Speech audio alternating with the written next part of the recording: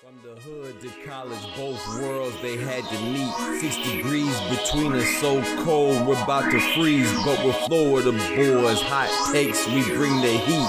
We're moving the culture, the engineers to the streets.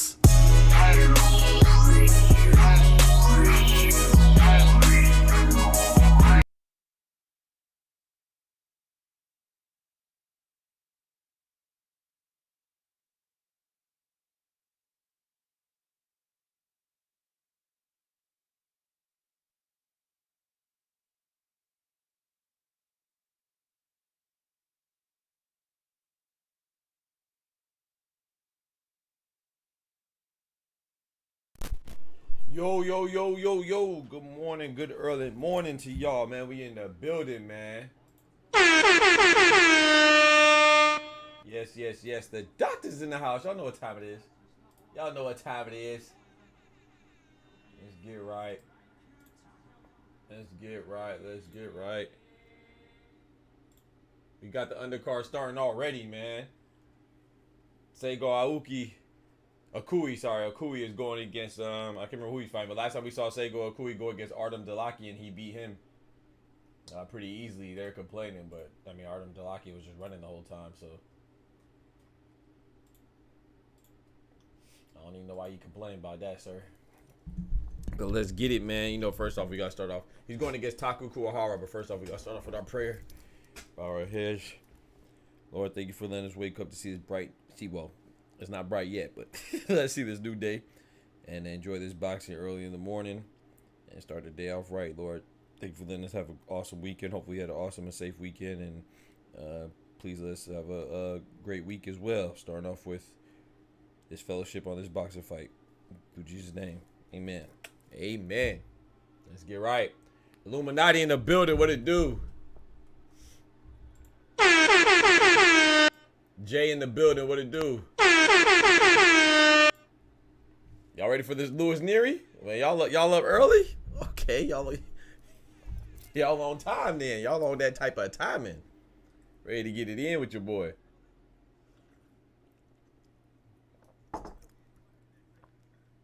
The fight is starting now. Well, Seigo Akui versus Kuwahara. Taku Kuwahara, I believe is his name. I never seen Kuwahara fight before. Oh, I think I have seen him fight one time before, actually. Let me fix my my camera. Oops, wrong way. Fix my filter as well.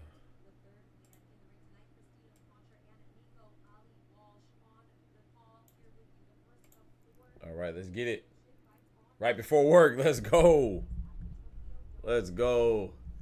Who you got, man? I was watching some of Luis Nery's fights last night, and I'm not gonna lie, I went back and watched that Brandon Figueroa, which is his only L is to Brandon Figueroa.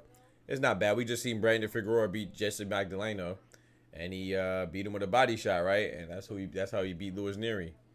And I just feel like, man, no disrespect to Brandon Figueroa, but if you can't beat Figueroa, I don't think you can beat Naoya. But we'll see. I ain't putting no money on it. All right, we starting off right now, man. Akui in the green shorts, Kuwahara in the white. I got Akui winning this one. Seigo Akui. Like I said, last time I seen him fight Artem Dalaki, and thought he did pretty good. My heart going for Nery, but my brain go right. I'm rooting for Nery for some reason. I don't even know why, but because I like Naoya Inoue, but I think a Luis Nery win would be a nice upset. I feel like 2024. Maybe because of Ryan Garcia, but I feel like it could be the year of the upset.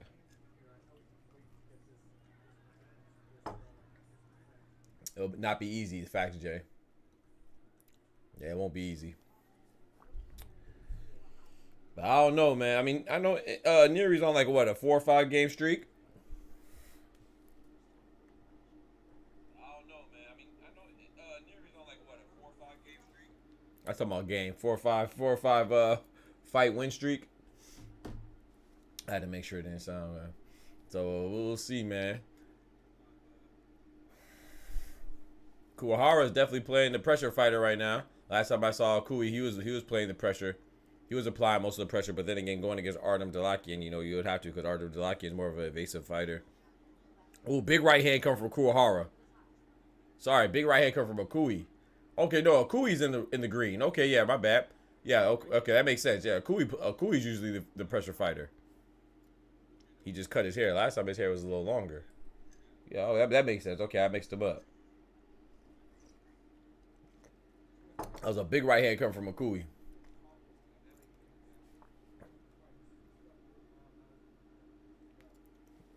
Leading with the jab, but he had Kuwahara fighting off his back foot. Like I said, I can't remember who I seen Kuwahara fighting, but I think I seen him fight one time. Ooh, 1-2 from Kuwahara. Landing on Akui. I mean, I don't think it did too much damage, but he threw it out there for sure. Ooh, nice body shot. Get the 2 from Akui, then Kuwahara responds with a 1 hook, with a 1-3, then 1. So he did a jab, hook, jab.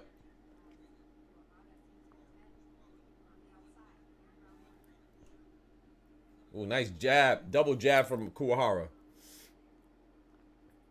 Kuwahara, you know, he moving around a lot, but once he starts throwing, he sits down on his punches. I'll tell you that. I like that. Ooh, nice uppercut to the body from Kuwahara. Akui came with a 1-2. I think the 2 missed, but the 1 kind of got him. Hit him a nice little jab. Ooh, big left hook coming from Akui. Hit mostly glove. I don't know. That's tough, man. That might be a Kuwahara round though. It might be a Kuwahara round, man. I think y'all boxed him a little bit. That was tough to score though. It could go either way. Someone had Kuwahara. I'm cool. Someone had Akui. I'm cool. That's tough though.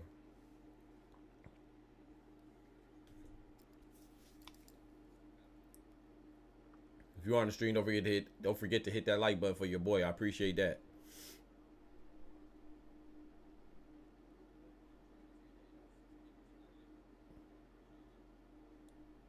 Justin Kojo, the assistant for Kuwahara. He out here looking like Leroy. Now I see why they Yo, now I see why they made Leroy like that in Tekken, bro. My dog looking like Leroy, man. Ain't no way. Oh, thank you for reminding me, Jay. I apologize. I forgot to do that. You know I always get the round count. I apologize. I forgot.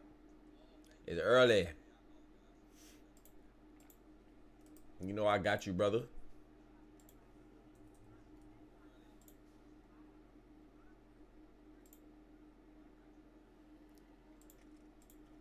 Clock off a little bit. All right, bet. Now everything's copacetic. Round 2. 2 minutes left. Akui in the green. Kuwahara in the white and blue. Ooh, nice stiff jab from Akui. Snapping Kuwahara's head back. Pow! And just hit him like pow! Sherm in the building. What it do? The fight has started, yes. Yes, right now we got the first one. We got Seigo Akui versus Kuwahara. Started right on time. Nice right hand from Akui. Ooh, nice jab from Akui, snapping Kuwahara's head back. It seems like that pressure might be starting to get to him in the second round already. I'm a minute behind. Okay, no problem, bro. Appreciate you reminding me, because I would have forgot to put the time on the... Oh, big left hook coming from Akui. Ooh-wee. From Akui. Oh, my gosh. That was a big bomb from Akui. Hit him like, ooh-wee.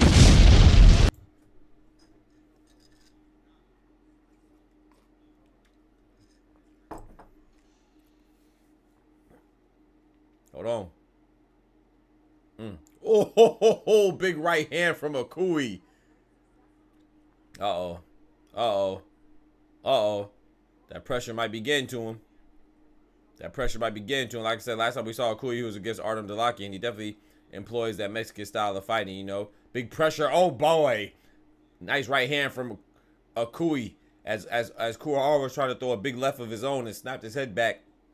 Had him throwing a punch in the air. He's fighting demons. He better fight Inoue. You know what I'm talking about? Nice jab, jab, jab from Kuwahara. Just keeping that jab out there. Try to come up with the left hook. Hits mostly glove. Oh boy, stiff jab from Inoue. He did a 1-2. The 2 missed, but the jab hit flush. It doesn't help that it doesn't help that Kuwahara has like a soup bowl cut. He got the hair to where like every time he gets hit, his head snaps back and his hair flies up. It's just not good for the optics. You got to think about the little stuff, you know. You got that hair, you got too much hair, man. You get hit, your hair gonna be flowing with your hair. It's gonna make it. It's just gonna make it look even worse. It's gonna exaggerate the impact of the hit.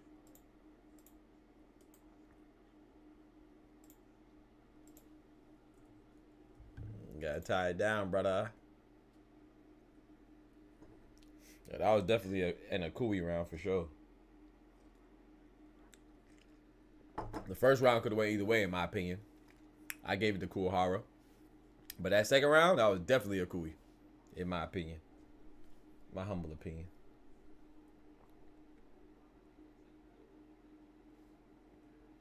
In my humble opinion.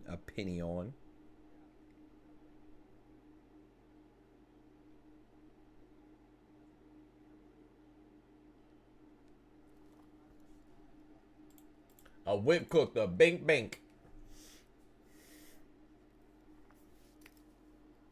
Street roll like I'm Rook. Pedigree by Nook. Inoue teasing that jab out there. Kuwahara's just patting it down. I think Kuwahara's going to have to, you know, he in order to win this fight, he's going to have to sit down and fight, I think. Because I'm not sure if he can keep this pace up, you know. Bouncing around with Inoue just applying that pressure. He's trying to, ooh, big left hook. It's mostly gloves from Kuwahara, but he threw it out there. I like it. Because right now, how it just looks like that Inoue is wearing him down. We only in the third round, so. Ooh, nice 1-2 from Kuwahara. Inoue tried to throw 1-2, but he missed. Ooh, nice left hook to the body from Kuwahara. Followed by a 1-2 that whiffs, but he definitely has some stank on those punches because every time he sits down to punch, Inoue ain't just walking through it. He kind of stops and shows respect. 1-2, you know, a jab and a 2 to the body from Inoue. Nice little left hook. Inoue throwing that jab out there. Ooh, big uppercut that whiffs from Kuwahara. He tried to decapitate him right there. Good thing that missed. But Inoue's head might have been in the front row.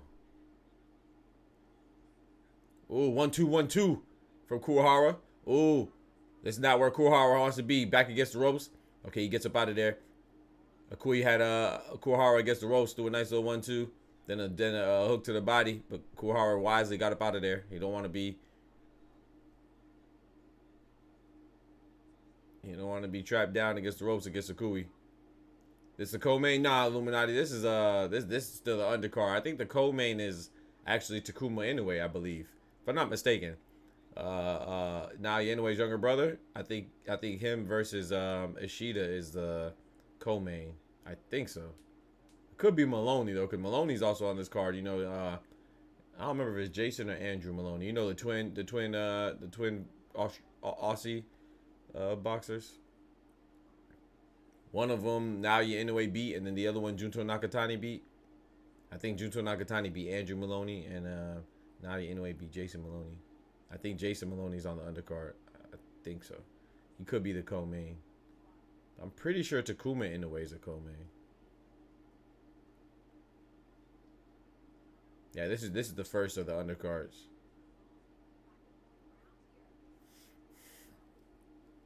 This round right here is a little more competitive.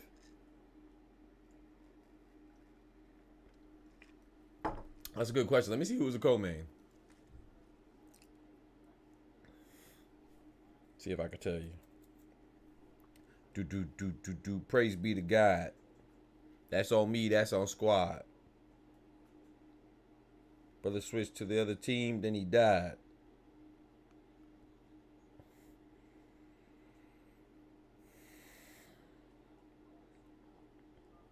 Body shot and another one. Give my brother some. She some I already had. Just a honey bun, ebony over the ivory, the jungle love.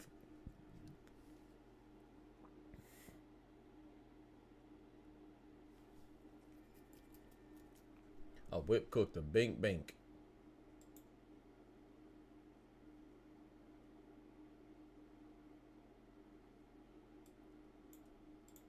Let's get him in round 4.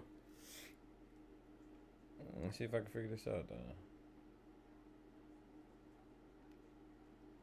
Okay, no, Jason Maloney is the Jason Maloney versus Yoshiki Takei is a co-main event. Takuma Inoue versus Ishida is just on the undercard.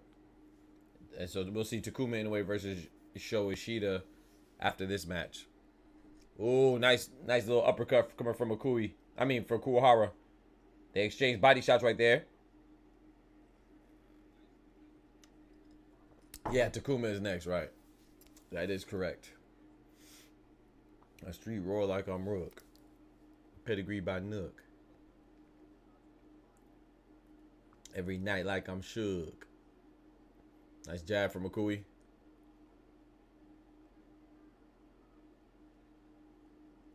Nice jab from Akui again. Okay, Kuwahara jumping with a nice little check hook. Left hook. That lands. I don't think it did too much damage, but okay, cool. Hey, Kuwahara. Hey. Kuwahara coming now.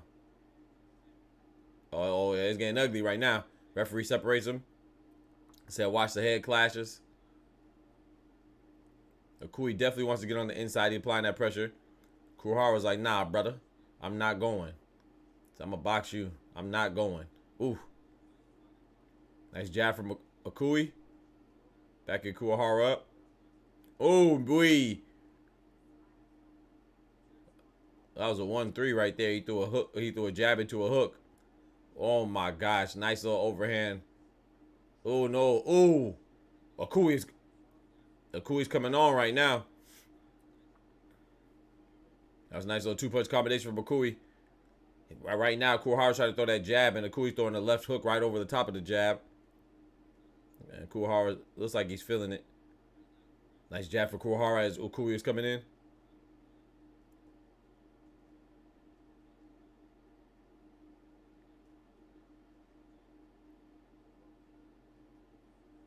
Ooh. Nice left hook to the body for Kuwahara. 1-2, 1-2 for Kuwahara. Akui just seems unfazed by it. Big left hook for Kuwahara. What we gonna do with it? Ref breaks him up. 20 seconds left in the 4th round. Ooh, big overhand right from Akui. Nice jab from Akui, snapping Kuwahara's head back. Oh, another stiff jab, snapping Kuwahara's head back. Like I said, that hair just be waving. Every time a jab lands, boy, that hair be waving through the crowd, bro. It just makes it look bad. Ooh, big overhand right from Kuwahara. Stops Akui in his tracks. Hey, these boys fighting, y'all. These boys fighting, man. Did y'all enjoy y'all Cinco de Mayo weekend? Y'all still recovering? Big Canelo took down Munguia. Shout out to Munguia, though. Like I said, man, Munguia never disappoints, man. And he didn't disappoint on Saturday either. So, you know, I didn't expect him to win, but I did expect him. I thought he was gonna get knocked out, but what I did expect was for him to keep fighting, and that's what he did, man. And I think that's the way that he fought that fight, and the fact that he didn't get knocked out. I think if he could definitely grow, man, from this loss, similar to how Canelo grew from Floyd's loss, from his loss to Floyd, if he wants to. I think he'll only get better from here. He definitely got richer, right? So, but he definitely didn't disappoint, man. He kept the action up as we anticipated, you know. He's a high volume puncher. And he brings a fight, man. That's what he did. So just Canelo, just a level above.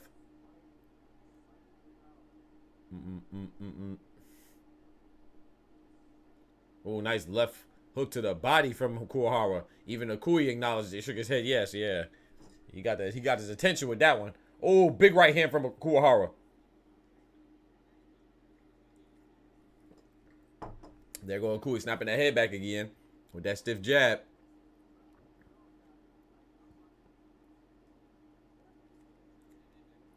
Inoue walking him down.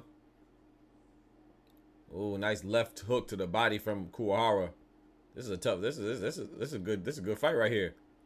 Kuwahara jumped in with a clinch, let go, hit him with a 1-2, put some stank on it.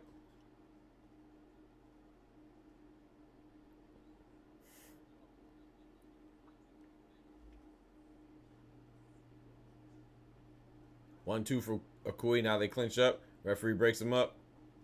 A minute 37 seconds left in the fifth. Excuse me.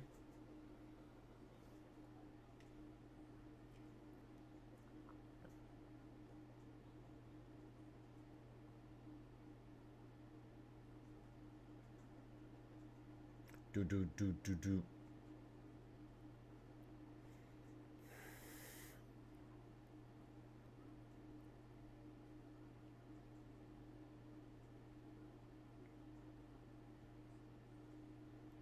1-1-2 from Kuwahara. Jab straight. So that means 1-1-2 is a jab straight. 1 is a jab, 2 is a straight, 3 is a hook, 4 is a hook, 5 is an uppercut, 6 is an uppercut. So if you orthodox, then it'll be a left jab for the 1, and then the 2 will be a right straight. For those of you that don't know, that's why I keep saying 1-2, 1-2. Jab straight. Ooh.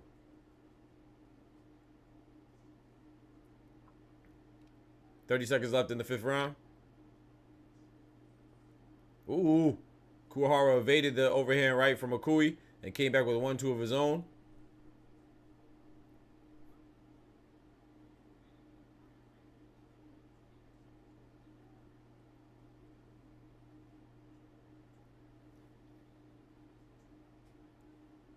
Nice jab for Kuwahara as Inoue is coming in. Like I said, definitely Inoue is the one that's playing the. Inoue playing the role of. Ooh, he tried to jump in with a nice hook right there after Inoue was trying to take the last few seconds of the round off. Kuwahara said, "Nah, bro, you gonna hold this hook. You gonna take this with you right to your corner."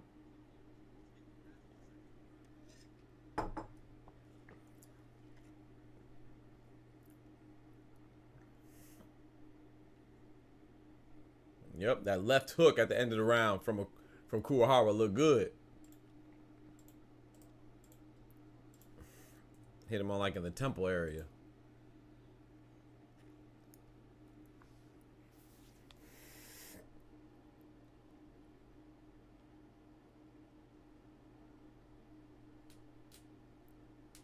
Oof.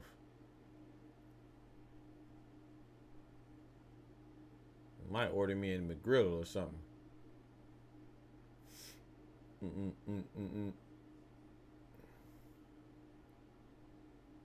Oh shoot! I didn't even know the round started. What?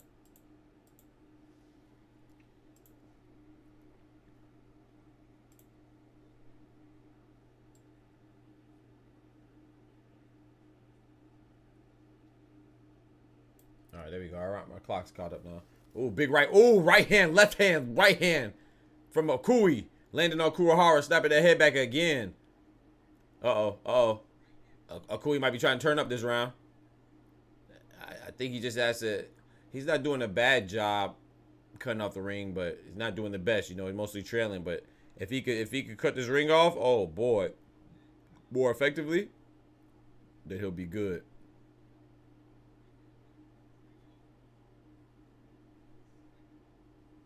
Jab to the body from Inoue. Doesn't really land.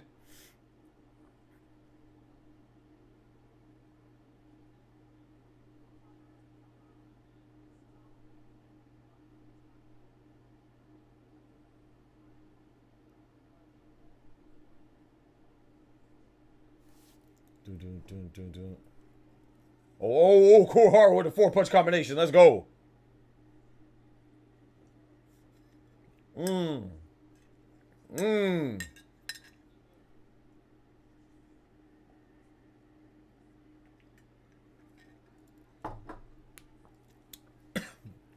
Left hook to the body, come from Makui. That's what you gotta do, man. You gotta hit them body shots, man. Take some of them wheels from Kuwahara. Nice jab. Big right hand from Makui to the body shot. Left hook to the body. He did a right hook to the head, then the left hook to the body. Kui definitely trying to wear Kuwahara down. I can't remember who I seen Kuwahara fight though.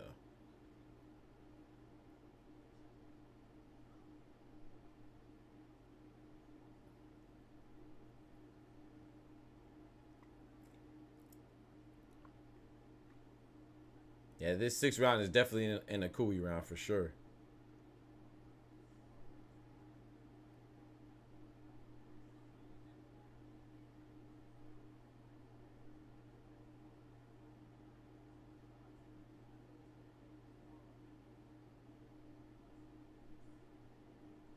Oh, body shot from Makui. I mean, from Kuwahara. Into a 1-2 from Kuwahara. 1-2 from Kuwahara. Into a jab hook to the body. Yo, Kuwahara got active right there. He's smart though. He's getting active at the end of the rounds. Like I said, I don't think that was not. I think this is an Akui round. I think round 6 went to Akui in my opinion, but Kuwahara definitely tried to come on at the end.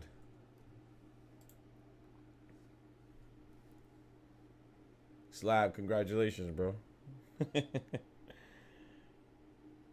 Enjoy your life, brother.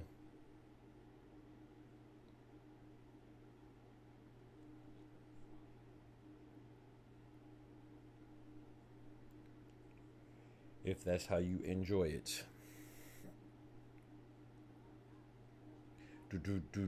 Praise be to God.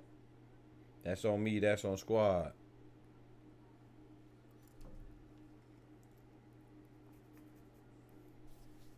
Look at that hook from Makui. Oh, left hook, right hook. And Kuwahara tried to respond with a left hook of his own, but he did not connect. That whiff, baby.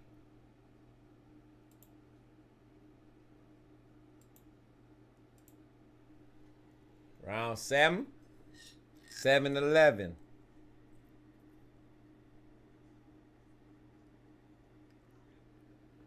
Bentley in the building. What's good, brethren? For the love of boxing, I'm up. Let's get right. That's what I'm talking about. Oh my gosh. 1-2. Oh, 1-2. Then an uppercut from Makui. Oh, then another jab. Oh, snapping that head back. You didn't miss anything. We in the this is the first undercard.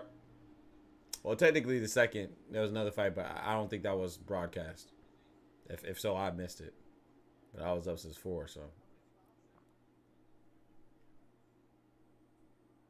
So this is a Kui versus Kuwahara. And then next up we have Takuma Inoue versus Ishida.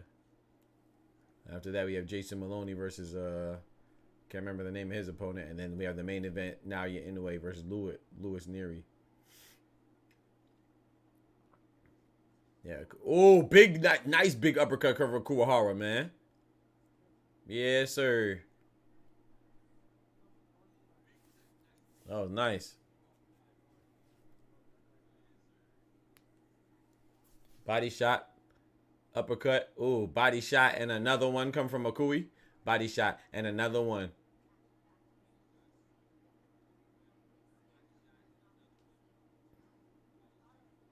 Nice jab from Makui. Ooh, nice left hook to the body from Kuwahara. Oh, Kuwahara, once he takes off, but he be taking off like 4 or 5 shots, man. Supporter, what's good? Hey, no problem, supporter. Appreciate you coming through. Don't forget to hit that like button, man. I'm talking about for you KO. You feel me? I appreciate it. What's good, supporters? Yeah, no problem, man. Hey, you enjoy your rest, bro. I'm sure you deserve it, man. Have a great night. 1-2 from Makui, and another 1-2 from Makui. Kuwahara responds with a big left hook. Oh, he got hit with a jab that knocked him off balance a little bit because he was trying to throw at the same time. Oh my gosh.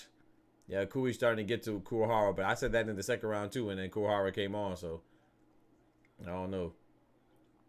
But it definitely seems like Kui's winning this this battle of attrition, war of attrition. Body shot and another one. Nice jab from Kui.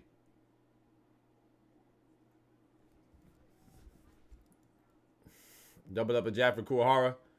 Kui responds with a one and then a hook to the body. Kuwahara responds with a 1-2-1-2. He loves that 1-2-1-2. He throws it viciously too. Ooh, nice jab. Caught Kuwahara trying to do an evasive move and it kind of knocked him off balance.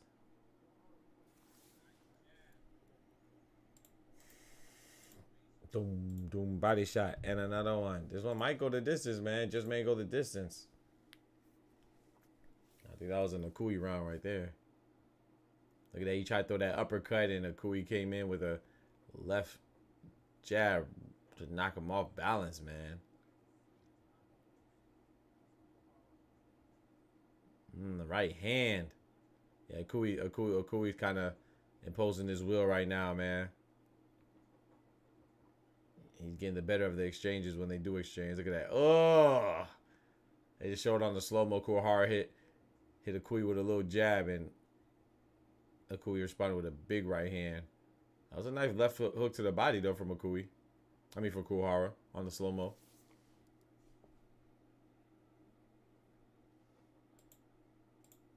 Let's get it, man. Round 8.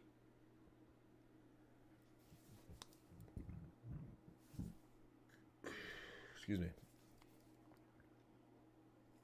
If you're on the YouTube side, don't forget to hit that like button. Appreciate it. More of the same with Akui applying that pressure. Kuwahara bouncing around the ring. But, you know, in his defense, it ain't like he's just started doing this, you know. This is a tactic he's been employing. So Akui is going to knock him out soon. I'm not gonna lie. That's how I feel like too, Jay. But Kuwahara might stick with it. I don't know. But because I thought after the second round Kuwahara was in trouble, but he came on a little bit. But I do think he's in trouble right now. Akui just got to do a little bit better of cutting off the ring instead of trailing behind Kuwahara. But Kuwahara is pretty quick, light on his feet. I'll tell you that. But right now he's on his bicycle, and Akui said, "All right, bet you on your bicycle. I'm on my roller skates then. I'm not quite as fast, but I'm keeping up." Oh my gosh, 1-2 from Akui, landing on Kuwahara.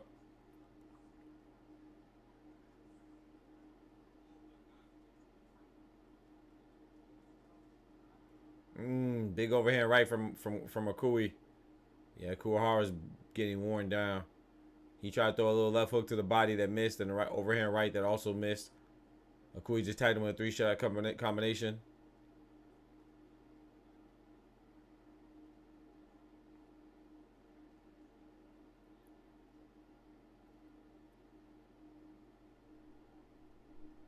In the middle of the ring.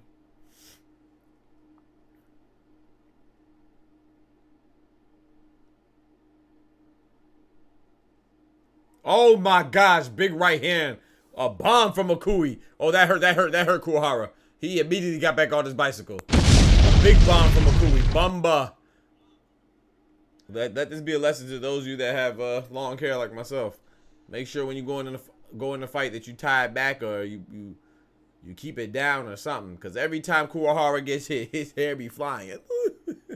It just makes it look worse. Exponentially worse. His head snap back and his hair be flying. Oh yeah, this round definitely, yeah, 8th round. 8th round definitely goes to Akui. Kuwahara is definitely being worn down. You can see it. You can see he's trying to survive though. He's trying to survive and fight back. But it's not looking good. Akui, that pressure is just getting to him a little bit too much, man. Wearing him down. Wearing him down slowly but surely. That's the end of round. What's that, round 8?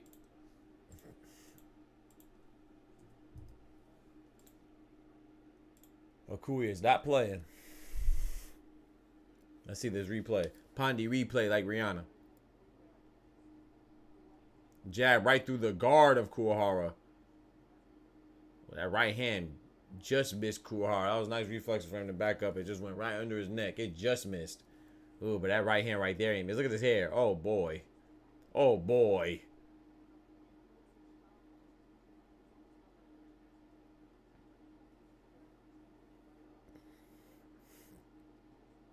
Body shot and another one. Give body back. Give my brother some. See something I already had. Just a honey bun. Ebony over the ivory. The jungle love.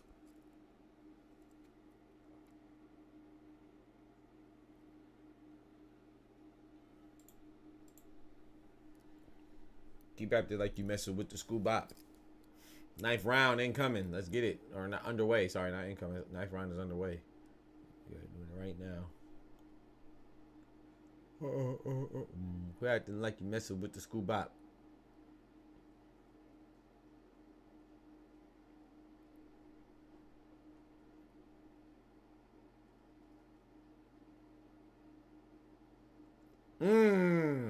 Big stiff left hook from Inoue.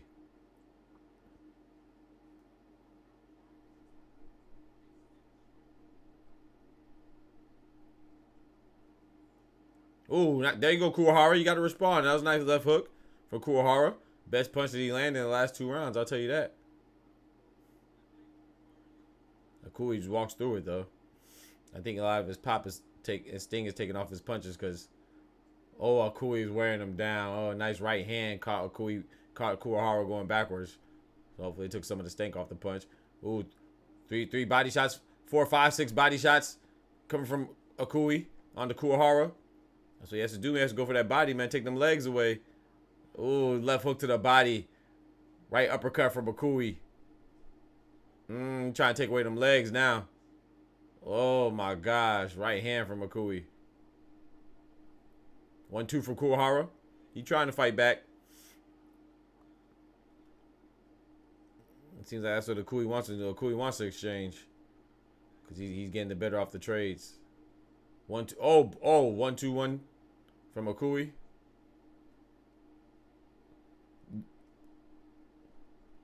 Nice jab. Snapping the Kuwahara's head back.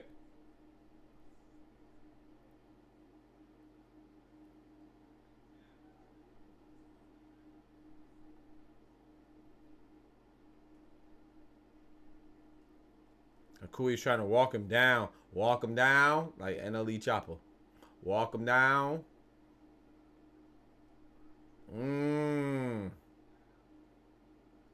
3 big shots from Inoue. Inoue is moving like he smells blood.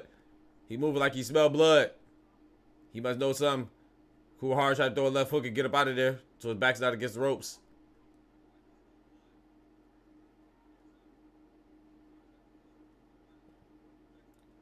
Yeah, Inoue's pressuring him more deliberately. 2 left hooks to the body. 1-2 to the head top from Inoue. Nice left hook to the body again. Now Kuwahara trying to fight back with his back against the ropes. He does not want to be here. He's fighting back, though. Ooh, he's fighting back, though. 3-punch combination from Kuwahara. Kuwahara said, what's up? What's up? What's up? Ooh, 1-2 from Kuwahara. What's up?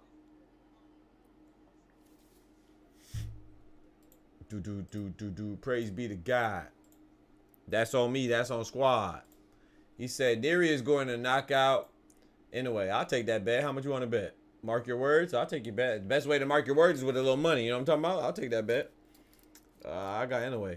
He said, Casemiro smokes Inoue as well. Shushu destroys Inoue. Oh, so now you just don't like Inoue. I do agree. I do agree that Shushu. I don't know about Casemiro. I don't know about Nery, but we'll see. I think Shushu beats Inoue. I want to say he destroys him, but I don't think he beats him right now. I think Shushu needs a little. I think Shushu has the potential to beat him, but Shushu still, he still needs a little more fights under his belt. I say about 4 or 5 more fights, about a year or 2, year and a half. He said Nery is way faster, stronger, athletic, powerful, and technically sound compared to Inoue. That's a lie. Inoue, he's definitely not faster than Inoue. He's definitely not stronger than Inoue. Athletic, I don't think he's more athletic either. Technically sound, that's debatable. That's the big. They have different styles. They have contrasting styles. Inoue is going to get brutally knocked out by the Mexican warrior Luis Nery. I've already bet $200 on it. Really? Let's bet some more. I'll take that bet.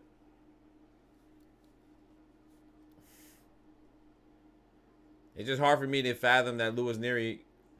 No disrespect to Brandon Figueroa, but Luis Nery got knocked out by Brandon Figueroa. It's just hard for me to see Brandon Figueroa with the fighting style that they have for Brandon Figueroa to be effective and you be effective against Inoue. For Brandon Figueroa to be effective against you and you be effective against Inoue, I don't know. That's kind of hard for me to see, but yeah, it could happen. I was gonna bet on it, but it's just that Inoue is such an overwhelming favorite, it didn't make sense. So I didn't actually bet. Let me go. Matter of fact, let me go look at the odds right now. I might put a little money on it. Why not? Do.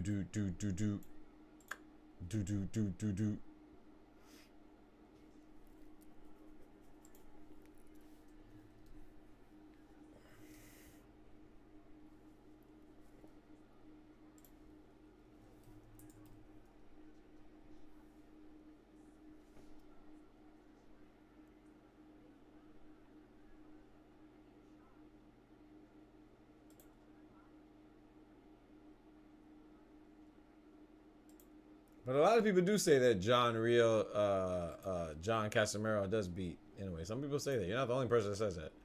But you're not the only person I think is kind of incorrect. But hey, I could be wrong though. Styles do make fights. Yeah, man. Yeah, it doesn't make sense. Yeah. Now Inoue is a plus 2,500 favorite, so that doesn't make sense. Yeah, I'm not betting on that. Want to make a deal? If Inoue wins, I'll give you $40. If Nery wins, you have to give me 40 years. 40 years. I don't know what that means. Did you mean to say $40? I give you 40 years. I don't know what you're trying to. Let me know. Let me know what you're trying to say, bro. So I could respond accordingly. Be very intent with your words. Oh, dollars. Okay. I'm gonna say. Let me find. Okay. I'll take that. So bet $40. $40 bet. Do.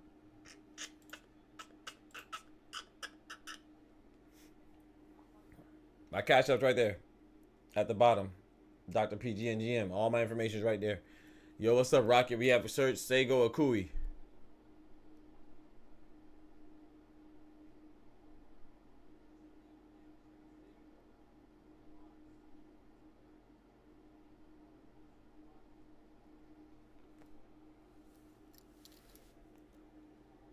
Blitz Tactic, you confident, man. I like that, bro. You could be right, man. I'll take that bet, though.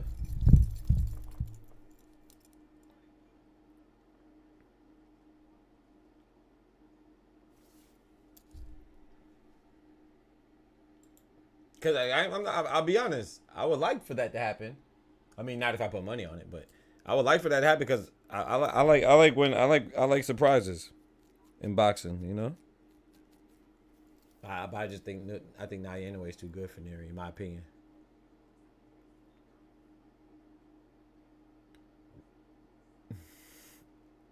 11th round, 2 minutes and 30 seconds. Ooh, big right hand from Akui. I don't think that Luis Nery is going to be a pushover either, but I just don't think. I think it's going to be a tough fight, but I think Inoue is going to win.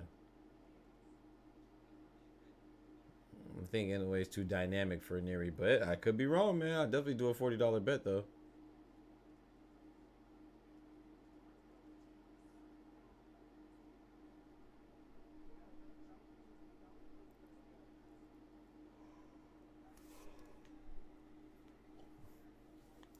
And then you could drop your cash app in the chat, too, just in case, you know.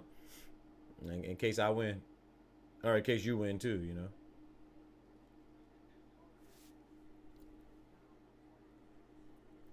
Yeah, Cooley's trying to wear him down.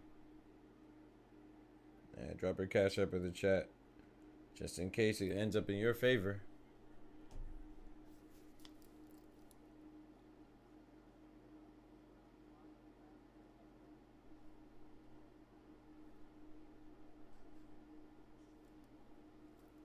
The heck? Yeah, Nery has been in some wars. That's a fact.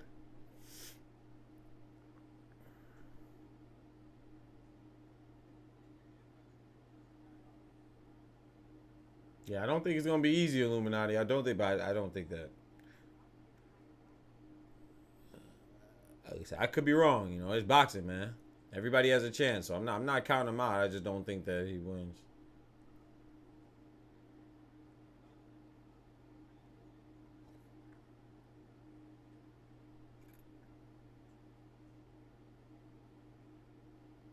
But yeah, like I said, in Blitz's defense, I've heard that a lot of people think that John Casimiro would beat Inoue. I don't think so, but you never know. He could though, because you know he's a strong fighter too. I think he's Filipino as well. Casimiro's Filipino, strong Filipino fighter. You know, you got Bruce Shushu Carrington, strong American fighter. I think Carrington's style is good against Inoue. Oh my gosh, 1-2, 1-2, 1-2, 1-2, 6-hit combination from Kuwahara. I think Shushu Carrington's style is good for Inoue. I just think it might be a little too early for Inoue, for Shushu to beat Inoue. But I think he would be able to beat him in like 4 or 5 more fights, maybe even 3 more fights. So I'll say like a year. Then I think Shushu wins. But nah, I don't know about right now. I like to put money on that one. I pick Inoue, but Nery has a good chance. Last fight, Inoue brothers fought same day. No Nito broke Inoue's face.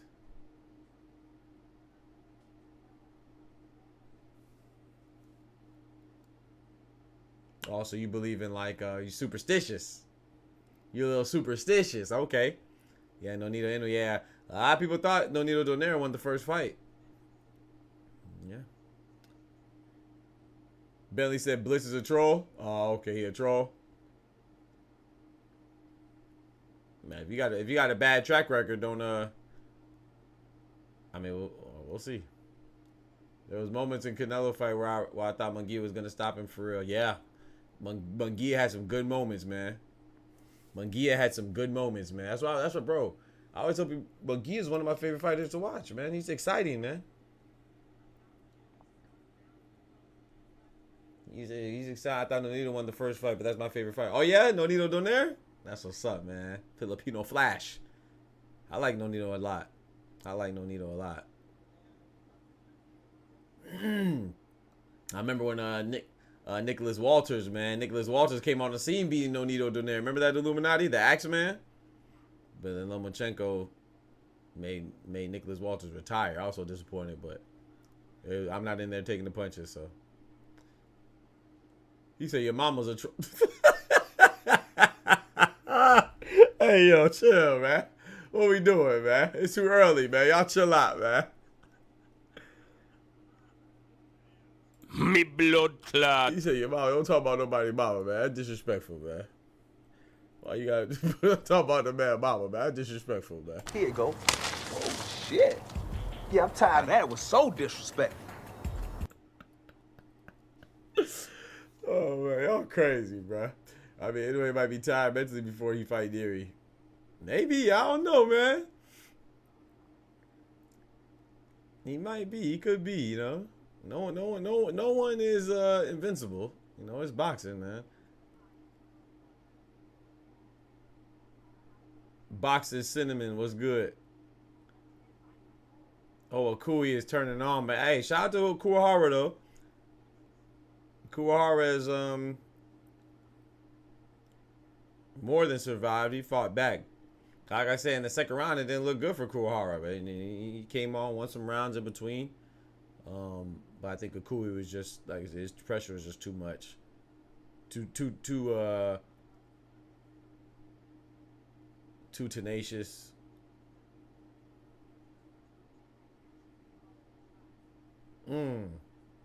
Had bad intentions with it. You said Nery's a cheater? Yeah, seems like there's a lot of cheaters these days. Isn't that right, Rico? We'll see. 2 or 3 times they caught him with banned substance. Yeah, I've heard about it. I don't know how many times he was suspended though, but I did hear about it. Seems like a lot of fighters are getting caught with some substances these days. Unfortunately, man, that really sucks. Like I said, I wait to the final verdict, but we'll see what Ryan. We should know tomorrow. We should know tomorrow, right? If they test the B sample, we should know if he's positive or negative. So. Now I see it tested positive for steroids twice. Yet everybody still praises him. What's up? But yeah, Bliss. That's like I said. I'm gonna withhold judgment, but I don't like the way people are coming out to defend him. Like they think it's more chances that it'll be a conspiracy than not. And I'm a Ryan Garcia fan. Hell, I bet on Ryan Garcia. I won money off the fight, but I don't want anybody to win because they're cheating, bro. I like boxing too much. So now I don't know if he cheated. Like I said, I'm gonna withhold judgment. They did find it positive. They found it in the system, but that doesn't. Nothing's perfect, so nothing is above mistakes or critiques. So just because they found his one positive, they're gonna evaluate the B sample, and we'll see. I don't think anybody should jump to conclusions either way on either side, whether you think he did it or you think he didn't do it. But it's just funny the overwhelming support of him, like he didn't do it. It's like Vada is not wrong that often. they made mistakes before, of course, but it's a rarity. It's not impossible, but it is improbable. Yeah, I don't like how people defend cheating. Yeah, I see. I hate that Illuminati.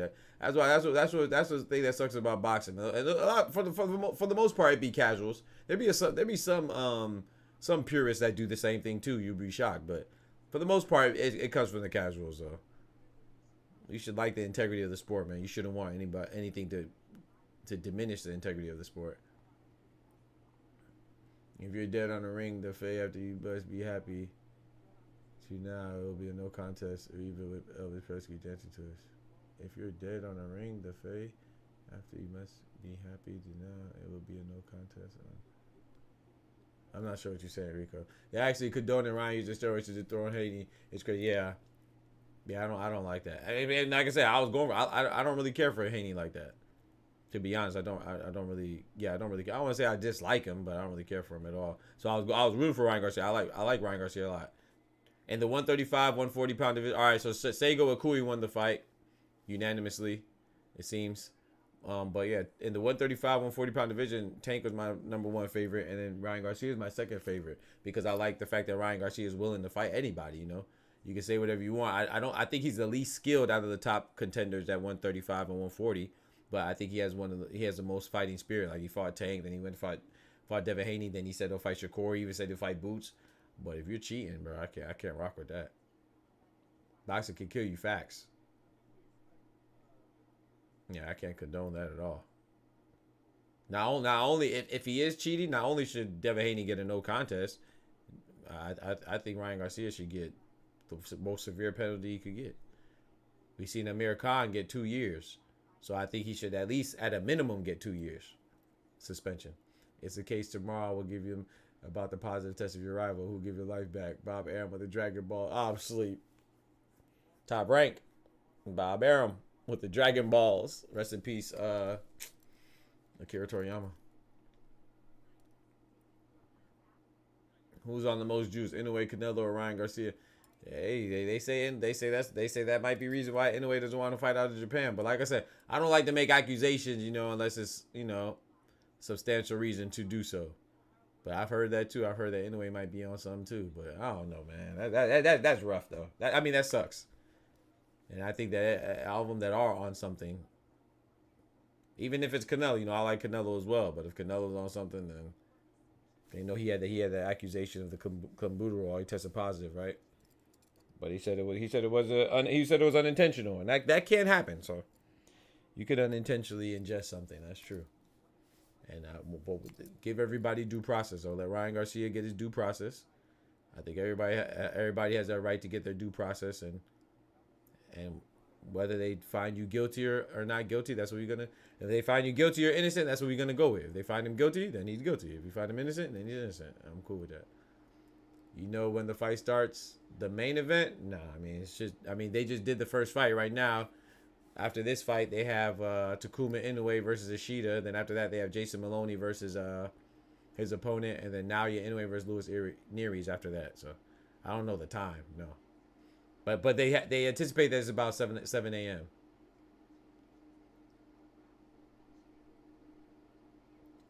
Blitz is a meat boy troll, very bad for the community. Oh, so you know him too. So y'all all know Blitz. Blitz, what you got going on, Blitz? Why they saying you a troll, bro? That's the second time. Hey, no problem, AB. Why everybody saying you a troll, bro?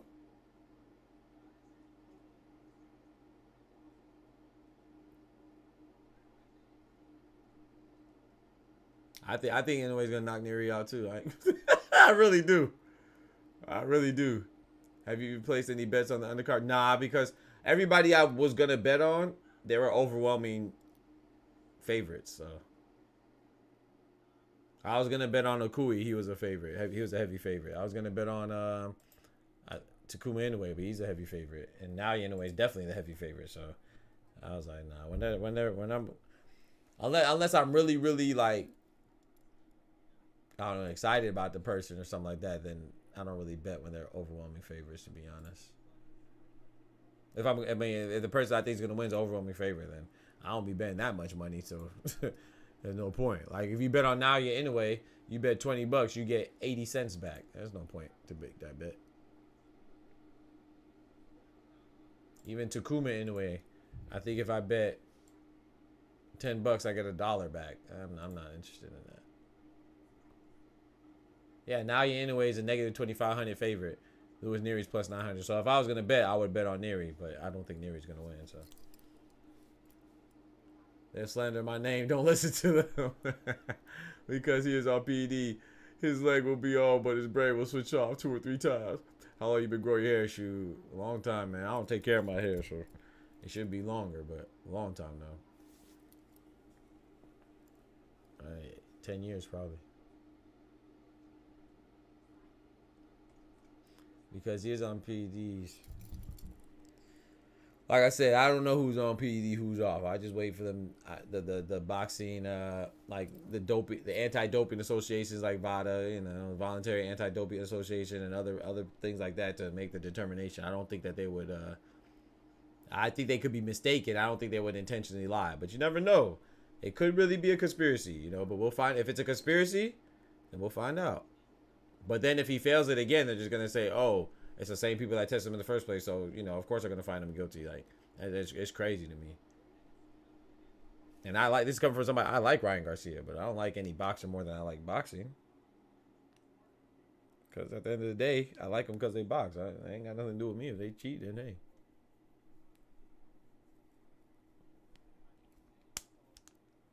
He said, "Can you touch my beautiful hair?" I appreciate the compliment, but the answer is unequivocally, undoubtedly, no.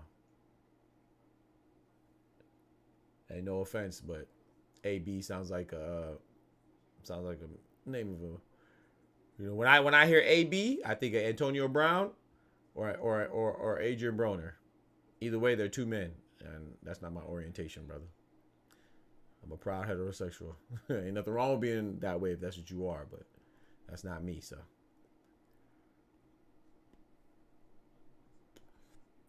Bliss said, "Are you?" That's his business. I'll just know that I'm not, so I can care less what you are. It matters what I am. You can be whatever you want.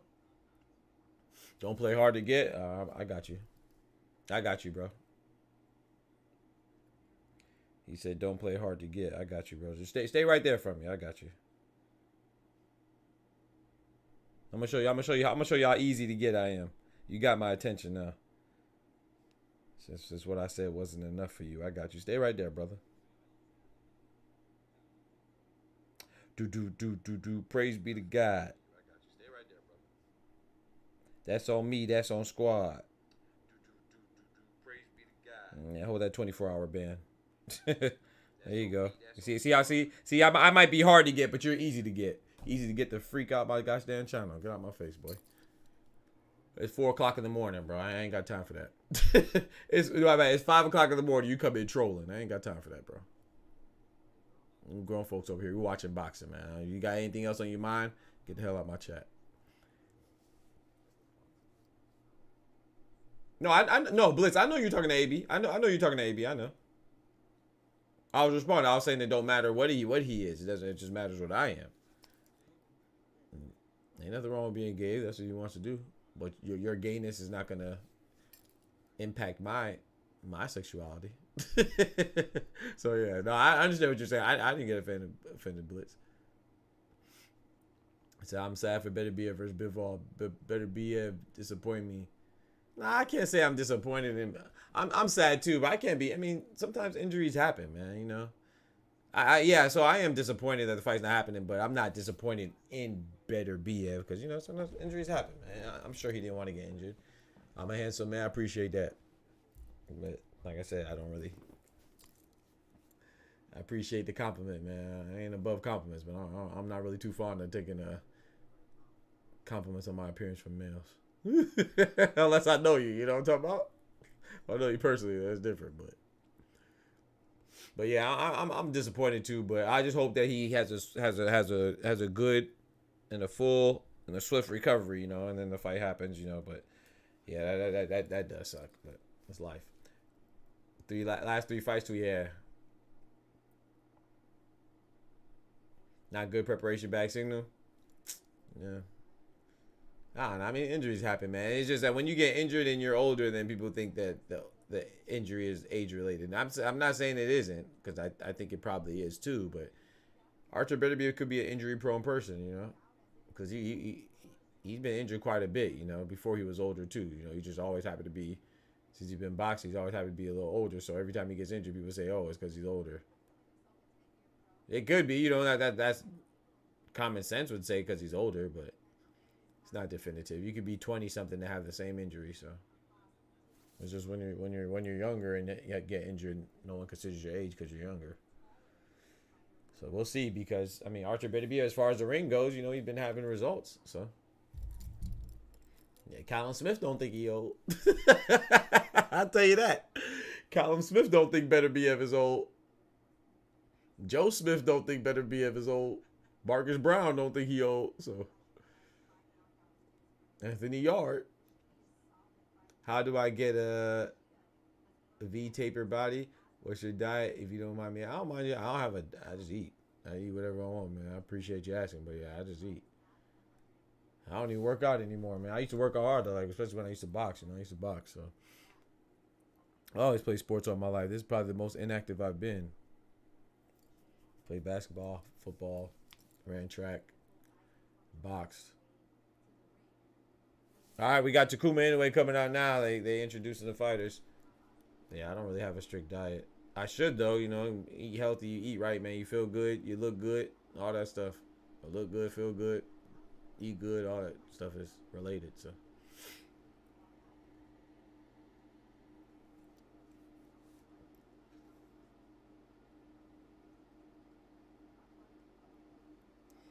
I used to work out a lot, though. I haven't worked out in a minute, man. I'm actually small. I need to get back working out. Not just for physical health, but also mental health too, man.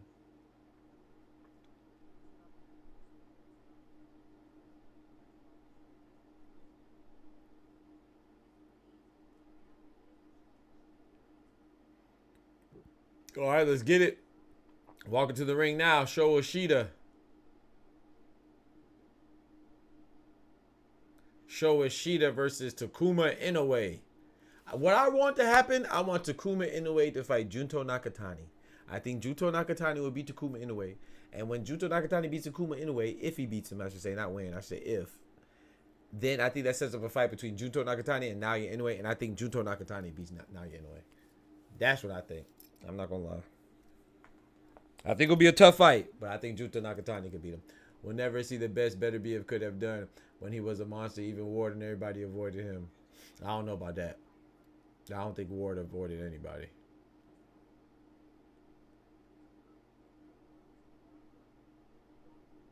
I don't think Ward avoided anybody. That sounds good. Beterbiev wasn't even known when Ward was active. But Beterbiev has always been a threat. That's a fact. We know him because we watch boxing, but... And that's the thing. That's why I feel bad for Bivol, what you just said right there, Rico. If Bivol beats Beterbiev, they're gonna say he's old. But if Better BF beats Bivol, no one's gonna say nothing. They're gonna say Better BF is great. But I think Better BF is great. I think Bivol is great. But I'm not gonna take away from Bivol's achievement if he wins, because that's what it's gonna be. It's, the first person that beats Better BF is gonna be because Better BF is old. That's just what people do. Better BF knocks out everybody he fought. He has a 100% knockout rate. But when he loses, it's gonna be because he's old. That's just not fair.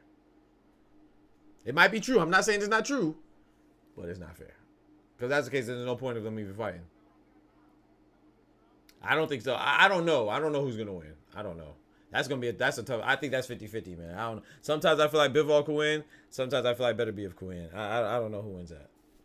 It depends. Like, I think that's gonna be. That's like I said. I don't know who's gonna win, but I know I win because I'm a boxer fan, and boxer fans win. I Better BF and Bivol. Oh, boxer fans win. This dude knows his boxing. They always gonna say he Illuminati always, bro. Thank you, bro. I appreciate that. They always gonna say he's old, bro. I mean, and no disrespect, I'm not saying that I'm not saying that you're necessarily wrong, but you can't. Why would you? That's like hedging your bets. You know what I'm saying? And then people say, why don't these fighters fight it? Because every time somebody fights, somebody finds a way to discredit them. You know what I'm saying? And I'll be honest too. I wish Canelo would have fought Triple G a little sooner. But if you look at it from a business standpoint, you kind of understand why Canelo fought Triple G when he did. But then when he did fight him, you know, Triple G was so dangerous, the most avoided man in boxing. Then when Canelo fought him, it was a draw. I think Triple G won the first fight. I thought. But then the second fight, Canelo won. The third fight, Canelo won. And Triple G was old. But if Triple G would have won, then he would have got all the credit in the world. And I was going for Triple G in the first fight. That's one of the reasons why I like Canelo so much, because, like I always say, that I wasn't always a fan of Canelo. I'll be honest. I was usually going against Canelo. Like when Floyd fought Canelo, I was going for Floyd. When Floyd and Austin Trout fought, I was going for Austin Trout. When Floyd and Cotto fought, when Canelo and Floyd fought, I was going for Floyd. When Canelo and Austin Trout fought, I was going for Austin Trout. When Canelo and Cotto fought, I was going for Miguel Cotto. I really like Miguel. Not that I dislike Canelo. It's just that I liked all these fighters more than I like Canelo. Sugar Shane, I was going for Sugar Shane over Canelo. But Canelo even in his losses, he looks good. Like, I know a lot of people like disrespect him and not disrespect him, but they say that he looked bad against Floyd. I was actually impressed by the way he was able to, you know, how he came forward, and he was very very deliberate with his attack, and he didn't get discouraged even though he was getting outclassed. And look how much he learned from that fight. I think him losing to Floyd was the best thing that could have happened to him. Even against Triple G, the first Triple G, I was going for Triple G. Triple G was one of my favorite fighters. But I was like, I'm not going to take away his credit if he loses. And even though I thought Triple G won, Canelo did a lot better than I thought he was going to do. I thought Triple G was going to get him out of there. So Canelo earned my fandom. Munguia was a sack of potato, no power, because he never gets into exchange payday. Munguia? Nah, you're tripping. Munguia was impressive as well, even in a loss. There's no moral victories in boxing. Well, yeah, there's not really moral victories in boxing, but I was very impressed. I thought Illuminati, nobody said Wilder was old. Come on, bro. You already know that, bro. Illuminati, you know that, bro. You know that, bro. You know nobody said Wilder was old. Well, he just lost. He's trash. But look, not only do they say they don't say Wilder was old, they also say he's trash. But then they say Joseph Parker is good. Why? Because he beat Deontay Wilder. How are you good for beating trash? I thought he was trash. The same people that say Deontay Wilder is trash, they'll say Joseph Parker is good because he beat Deontay Wilder. Same thing they do with Tyson Fury. And I think, and shout out to Joseph Parker, you know. No disrespect. And I don't think Wilder's the best. I like Wilder. I think Tyson Fury is the best in the heavyweight division. And I thought that him and Deontay Wilder was a good matchup. I thought that was a good style, you know, good opposing styles. I thought that made a great fight, but I feel like people disrespect people so much. And the majority of people that disrespect these fighters were people who want to bust a grape in a food fight. Because Better BF is heavyweight, like a big middle body, and Bivol is a lot lighter. But that's true. That's true. Well, I don't know if a lot lighter, but he does seem like he would be the smaller one. But everyone will say he's old, washed up. Yeah, of course. But as soon as Better BF loses, it doesn't even have to be the Bivol. Whoever he loses to, they're going to say he's old. But he has 100% knockout rate. But then, like Illuminati already articulated, they never say Wilder's old. Cam Munguia use the same excuse Canelo used against Floyd with facts. And I rock with Canelo. I'm just saying, I think he can. I thought Munguia did good. Yeah, I thought Munguia was going to get knocked out because of his style. Because he comes forward and he, like I said, he throw punches. And sometimes he blocks with his face. So I thought his style was catered to Canelo to knock him out. But, you know, I thought Canelo won handedly. And he won, I wouldn't say easily. I mean, kind of easily. Yeah, he coasted. But he definitely won. He won definitively. And I think he could have probably knocked him out if he wanted to. But I think Canelo is slowing down a little bit. But I think he definitively won. And shoot, when you're the cash cow, you don't have to take the extra risk, you know. The Takuma Inoue, there goes his that's his cousin right there. The guy holding the belt, that's Koki Inoue. He's another fighter. The guy holding the Takuma Inoue's belt right now. They say Wilder trash, but when you beat him, you get credit. Exactly, Illuminati. Exactly. Wilder's trash, but when you beat him, you get credit. Come on now. Usyk will KO Fury. You think so? I think Fury beats Usyk. I think it's gonna be a good match. They call Wilder a bum with no skills, but when Fury beat him, they all put Fury. Exactly, Blitz. Exactly. It makes no, bro. The controversy. That's how you know you're a hater, bro. I was talking to somebody last stream, and I said that they asked me who did Wilder beat, and he said that Wilder beat nobody. I said, bro, he beat Luis Ortiz when Luis Ortiz was considered the top 4 heavyweights. So it was Anthony Joshua, Luis Ortiz, Deontay Wilder, and Tyson Fury, and he beat Luis Ortiz. He fought him twice, and then he fought Tyson Fury 3 times. He lost, but he fought him. Anthony Joshua didn't fight any of the top heavyweights. And I said, if you're saying that, I said he fought Luis Ortiz. He said, well, no, Luis Ortiz is trash and he's old. I said, okay, well, who did Anthony Joshua fight?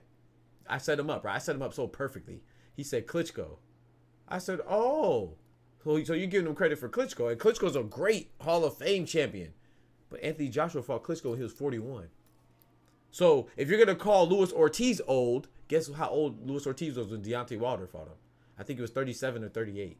So he wasn't 41. So if you're gonna call Wilder, if you're gonna call Klitschko, if you're gonna call Ortiz old when Wilder beat him, why are you giving Anthony Joshua for beating an older Klitschko?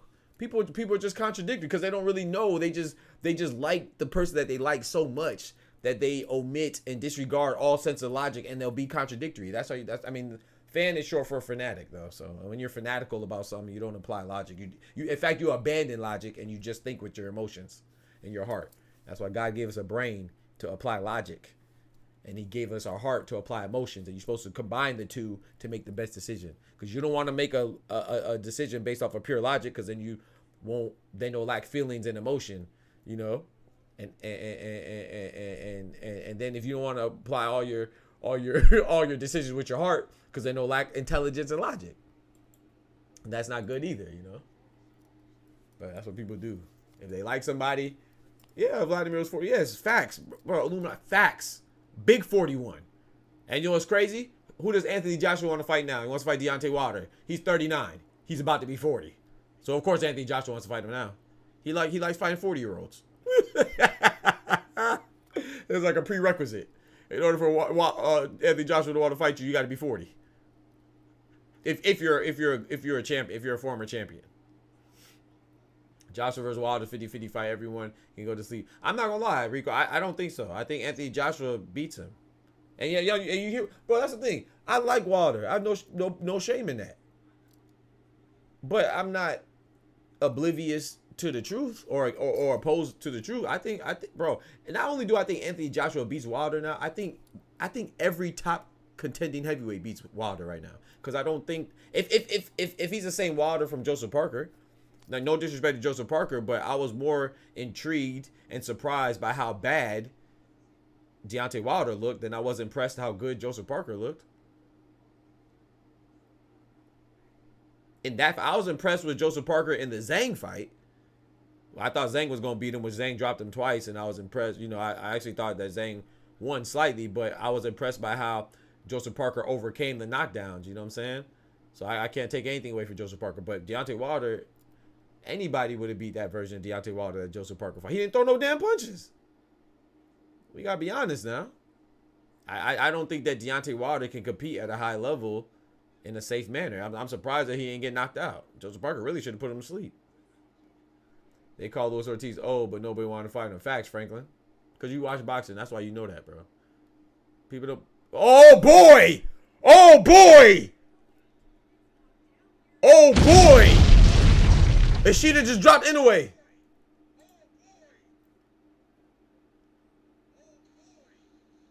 I think that was a flash knockdown. But boy. Oh, whoever bet on Ishida going. Oh, hold on. Takuma's hurt. Hold on. He got 30 seconds to survive.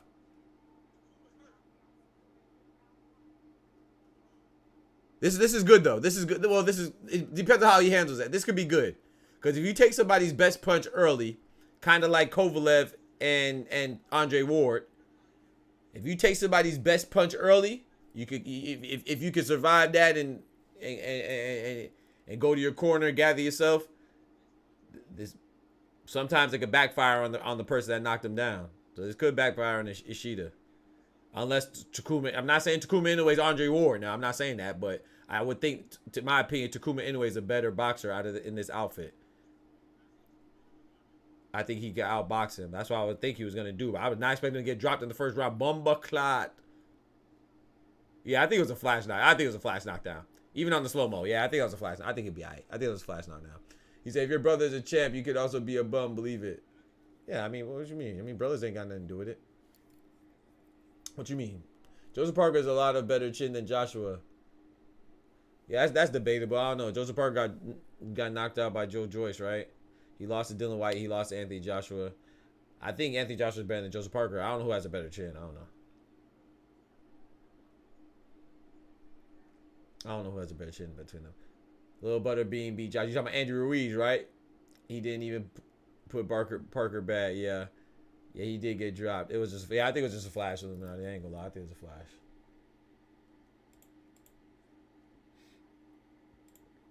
I don't dislike Joshua either. I don't dislike Joshua like that.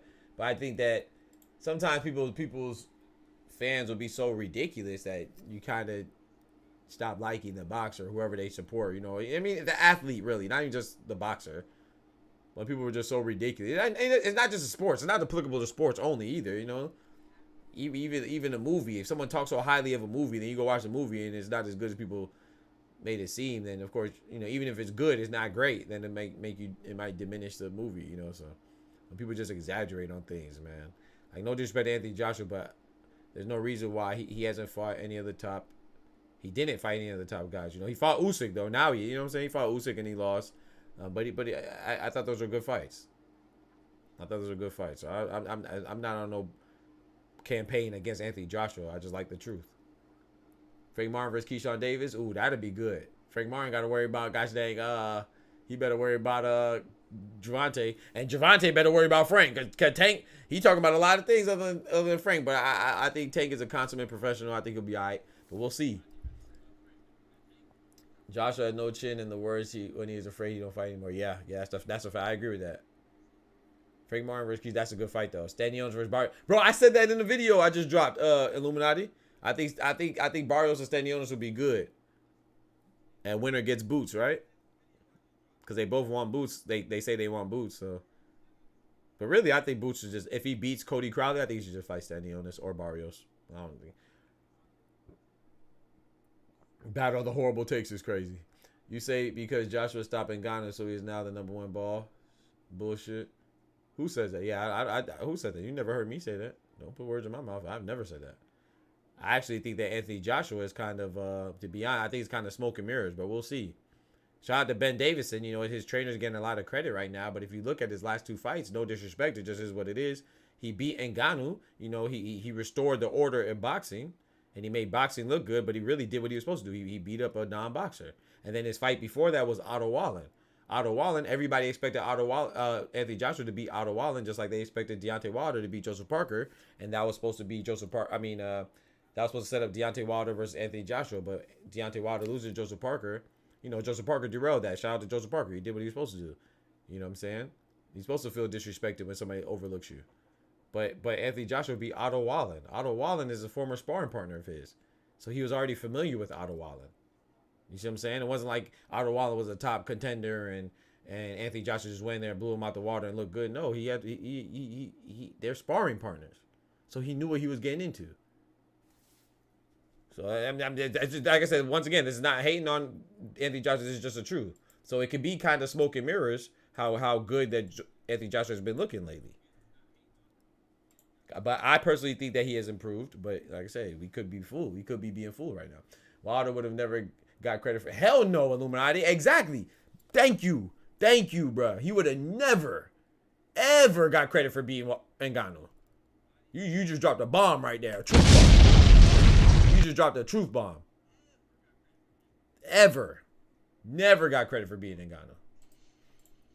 In fact, Tyson Fury, it's really Tyson Fury's fault, to be honest, because Tyson Fury went in there and looked so bad because, you know, I think he was, and I thought that was very unprofessional of him.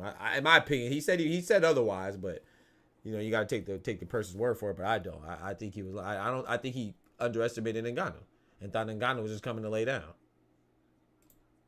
And that's why in my opinion Floyd's the GOAT, because no matter if he's fighting Manny Pacquiao or he's fighting Sugar Shane Mosley or he's fighting Miguel Cotto or he's fighting Conor McGregor, he takes them all seriously. That's why he's the GOAT. That would not have happened to Floyd. Tyson Fury went in there bull jiving. He thought Ngannou was coming to lay down. And shout out to Ngannou. Ngannou put on a good fight. Some people could argue that he even got robbed.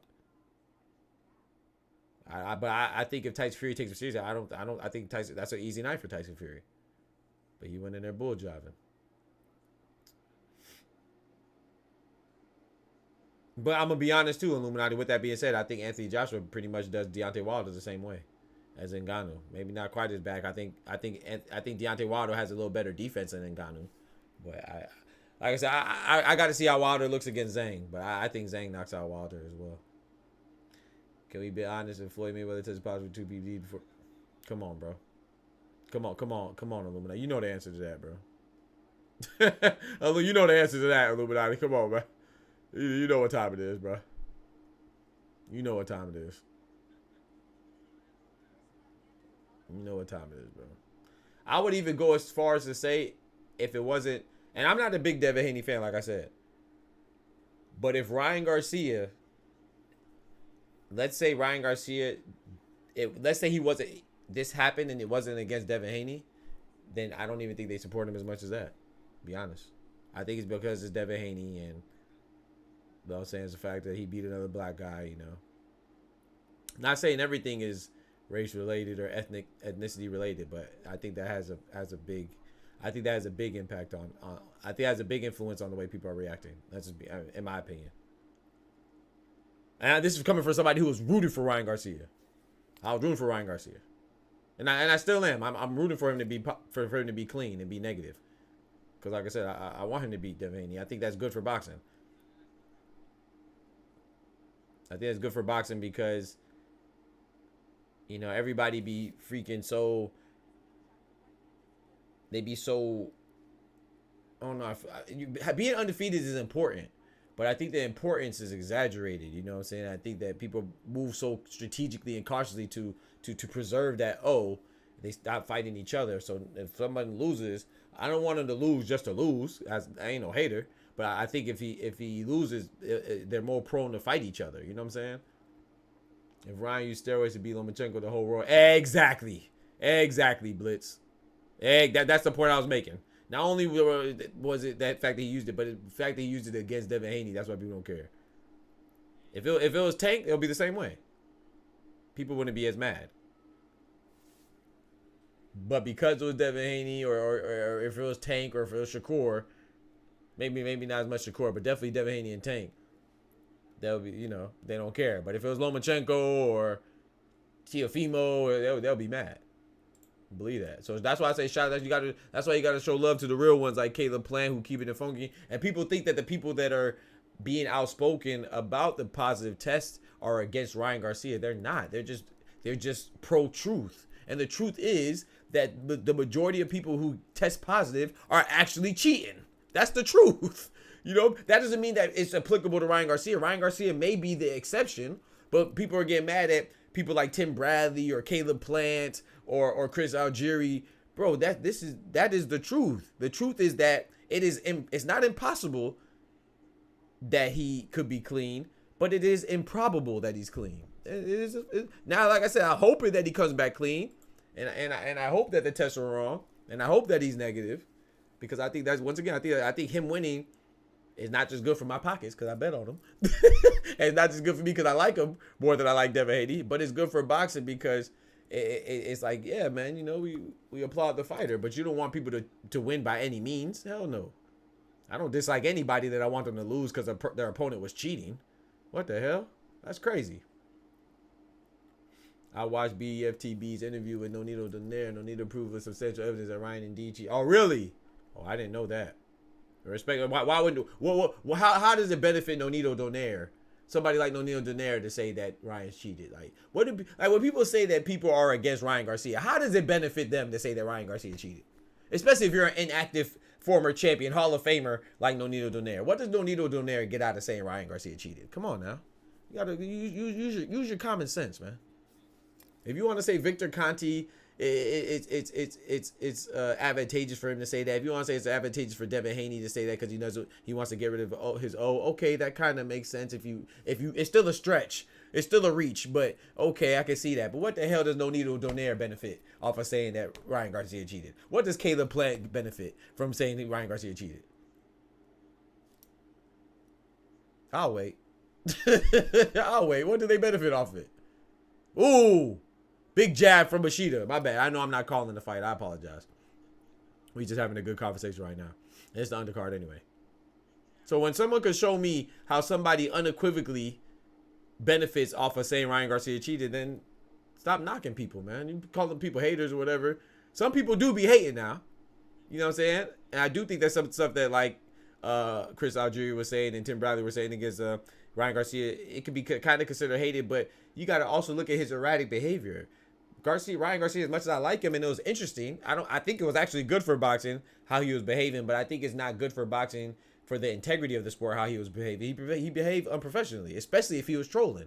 And I'm gonna be honest too, Illuminati. This is what kind of pissed me off about Ryan Garcia too, is the fact that it's kind of like with Better BF, right? In a different sense, right?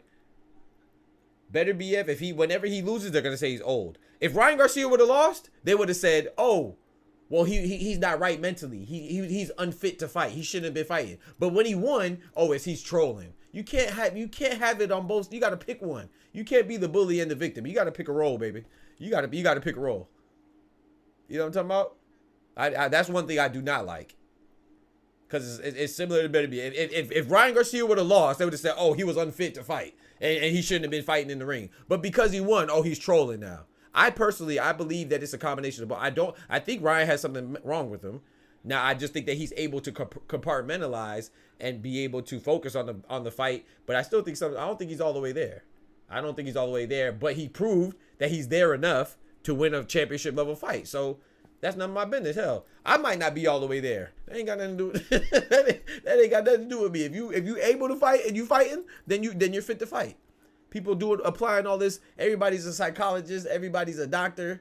Everybody, making all these diagnoses. You don't know nothing. If the man's in the ring and he's able to fight, especially because he won, I don't want to hear nothing about Ryan Garcia being unfit to fight. He went in there and he obliterated Devin Haney. I just hope that he did it cleanly, I was excited, man. I was like, damn. I was impressed. And that's why I'm like, nah, bro. People should feel betrayed if he cheated. Because I was so excited, and I was, I was like, dang, man, Ryan Garcia doing his thing, man. I'm happy for Ryan Garcia. And if you betrayed my trust as a fighter, I don't know you personally. I don't know him personally, but he betrayed our trust for the integrity of the sport. Every boxer, if you're a real boxing fan, you should be mad at everybody that cheats if they're found guilty of cheating. Not just Ryan Garcia, not just Canelo, not just whoever else been accused of cheating, Dylan White. Or whoever else been accused, you should be Alicia Bumgarner, whoever else, I'm talking about, Conor Benn. You should be mad at everybody. Where was the conspiracy brigade when Conor Benn was accused of cheating, or Alicia Bumgarner? Where was the conspiracy brigade when Dylan White was accused of cheating with steroids? Where were they at? Where are the conspirators there? Where is everybody hollering about Vada's conspiring against Dylan White? Because people don't care about Dylan White. People don't care about Conor Benn like that. People don't care about Alicia Bumgarner like that. Oscar Valdez failed some tests too now. A lot of fighters that failed tests. Of course, Canelo did too. Oh, let Tank fail the test though. Oh boy. Well, Tank fail the test, boy. You going under? Let Terrence Crawford fail the test. Oh boy, they'll kill him. If you ain't cheating, you ain't trying. Nah, Robert, not in boxing, man. Like I said, I also too like Margarito. I used to like Margarito. When I found out he was using that plaster of Paris, I still think that Cotto should get that L removed, should get expunged. But you know they couldn't definitively determine that he was cheating against Cotto. That's why shout out to Nazeem Richardson, rest in peace, one of the best trainers, and Sugar Shane Mosley. They beat the hell out of Antonio Margarito, and Nazeem Richardson caught him. And shout out to Pacquiao for beating the hell out of Antonio Margarito. Can't be cheating, man. You taking look at Miguel Cotto. Miguel Cotto's a warrior, bro. You made that man take a knee because you was cheating? Nah, bro. I can't rock with that, bro. I don't think. I was like, man, you know, I was like, once I found that out, he was cheating. I was like, bro, he shouldn't ever be able to box again, in my opinion. When Jarrell Miller tested positive, right? Jarrell Miller, right? Everyone came into agreement that Jarrell deserves to be banned from the sport. There was no conspiracy, right? Talk to him. I forgot about Big Baby. Do you support cheaters? I honestly think they all cheat somehow. Even Floyd got caught with the IV. Yeah. But it's cheating to what extent, too? That's a fact. What you just said is a fact. Got caught with the IV. However, is that when did he get caught with the IV again? I'm trying to remember what fight. But anyway, the point I was going to make is that I'm not sure how much cheating, how can I say it? People call cheating the same. Like some people will say coming in overweight is cheating. That's having an advantage. I don't think having an advantage is equivalent to cheating. So like with the people that in Ryan Garcia's defense, I was defending Ryan Garcia about coming in overweight. I thought that it was wrong and it was unprofessional, but it's not cheating because that's not outside the realm of boxing. Like you just said, Floyd came in 2 pounds over. There go Junto Nakatani right there. I really like Junto Nakatani. Floyd Mayweather came in 2 pounds heavier than the weight limit against Juan Manuel Marquez. And then he had to pay a fine or whatever. So once you agree to the new terms, like Devin Haney, I don't want to hear about. He agreed to the terms to fight. I don't want to hear about somebody coming in too heavy once the fight commences. You know what I'm saying? So I don't want to hear about that. So I would compare the IV to having an advantage. I want to say it's necessarily cheating unless VADA or some doping agency says that he was cheating. You know what I'm saying? So having an advantage is not necessarily cheating because it's not outside the scope of boxing. People come in overweight all the time, and what's the ramifications of coming in overweight?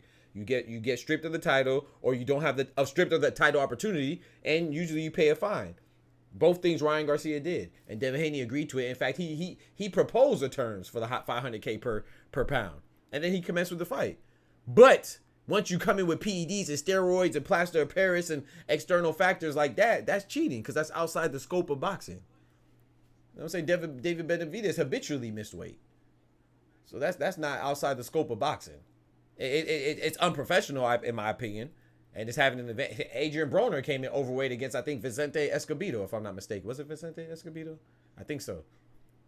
So coming in overweight is not outside the scope of boxing. Once you renegotiate the terms and you agree to it, it is what it is. Similar to Tank versus Ryan Garcia. Everybody want to talk about Ryan Garcia being dehydrated. I don't want to hear that. He agreed to those terms. If you can't understand the terms, brother, you're rich. Hire a lawyer so you can put it in layman's terms and explain to your goofy ass. If you know what I'm saying, explain the terms. Once you agree to those terms, I don't want to hear about a disadvantage once you lose. Because you went in there thinking that you were capable of winning, but then once it's not in your favor, all of a sudden you're at a disadvantage. I don't want to hear about that. But if you're cheating, that's different. I don't think dehydrating fighters is wrong. I don't. Because you know what's wrong, Robert? In my opinion, what's wrong is well, I mean not wrong, but it's the flip side of it, right? You could say he's dehydrated, but if you're dehydrated, you should be fighting at a higher weight then. Because everybody likes old school rules, right? Well, old school rules, you had to do weigh-ins the night of the fight. And guess what? That would eliminate. Devin Haney would have been stopped fighting at 135 if it was old school rules. Because you got to weigh in the night of the fight. If you don't make that weight, then your ass will be fighting at welterweight or whatever weight that you could comfortably make. So if you can't comfortably make a weight, stop. My bad. I don't like to use the F word. Stop. F word like effing. Fucking. I mean, I can say it, but I just don't like to. I try. I try not to curse as much. But if you can't freaking make the weight, stop killing yourself to make the weight and get mad at people for not wanting you to blow up 40 pounds.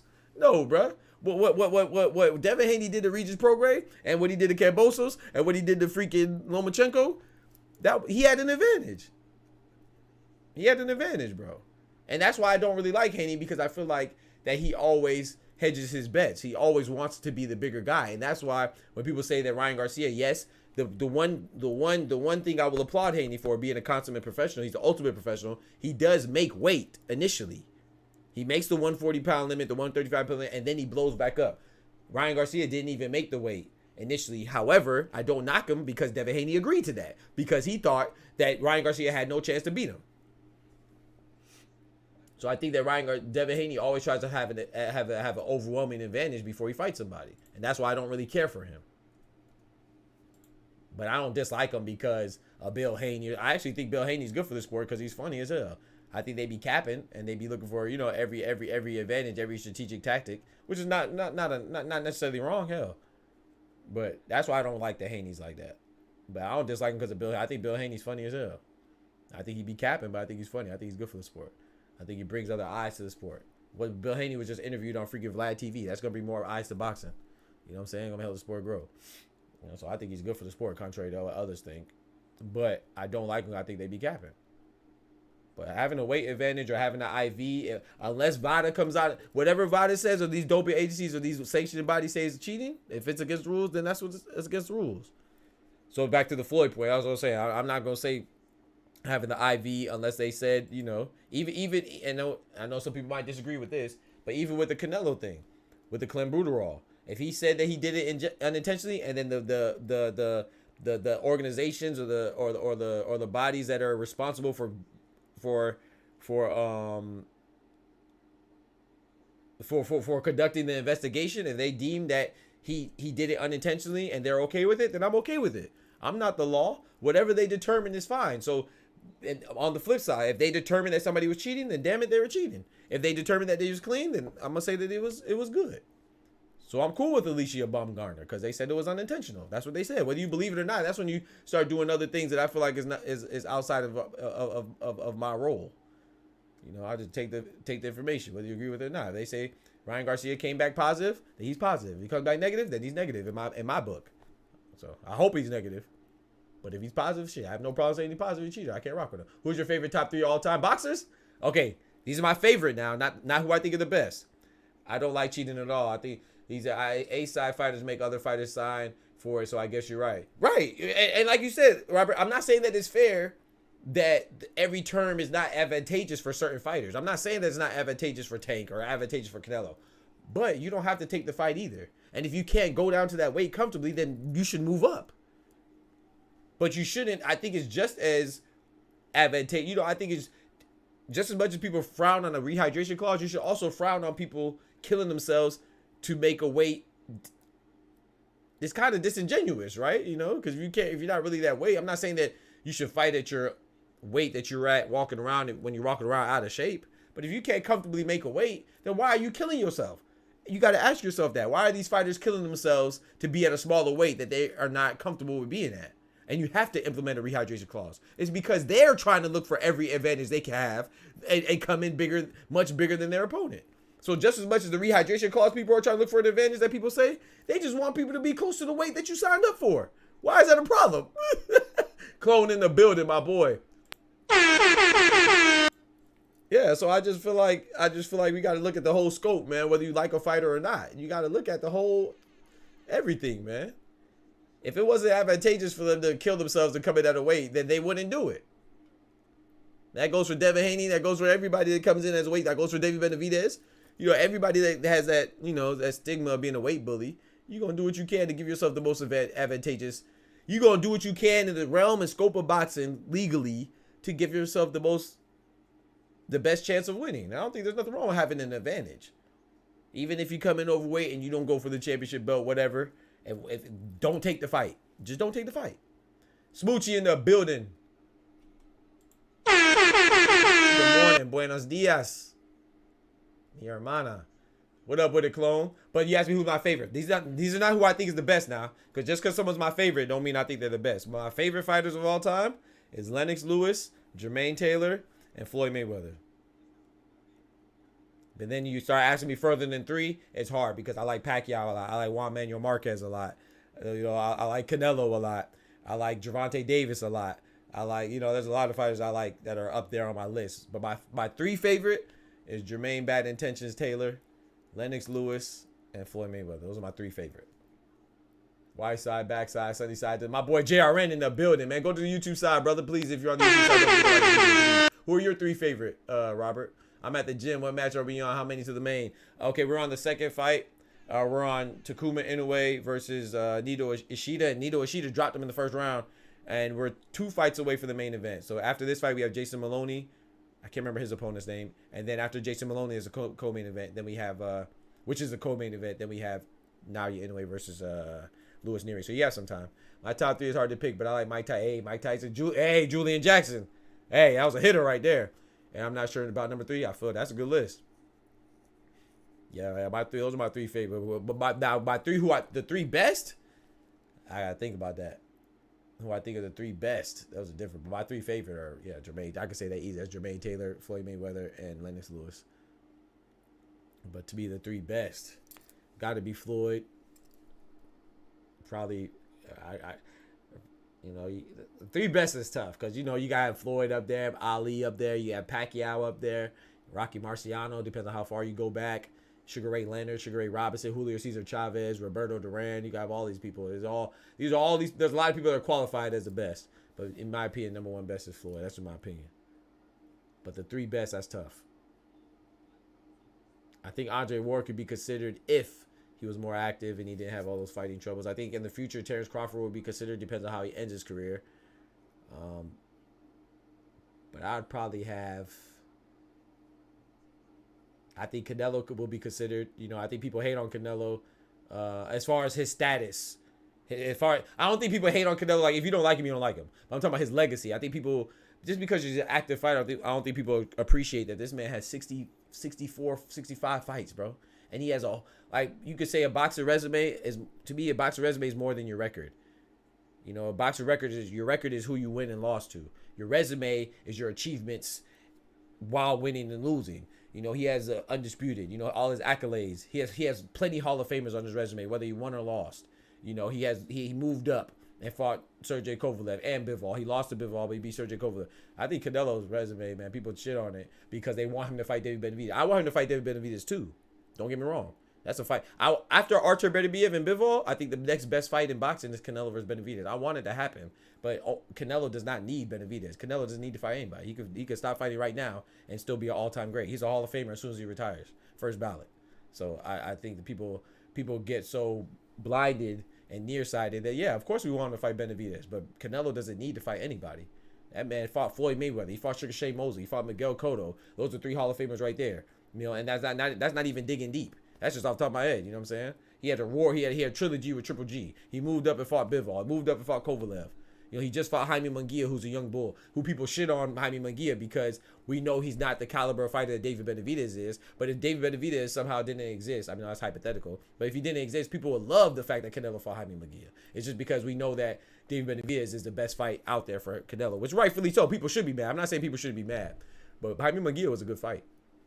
That's a good fight. You definitely not all the way there. You definitely not. Wait, what happened? Wait, what? Takuma is active. He just fought. Yeah. Oh yeah. Yep. Takuma Inoue just fought. Iron Mike, Foreman, and Floyd are my favorite. Hey, I like that, JRN. That's a good list right there. You definitely not all the way there. 3 best is super hard to pick.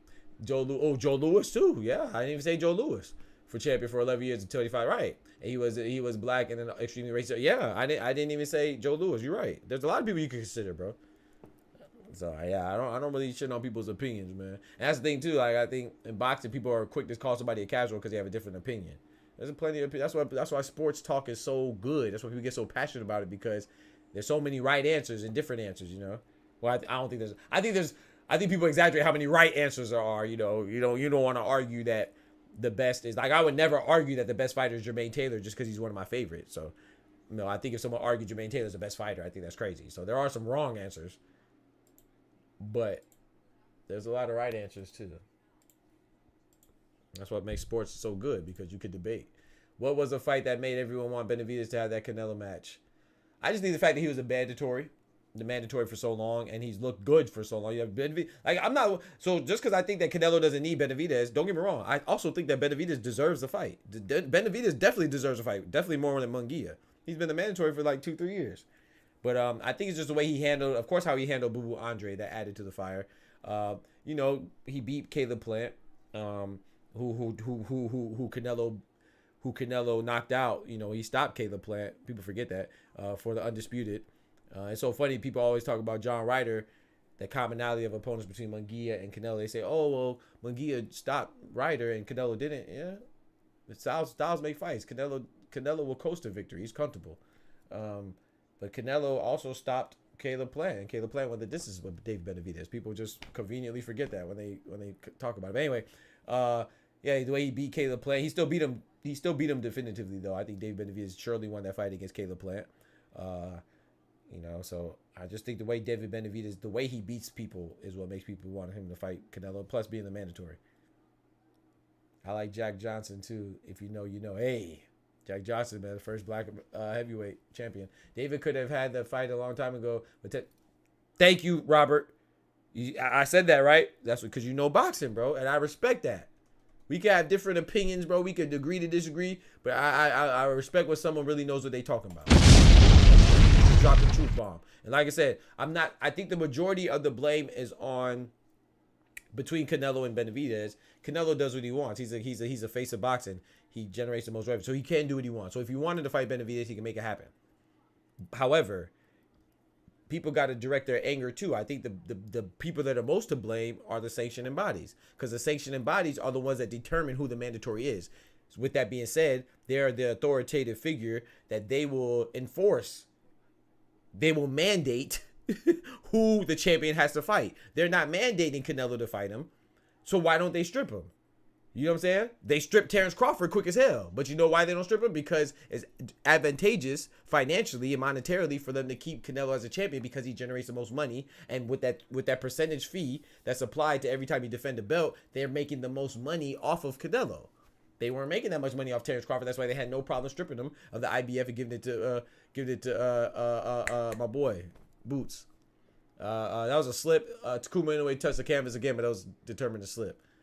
So I think if you had to break it down in percentiles, I think 80% of the blame goes to the sanctioning bodies for not enforcing Canelo to fight the mandatory. I think like 15% goes for Canelo, because Canelo is indeed the face of boxing. He can do what he wants. If Canelo wants to fight Naoya Inoue tomorrow, he gonna fight Naoya Inoue. You know, I'm exaggerating a bit, but you get what I'm saying. He fights whoever he wants. But I think 5% goes on of the blame goes to David Benavidez, because what you just said, that David Benavidez, you know, he had some substance abuse.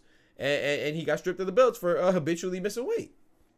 He missed weight once and got stripped, but he missed weight a couple times. How long more until the main event, brother? I say I don't know, but they're in the 10th round right now. They're going into the 10th. So we have this fight, and then we have Jason Maloney versus his opponent, and then we have the main event. So I can't put a time on it, but they said approximately at 7 o'clock.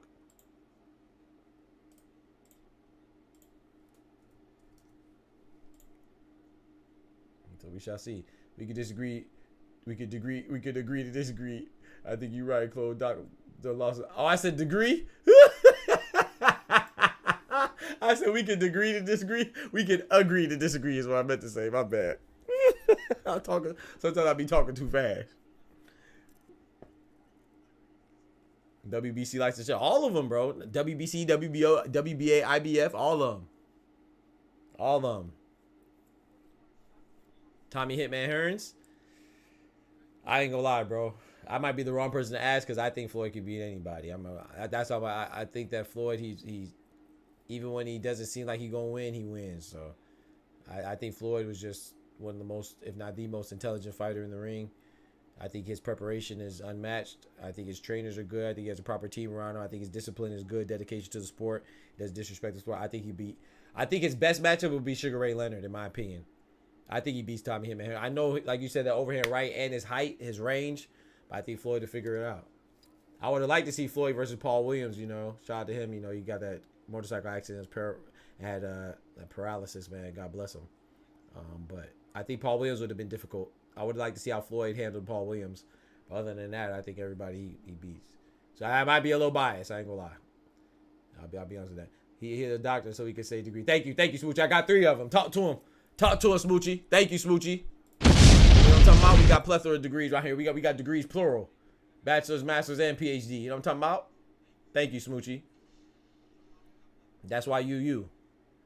Shout out to Smoochie. All right, let me call the fight. I apologize. All right, so we got Ishida. We just having good conversation. So Ishida right now, Takuma got a fight, man. We got Junto Nakatani in the crowd. I want to see Junto Nakatani versus Takuma Inoue, because I think he beats Takuma Inoue, and that'll make his fight with Naoya Inoue so much more interesting, because Naoya will set it up like he'll be trying to avenge his brother and get revenge for his brother against Junto Nakatani. That'd be a dope fight, and I think Junto Nakatani could beat Naoya Inoue. I ain't gonna lie. Yeah, defensive master. Facts, Robert. Who you have winning? Tommy Hitman Hearns or Floyd? I'm getting hungry. I'm gonna order some food. Sugar Ray, Stingray, it doesn't matter. Floyd at 5. Talk to him, JRN. I like your channel. I didn't know, but I appreciate that, Robert Estrada. I appreciate you, brother. Thank you for the compliment, man. I appreciate that. Let's go, man. Thank you. That means a lot. Oh, and Takuma anyway getting busy right now, though. Hit him with a nice 1-2-3 combination, man. 1-2-3. 1 is a jab, 2 is a straight, 3 is a hook, 4 is another hook. If you're an orthodox fighter, the 1 is a left jab, 2 is a straight right, 3 is a left hook, 4 is a right hook, 5 is an uppercut, 6 is a right uppercut. For those of you that are not familiar with the boxing terms. That's what the ones correspond to the type of punch it is. Ain't nothing wrong with being unfamiliar either. I appreciate those who come through and try to learn. I'm learning too, you know. I don't know everything. But I also acknowledge what I don't know as well. I can't find the clock, bro. I gotta organize my stuff. Better organize my stuff. It's organized, but not. Sometimes I'll be losing the overlays and stuff.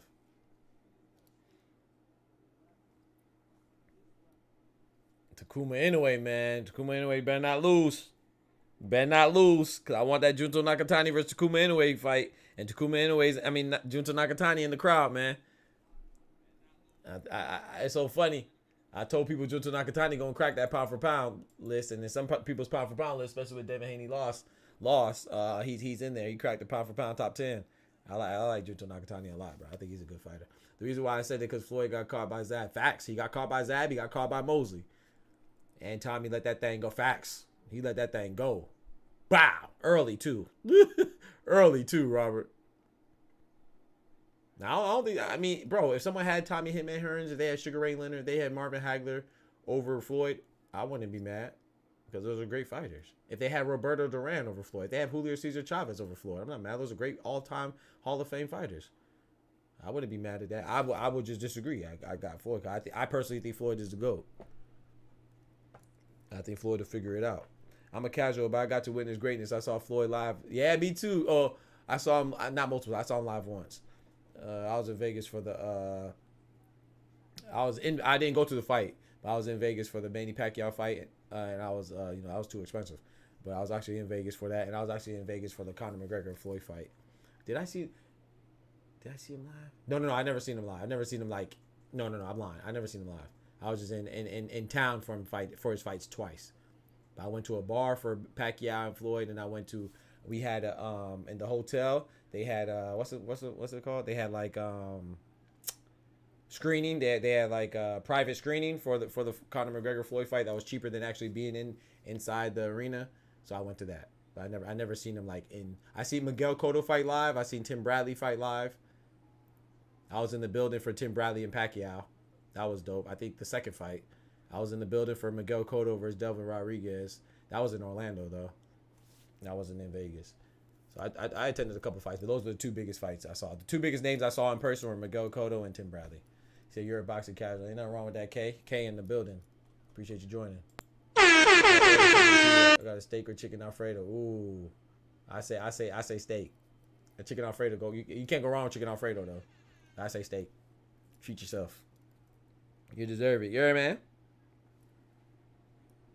I don't know if I'm going with Chick-fil-A or the McGriddle. I don't like McDonald's, but the McGriddles go crazy. Imagine if Julio Cesar Chavez stopped after Camacho. He would be, I'm telling you, 88 and no. What if he would even be talking about Floyd? Facts. Floyd is also, Floyd is also about 88. How can you argue at 88 and no? It's just Floyd was a perfect manager of his career. Oh, big left hand, right uppercut come from Takuma Inoue. Smoochie say Alfredo. Get a steak on top of that Alfredo. Talk to him. Best of both worlds. Big right hand come from Takuma Inoue. Oh, they exchange right now. I like Ishida, man. I think I've seen the Ishida fight one time. I don't remember against who. This is my second time seeing him fight. I've seen Takuma fight. This is my third time seeing Takuma Inoue fight. Oh, big left hand. I remember the last fight I think Takuma Inoue had was Smoochie was talking about. He fought German on Cajas. That was a good fight. What are your thoughts on Bam Rodriguez? Oh, I like Jesse Bam Rodriguez, man. Bro, you know what's crazy, Blitz? I called that to the round. When he beat Sonny Edwards, I called it to the T. I just didn't put money on it, bro. I put money on it, but I didn't put money on the round count. Oh, man, I would have won so much money, man. I called that down to the round, bro. And I also called Munguia and John Ryder down to the round. But again, I didn't put money. I don't ever put money on the round counts. I put money on the results. I'm not brave enough to put money on the round counts. I ain't gonna lie. But I call those two down to the round, man. But I like Jesse Bam Rodriguez. I think he's gonna beat Juan Francisco Estrada, man. That's who he fights next, right? Juan Francisco Estrada. I think I can't. I don't see anybody being Bam right now, bro. He hit you with that Bam, man. He hit you with that Bam. And when he hit you with that Bam, he look at you and say, "Nigga, you's a bitch." He look at you and say, "You's a bitch." That's what it feel like. He be cracking in that ring, bro. I like Jesse Bam Rodriguez, man. Him and Navarrete. I enjoy watching Bam beat the brakes out that trash talking loser. I ain't gonna lie. I like the trash talk. I like Sonny Edwards, but I did enjoy Bam beating him. But I like Sonny Edwards. He do be running his mouth. But I like that though. I like Ricky Hatton. I like when they be. I like when the boxers be talking, bro. When you get in that ring, man, it's mano y mano or one mano. I like that trash talk, man. Don't get me wrong. I don't like when you trash talk and you can't back it up though. So shout out to Adrian Broner. I did not like Adrian Broner. I feel like he talked bigger than his game. I think he tried to be Floyd too fast and he forgot that Floyd proved his. You know what I'm saying? He backed it up. I think AB was talking too much trash without backing it up. So I didn't like AB. But I like Sonny Edwards, man. I ain't gonna lie. Man, Ricky Hatton, I like the trash talk. He said, "JRN, that man PBT back in the air after he gets knocked out." That's crazy, Chloe. That's crazy, Chloe. You think Tank really gonna fight? Hell nah, Smoochie. Hell nah. Floyd better not fight Tank. I like Floyd, but he gonna lose. Right now he loses. You know. But I'll tell you this, Smoochie. If Floyd takes the fight, then I got Floyd, because if Floyd must know something I don't. If Floyd believes he can do it, I believe he can do it. I really be having that much confidence in him. I want Tank. That's one thing, Robert. You know, a lot of people knock Tank. I do knock Tank for not making that Loma. I wish he would have made that Loma fight happen. I feel like that fight should have happened. I don't know why it didn't. You know what I'm saying? You know, each side is gonna say differently, but I think that's might be one of the only valid knocks against Tank. But it's not Devin Haney. It's not Teofimo, whoever else they say, because I feel like if Devin Haney wanted to fight Tank, he would have fought him at 135. But Loma, that's kind of, you know. But I'm not so sure. I'm not so convinced how much Loma wanted to fight either. They say Loma wanted it, but I don't know, you know. But I do that to me, that's one of the few valid knocks against Tank, is the fact that he didn't fight Lomachenko. Takuma going in right now, man. 50 seconds left in the 12th and final round. I'm gonna be honest, man. I have Takuma anyway winning this fight, but slightly though. But I don't know. It could go either way, in my opinion. Mayweather, oh yeah, he better not fight Tank. And same with Pacquiao. Pacquiao better not fight Tank. I think Pacquiao in his prime beats Tank, but not now. He's too old, man. Tank hit with 5. Tank hit with 5. Tank don't be playing, man. He swing at you, he hit with 5. Big 5. Drop bombs. You better leave that young man alone. You retire, you better leave that man alone. Takuma threw Ishida on the ground. That was a slip. That was not a knockdown. This fight could go either way. I lean towards Takuma, but this fight could go either way. That was a great fight right there. Shout out to both gentlemen. Ishida ain't come to play, boy. Ishida did not come to lay down. I love it. Pacquiao crazy after. I know Pacquiao would do it. That's why you have to have a team. His team. You see how you had my back earlier with the agree and the degree, whatever that mishap, that confusion I had. You had my back. That's what a team does. Pacquiao is a fighter. He's gonna think he could beat anybody. That's how he's supposed to feel. But his team is supposed to say, "Hell no, my brother, you sit your ass down." You don't want it with him. That's what trainers supposed to do. That's what your team's supposed to do. That's what your close ones, your loved ones, supposed to do. But when you have a whole bunch of yes men around you, and that's when you start doing dumb shit. You end up like Roy. Roy fought way too long, man. Tank would obliterate the overrated. I think Tank would beat Lomachenko too. I think so too, Blitz. Ortiz got robbed against Loma. Nah. I think. Wait. Jermaine Ortiz? You think so? That was a good fight. I watched that fight again just to make sure. Like when people say somebody gets robbed, I try to go back and watch and make sure I ain't tripping. I thought Lomachenko won. I thought it was a close fight. I don't think Ortiz got robbed. Salido beat the dog shit. Facts. And I love that because Orlando Salido, they were disrespecting him. Lomachenko has a nice amateur pedigree, you know, but they came in and had the second fight against his second professional fight against Orlando Salido. They thought he was gonna be a pushover. No, Orlando Salido showed him, hey man, these are the pros. It's different from amateurs. I loved Orlando Salido for handling Lomachenko like that. Devin also outboxed Loma easily. I thought that fight could have went either way. I thought Lomachenko won slightly, but I don't think it was a robbery because I also thought that if Devin would have won, which he did win, I'm cool with that because I thought it was a close fight. If Loma would have won, I actually had Lomachenko winning by 2 rounds. I'm cool with that. If it was a draw, I'm cool with that. I really thought that was a close fight that could have went either way. And Tio ended Loma's streak. Yeah, Tio beat the hell out of Lomachenko. I think it's interesting how Floyd played the game. He never unified in any weight division yet was also right because he built that name for himself. I'm not going to act like Floyd didn't strategically maneuver around the boxing world, but the issue I have with Devin Haney is that Floyd did that after he went through wars. People don't talk about that. Floyd fought, not saying DeMarcus Chop Corley is the best, but that was a war. You know, they fought. Floyd was in there talking trash with him. You know, Floyd was a hitter, bro, when he was Pretty Boy Floyd. Floyd fought Oscar De La Hoya. Floyd fought, later on, he fought Sugar Shane, and later on, he fought Cotto, but he fought Zab Judah when he was young. You know what I'm saying? Floyd went through wars, bro. You know, he fought, rest in peace, Diego Corrales. He fought Jose Luis Castillo. He fought these people, bro. You know, Devin Haney tried to pick and choose from Jump Street. You can't do that, bro. I don't respect that. That's why Floyd earned respect, bro. People just look at the latter portion of your career and think that's what he did the whole time. No, that's how Floyd built the fan base. He built the fan base because he fought Arturo Gatti, rest in peace. He fought these people. You know what I'm talking about? Devin Haney tried to try, and that's why also people are so happy that he lost to Ryan Garcia. But I don't think people should be so happy that they're blinded to the potential cheating and PEDs. We'll see if it's true or not. Wait, let due process play itself out. There's no rush. If he's guilty, he's guilty. It's not going to change. If he comes back negative, then I'll be happy. But if he comes back positive, then I'll be disappointed. But he's a cheater, and I wouldn't rock with Ryan Garcia anymore. I think it's interesting how I read that. I think it's great how he played the game. To be honest, I know a lot of people attribute the bad portions of boxing to Floyd. No, athletes should be aware of their finances and aware of the business aspect, man. You know, you should want to make the most. Don't you want to make the most money out of every job you do? So I'm not saying that you should be the part that they say is, oh, you know, you ducking and picking and choosing your fights.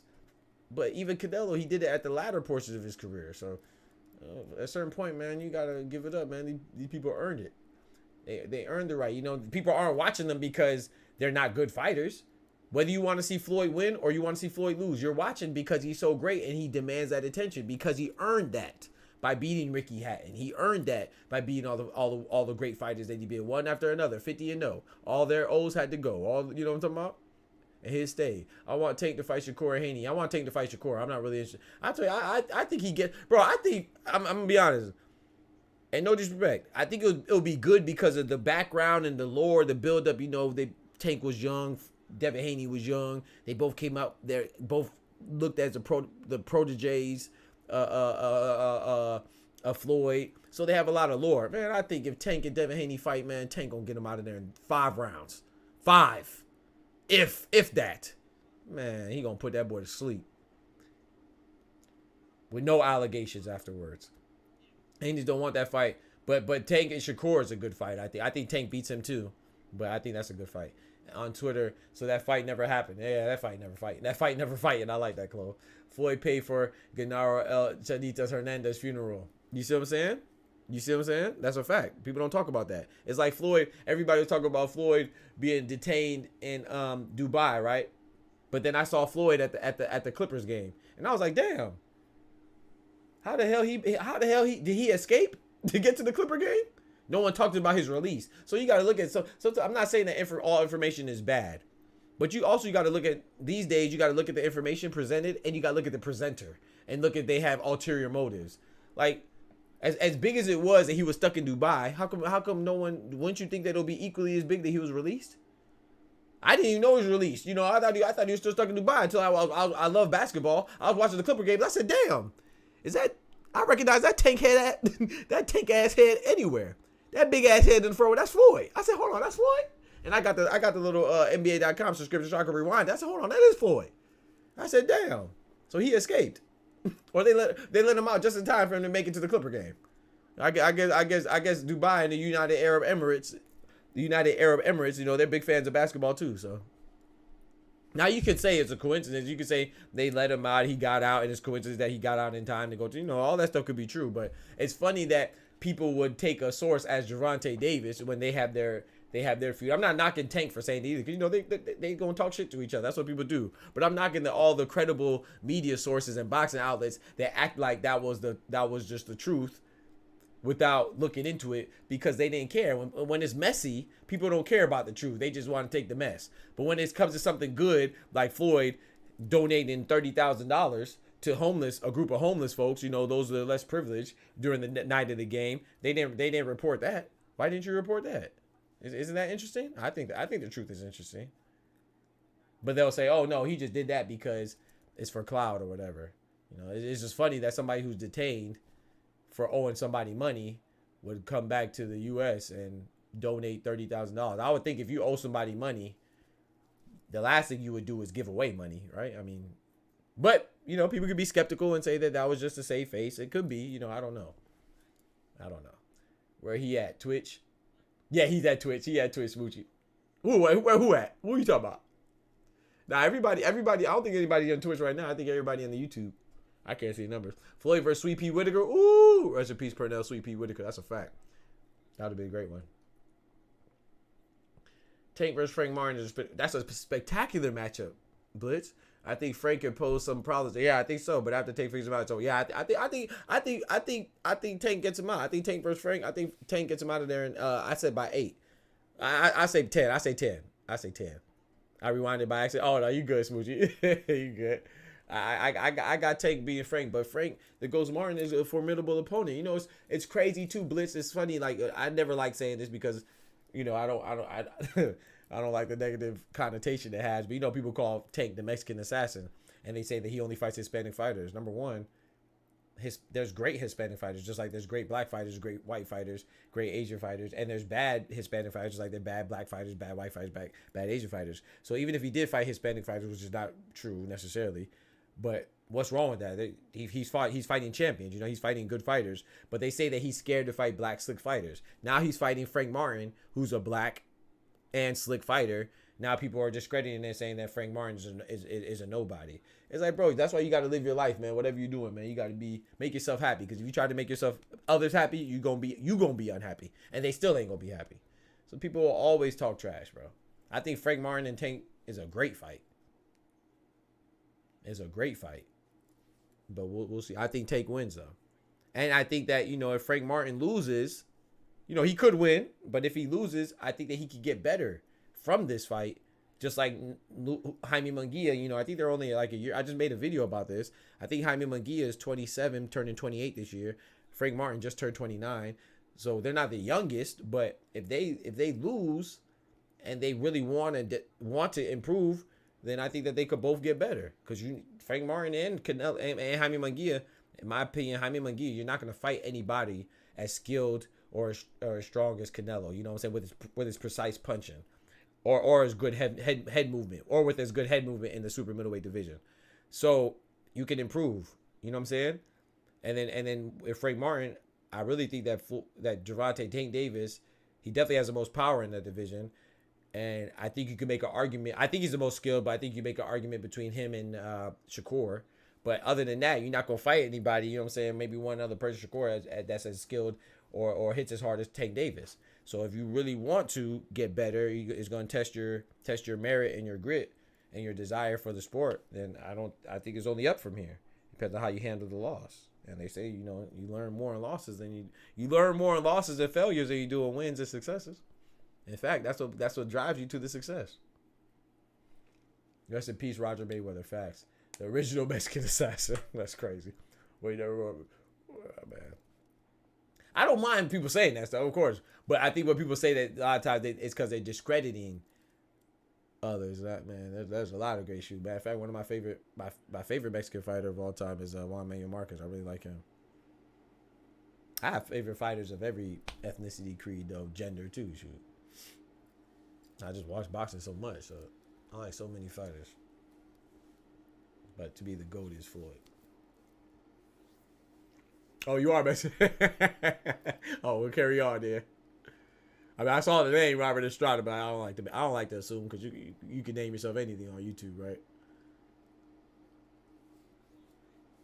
Because I ain't gonna lie. The reason why I don't like saying that because I saw somebody with a name being very disrespectful, talking about the African assassin. Because I laugh because it's funny. I don't mind it because it's funny. But I do mind it when people have like prejudice or racist intentions. You know, if you just say it because you're being funny, that's different. You know, it's funny as humor. But but a lot of times that boxing is such, you know, and boxing exploits the racial dynamic and the ethnic dynamic, of course, to sell tickets. But sometimes casuals, man, if you just go into a chat, bro, the casuals will make you dislike a fighter if you just focus on what they're saying because they just be so illogical and hateful and hurtful and mean, bro. Bitches be mean on the internet, bro, and just be such nefarious and malicious intentions, bro. And they think that if you don't like a fighter and you look a certain way, then it's because you're prejudiced. No, you're just imposing your prejudice and racial thoughts on me. No, that's how you feel. You don't like a fighter because how they look or their complexion. Casuals are, bro, they're hilarious. But you just gotta laugh. I'm working on that part of me. All right, they're coming out right now. Yeah, I don't care. Yeah, it's just nicknames, right? You say Bam hit you and be like, oh, it didn't work, bro. It doesn't work on this overlay, Chloe. Yeah. Bam Rodriguez hit you and say, Bam Rodriguez hit you, he look at you and say, Nigga, you's a bitch! Bam be hitting you with that fire, boy. I like Emmanuel Navarrete, too. Him and Bam remind me of each other. You going for Take? Hey, let's go. My boy Jay in the building. I don't really have a horse in this race. I don't really follow either one of them like that, so I don't really care who wins between him or Maloney. I don't have a preference in this one. My first time liking Floyd was when he beat Gennaro. Floyd's first title, Pretty Boy. Yeah, Pretty Boy was a monster, man. Pretty Boy was a monster.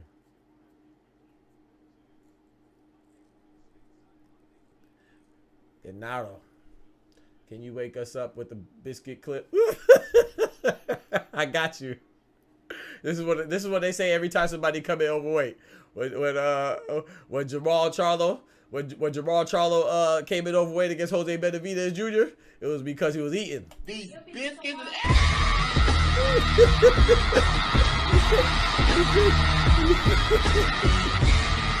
Every time somebody coming overweight, man, they say that food too good, man. And because of biscuits, man. Them Popeyes biscuits, man. You get them honey on them biscuits? You coming overweight because them biscuits, baby. I ain't gonna lie. Geechee Gotti first round against Tay-Rock. Bro, was the first time I see someone get 3-0'd in round 1. Hey, Illuminati. And then the first time I see somebody get 3-0'd in round 3 was Twerk versus Averb. Twerk killed him that third round. Ain't clawing them biscuits, what? Hey, man, Ryan Garcia was that cerveza. He was drinking that beer. But everybody else, man, they be on the biscuits, boy. They be eating too good. I don't blame him, bro. You rich. When you rich and you don't make weight, bro, I was like, shit, man. That's your heart, man. That food too good. That's why you gotta be a professional, man. Andrew Ruiz, bro. Andrew Ruiz, oh, sloppy body. Him and Tyson Fury, man. Soggy body, man. I ain't even order food, man. Y'all, come on now. These biscuits.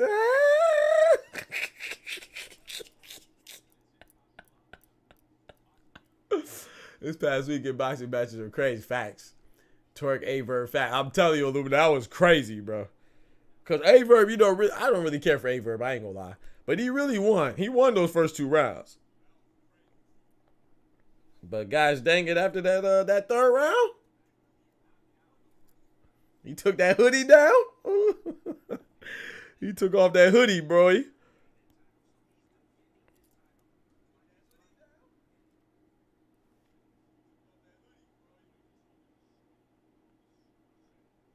I'm about to order some food.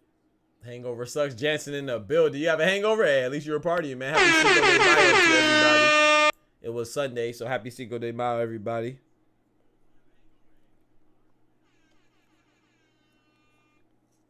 Ain't nothing wrong. That means you had a good time. You just got paid for it now. Bro, I ordered some Chick-fil-A biscuits. You guys dang right.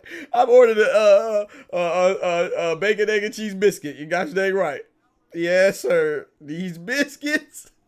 I'm ordering a sausage, egg. I mean, a bacon, egg, and cheese biscuit right now, boy. These biscuits.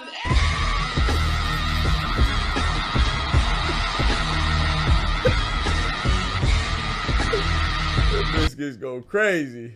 Hey, you talking about?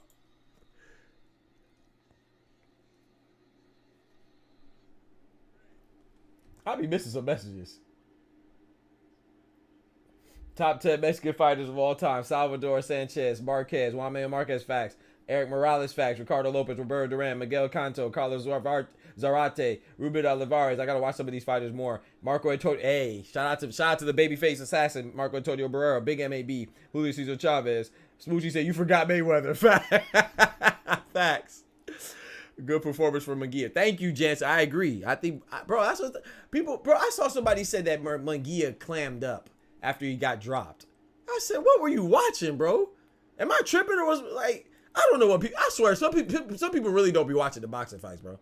Does anybody think Munguia clammed up after he got dropped?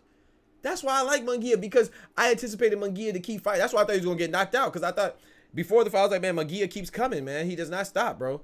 He throws a high volume of punches, and he throws a reckless abandon. Munguia will fight, bro, and he didn't let me down. After he got hit with some vicious, hellacious shots from Canelo, and he still kept coming forward. I was impressed. I was impressed with Munguia for a lot. I definitely thought he was going to get knocked out. I thought he was going to get knocked out in 8. That man did not clam up. You know, no disrespect to Jermell Charlo, but Jermell Charlo, he tried to survive. He clammed up after the 2nd round when Canelo hurt him and dropped him. Was it the 2nd round he got dropped? I think so. He clammed up. And Munguia kept fighting. No, you were still coming forth. Yeah, thank you, Illum. I don't know what people be watching, bro. I swear, I don't know what they be watching, dog. I ain't gonna lie. I swear, I don't know what they be watching, dog. I swear we be watching whole different fights. I be missing some messages. Some of my messages don't be coming through on my computer. They come through on my phone. Munguia was lining up Canelo all night long. He just didn't. Exactly.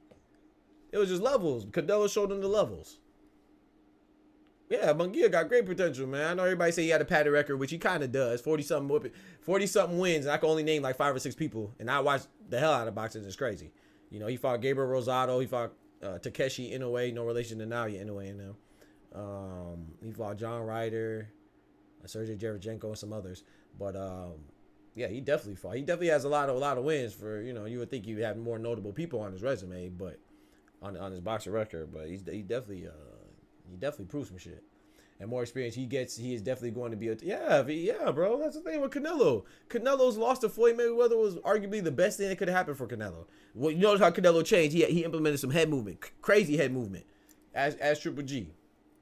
You know what I'm saying? He got better ring generalships. Canelo grew hella. I will say though, as much as I like Canelo, I do think Canelo lost to Erislandy Lara. I think he should have one more L on his name. I think, was that fight called a draw, I believe? I think he lost to Lara. I don't know how he got out there with a draw, but Chiquito Gonzalez, Ricardo Lopez, Paquito Cuevas, had their time as well. Facts. Blitz tactic facts, bro. It's just level. It's just level. Jaime Munguia couldn't have done anything more than he did. Thank you, Illuminati. He gave it his best, bro. But people just, you can't lose, bro. You can't lose and be applauded, bro. If you lose, you got to get your ass looked. And all of a sudden you a fraud and you trash. Munguia can't be anyone notable because he blocks with his chin. He blocked. I told you, clone. That's why I told you not to bet on Munguia. I said that man will block with his face. That's why I like him. He's entertaining. He don't change, bro. He throws a lot of punches in bunches, a large quantity, high volume of punches with a high frequency, and hey, it's either me or you. Somebody gotta go. Somebody's going. I'll tell you that. Munguia step in the ring. Oh, somebody going. It might be Munguia, it might be his opposition, but somebody going. I was like, that's why you got some skill, right? Munguia, I like Munguia, man, and I like him even more after the Canelo fight. Roy's right. It's sad that Salvador's life was good. Yeah, man. Rest in peace to all the fallen soldiers, man. Did you peep that Maidana is the younger? Yeah. Fabian Maidana is the younger brother of Marcos Maidana. Yep. That's why I said what's the name should have went to his body and tested that body. See if he was. I mean, Mario Barros did drop him in the second round or something like that, or first round. I don't remember. He dropped him early, but shout out to Mario. I like Mario Barros a lot too. Illuminati. Who would you like to see Canelo Alvarez? Alvarez is crazy. Who y'all want to? That's a good question, Bliss. Who y'all want to see him fight next? I want to see him fight Dave Benavidez. I think he's gonna fight Berlanga next, though.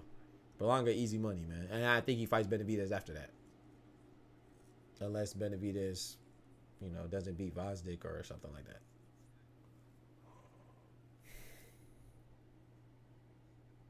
Roy Joe says the greatest of all time. What Salvador said, yeah, he does say so. He says that often too. I don't know who the best Mexican fighter is of all time. I don't know. There's a lot.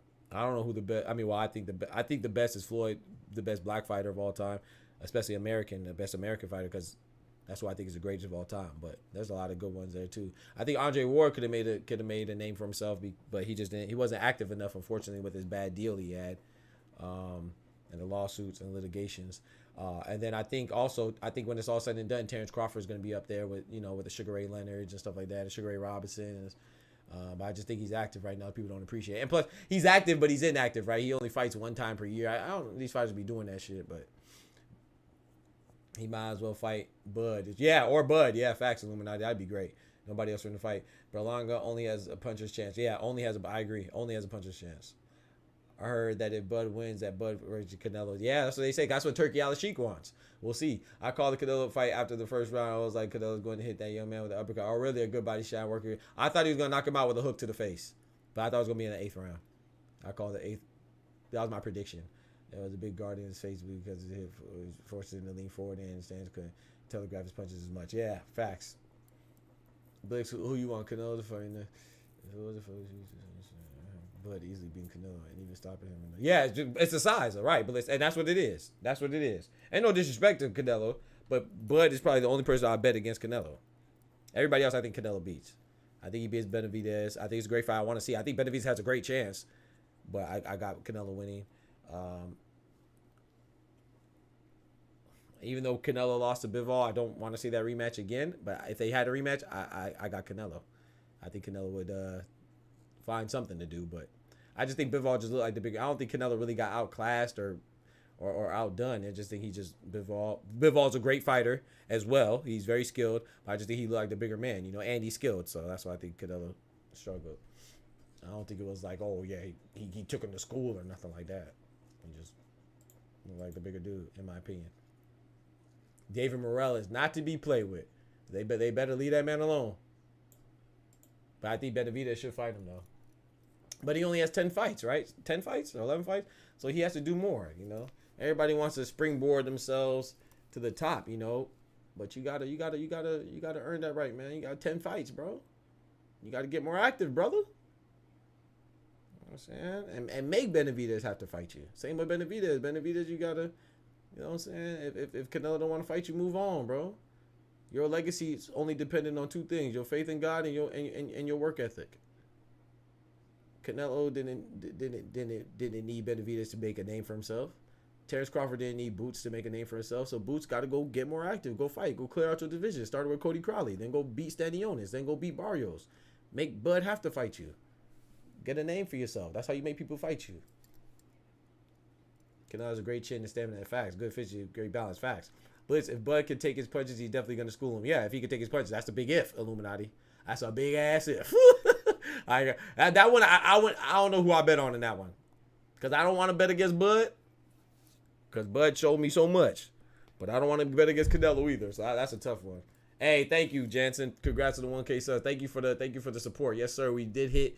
Yes, sir. And yes, ma'am. Everybody, thank you all. That's a big if. Because a lot of people shit on Jermell Charlo. Jermell Charlo ain't soft now. I'm not saying he's the best. I'm not saying he's Bud. But he ain't soft. And he went down. Easy. Easy. He went down easy from Canelo. So I think Terrence Crawford is tougher than Jermell Charlo. But Jermell Charlo is bigger than Terrence Crawford. So you could be better. You could be better. But hey. They say it's not the size of the fight in the dog.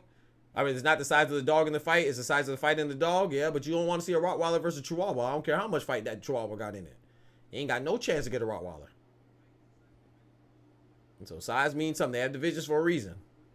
So I think Canelo beats Bud. But just, yeah, that's the thing. I don't know. That's what makes it interesting, though, Clone. It's because of the size. So we got Jason Maloney fighting out of Australia, man. We got Aussie boxing versus Japanese boxing. I'm a diehard Bud fan. I don't really know, bro. It only takes one. I'm telling you. You got to look at Munguia. Munguia, that uppercut. How do you? Not saying Canelo would land that uppercut on Bud. He would have to land it. But if he landed it, does Bud get up? I don't know. I like him to get up from that more than the flush shot to the body, too, because Canelo has to be perfect once it's right. Call me crazy. I think Jermell Charlo was paid to lose. He was holding back a lot in that fight, in my opinion. Hey, I mean, that's a theory, Illuminati. I ain't going to call you crazy. I disagree, but I ain't going to call you crazy, Blitz. He may have been. But I think the opposite. I do think Jermell Charlo was good, but I think that Canelo just different, man. And I don't think Jermell has been hit like that. I think he just went in survival mode. And I was disappointed because I wanted him to fight more. But the reason why I wasn't too disappointed is because I never wanted Jermell versus Canelo. I wanted Jamal. I want Big Charlo versus Canelo. I always wanted Big Charlo versus Canelo, man. So I wasn't too disappointed, but I was disappointed. I wasn't too disappointed. Now if Jamal Charlo went in there and did that, oh man, that would hurt. I think Canelo beats Jamal Charlo, but that's who I want. People forget about that fight. You know, Jamal Charlo going through his mental illness. You know, hopefully he gets healthy and recovers. But I'm not sure if he ever comes back or is the same, or even comes back. But that's the fight I want. I really want Jamal Charlo versus Caleb Plant. Caleb Plant's like 5 of them. I want that. I think Canelo thumping on Bud's arms and body. Yeah, look what he did to Munguia's arm, especially Bivol's arm, even in a loss. He said, "How you feel about the Davis versus Martin fight in June?" I got Tank Davis. I got Tank Davis. Crazy. I got Tank Davis, but I think it's a good fight. Be honest with you, I told people this. The only reason why Devin Haney and Ryan Garcia was better because of the names, Ryan Garcia's name, and then because the result, because Ryan Garcia won. But competitively speaking, Tank Davis and Frank is a much better fight. Because either way, we thought it was going to be one-sided, right? I thought Devin Haney was going to beat Ryan Garcia in a one-sided fashion. It's just that Ryan Garcia beat Devin Haney in a one-sided fashion. Either way, it was one-sided. Fact is, I don't think Tank will be and Frank will be one-sided. I think it will get one-sided in the later rounds. I think Tank will eventually make it one-sided, but I don't think it starts off that way. I think Tank and Frank is a very good fight. I could be wrong too. I could be wrong. In my head, the way I see it, I think it's a very competitive fight, especially early. Tank is a hunter, yeah. I think Canelo. I read that. I understand why Bud not fighting Boots. He gains nothing from it. They'll just exactly Illuminati. That's because you watch boxing, bro. That's why you know that you watch boxing, bro. No, I want Bud versus Boots, but Boots does not have a name, bro. If Boots loses tomorrow to somebody, what would we say? We'd be like, oh, okay, like you said, we'll say he's a hype job because we don't know. To be fair, we don't know. Boots has looked spectacular. Boots looks like he's a pound for pound talent. He passes the eye test. You know what I'm saying? But what caliber opponent has he fought? Bud has looked good against good opponents. Canelo has looked good against good opponents. Floyd, Pacquiao. Greats look great against fighters that we know are also great or at least good. What opponent do we know that Boots fought that is good? We could say that they're okay. Like maybe you could say Roy Manvilla, the Colombian fighter that he fought. He's decent. Bud looked good against Victor Postal, who's a champion. He took his undefeated streak. Bud looked good when Gamboa was good. Bud looked good against Spence, who was a pound-for-pound fighter, despite the accident. You know what I'm saying? Bud looked good against Jose Benavidez Jr. I think he's the only person to stop Jose Benavidez Jr., right? Correct me if I'm wrong. I think he's the only person to stop him. Bud beat Jeff Horn after Jeff Horn beat Pacquiao. Even though we all know that the judges robbed Pacquiao, but still, you know, Boots is an email champ. I'm not going technically, you're right. I think Bud is, don't be wrong, I think Boots is good, but I think he's good. You know what I'm saying? We know Bud's good. That's a difference. They getting sloppy in here. They wrestling in here. That's the difference. You know what I'm saying? I do think, don't get me wrong, I think Boots is that dude. But I think he's that dude. I don't know he's that dude. You got to prove it.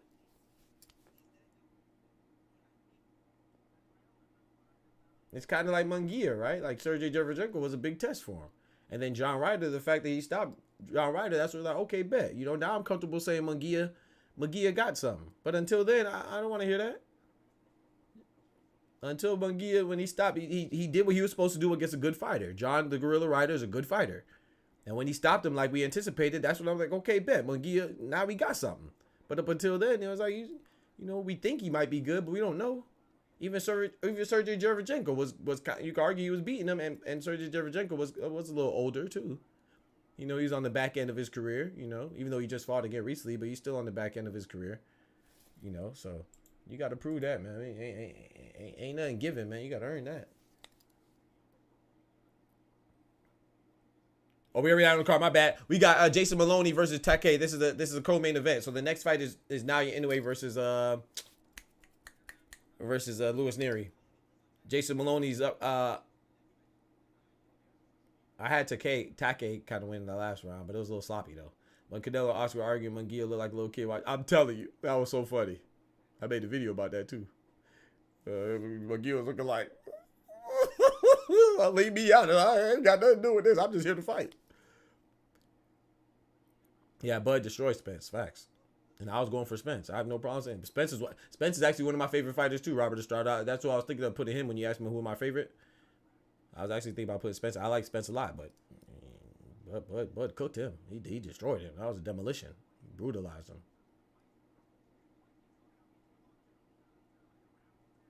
Can't take nothing from Bud. They're fighting in the middle of the ring right now. Oh, also too, Takei had a point deduction too for getting too rough. He just pushed off on Jason Maloney. So Jason Maloney, chat, remind me, is this Jason Maloney? This is the one that lost to Naoya Inoue, right? Because there's twins. There's Jason Maloney and Andrew Maloney. One Maloney fought Naoya Inoue and lost, and then the other Maloney was on a highlight reel by Junto Nakatani. I think it was 2022 knockout of the year. Or was it 2023 knockout of the year? Might have been 2023. I don't remember. But yeah, when Junto Nakatani hit him, it was like he got shot. That shit was crazy. Naoya Inoue fought one Maloney, and Junto Nakatani fought the other Maloney. I don't remember which ones. I always confused. I think Junto knocked out Andrew Maloney, and I think Jason Maloney is the one that Naoya Inoue beat. I think so. But that Jason Maloney fight right now. I think, in my opinion, I said it's a sloppy fight. Jason Maloney is trying to keep his wits about him. But Takei, it's a sloppy fight because, in my opinion, I think he's imposing his dominance. I don't think it's a sloppy fight because he can't handle Jason. Sometimes fighters make it sloppy because they're getting outboxed. I think Takei is just trying to show Jason Maloney that, hey, man, I'm tougher than you. And I think he's making it sloppy because I think Jason Maloney is losing this fight. I'm going to be honest. Australian boxer, man. They've been taking some hits lately, man. Tim Tszyu, you know, with that unfortunate cut on his head, he took an L. Arizlani Lara knocked out, was it Zarafa? He was an Australian boxer, championship fight. Oscar Valdez beat what's my boy name that he beat? Who I think is a good fighter, but Luke Wilson, I believe, he's a good fighter. Shout out to Sky Nicholson. I believe is Sky Nicholson Australian? I think Sky Nicholson's Australian, and she won the championship fight. But they were like 0-4 or 0-5 in their last championship fights, man. They were looking bad. I never see you stream at this. So what's up, PA? My boy PA in the building. What's good, bro? Yeah, it's 7 a.m. I'm streaming because of the boxing fight. You know my team. This fight is in Japan, so it's early. Wait, did the round start yet? I can't hear it. They need to spar with some kick. Hey, Smoochie, don't have me reading your chats and get me pulled up on. No, don't have him pull up. I did not say that. That would not be. Hey, don't have nobody pull up on me on account of me reading your messages. You wildin'. That's crazy. I'm gonna start reading Smoochie's messages in my head first before I say it out loud. And then what's the name? Liam Paro is fighting Subriel Matias, and I think Liam Paro has a good chance of winning. I think people are underestimating Liam Paro. I think the smart money's on Subriel Matias, but I think I'm gonna put my money on Liam Paro though for the upset. Nice 1-2 coming from Jay Maloney. Takai, is it Takai or Takai? I believe it's Takai. Take, I believe it's pronounced. Jason Maloney came with the right hook, but that missed. Nice jab from Jason Maloney. Pushed Take on the ground. It was ruled a knockdown. I mean a slip. It was not a knockdown. It was ruled a slip.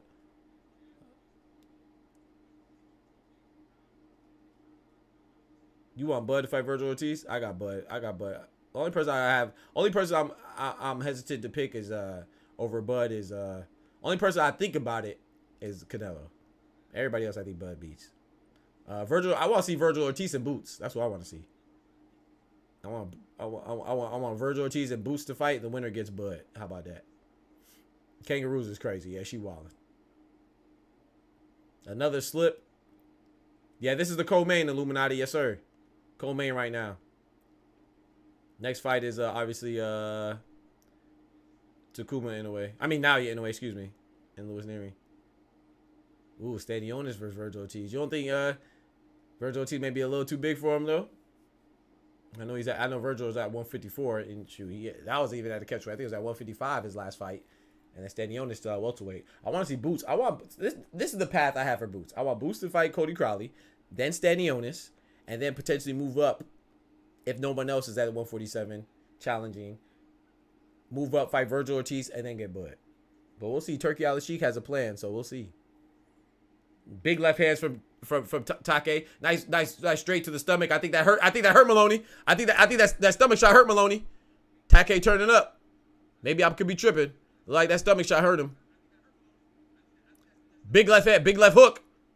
Called another slip. I don't know. That was called a slip. I don't know. I think the ref shouldn't have stepped in right there. I think he should have let that keep going. That ref might have just saved Maloney. Yeah, Boots and Virgil would be good, I think. Kangaroos in the chat. Y'all wildin', man. Ain't no way y'all got the kangaroos and crocodile Dundees and dingoes in the chat. Better than her usual message that... Hey, she ain't about to get mad at me bringing up the lube. I believe that alone. Y'all ain't gonna make her mad at me. She be bringing it up and then get mad. Don't get her mad at me. I believe that one alone.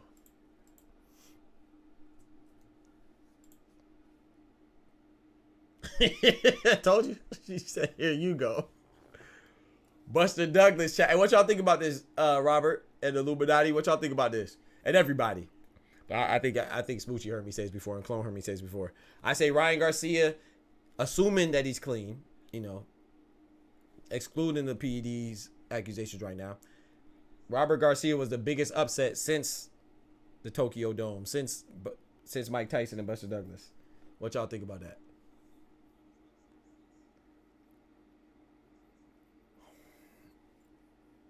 I think Ryan Garcia versus Devin Haney was the biggest upset since Tyson and Buster Douglas. Franklin from y'all got the kangaroos popping it. Y'all ain't shit. I ain't gonna lie. Y'all wrong. Y'all wrong, man. Get the kangaroo, get the Joeys out the chat, man. Ebony Bridges is also Australian too. Shout out to the women lady fighters. Definitely, absolutely. Smoochie said absolutely. Close to definitely. Illuminati says absolutely. Yeah, I think so. If the only one I would say, if Ngannou would have won, that would have been the biggest. But because he lost. If Ngannou would have beat Tyson Fury, then boy. That'd have been crazy too. Drizzle-roo? Hey, your name's Drizzle-roo? Kangaroo? Drizzle-roo with the kangaroos. It's crazy. Would it have still been an upset if he wasn't acting mental illness? That's a good question. If he wasn't playing with the mental illness, would that still been an upset? I do think yeah, I don't think so. I think because of all the build up for the fight, including the erratic behavior, because of the, the potential, the possible mental illness. I don't know if he was playing or not. I don't think he played like that, but he said he was trolling, so I got to take you at your word. Yeah, I think without that, I don't think it's as big of an upset, to answer your question. Nope. So yeah, I think all that, all inclusive, all the surrounding things, the external factors, everything included, I think that's what makes it biggest upset. Drizzle-roo is crazy. Scuba-roo. Big Scoob. All right, Jason Maloney with a nice jab. Let me call the fights, chat. My fault. I apologize. Nice jab to the face from Jason Maloney. Their feet's crossed up right there a little bit. Knocked Take off balance. Nice left hook from Take, but it's just a little check hook to get Jason Maloney off him. I don't think it didn't really hit flush.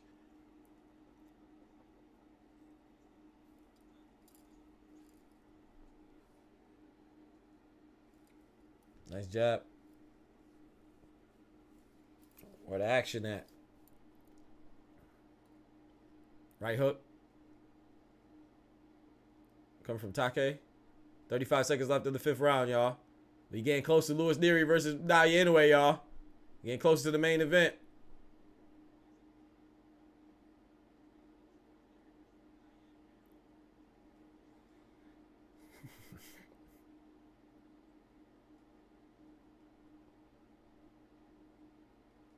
Jason Maloney's coming forward more than I anticipated in this fight. I thought the pressure would have been mostly applied from Take, but Jason Maloney's walking him down.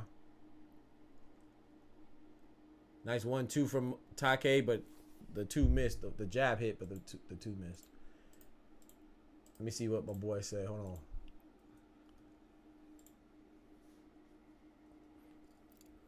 on. I've been on since 4 a.m. PA. Yeah, if Munguia knocked out Canelo, that would have been the biggest. Yes, I agree. A knockout. Not if he just would have won, but if he would have knocked Canelo out, considering Canelo has never even been down, right? Canelo's never been down, right? I don't think so. Yeah, so considering Canelo has never even been down, oh yeah. Oh, if he would have knocked out Canelo, oh yeah. That would have definitely been the biggest upset. But only if he would have won by decision, nah. But knockout, oh yeah. Absolutely. In my opinion. I agree.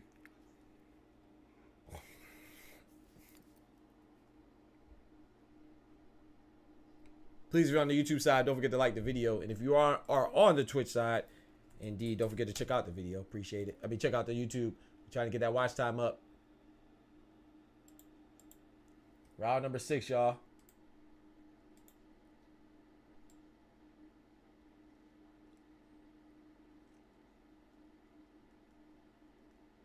I need it in my life.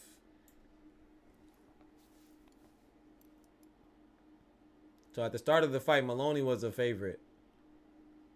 Now Take is an overwhelming favorite. Ooh, so if you bet on this one, you bet on Take, you making some decent money because That's why I didn't bet, because I didn't know what to bet for. I lead towards Maloney. Nice 1-2 from Take. Oh, boy.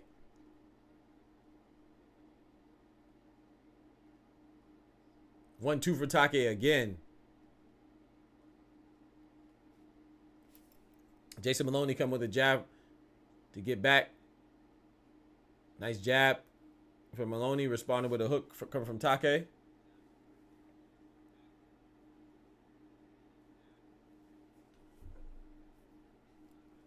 Uppercut from Take that barely whiffs, but whiffs indeed. 1-2 for Take. Fighting in the center of the ring right now. Both holding their ground. Jab for Jason Maloney. 1-2 for Jason Maloney. The 2 misses.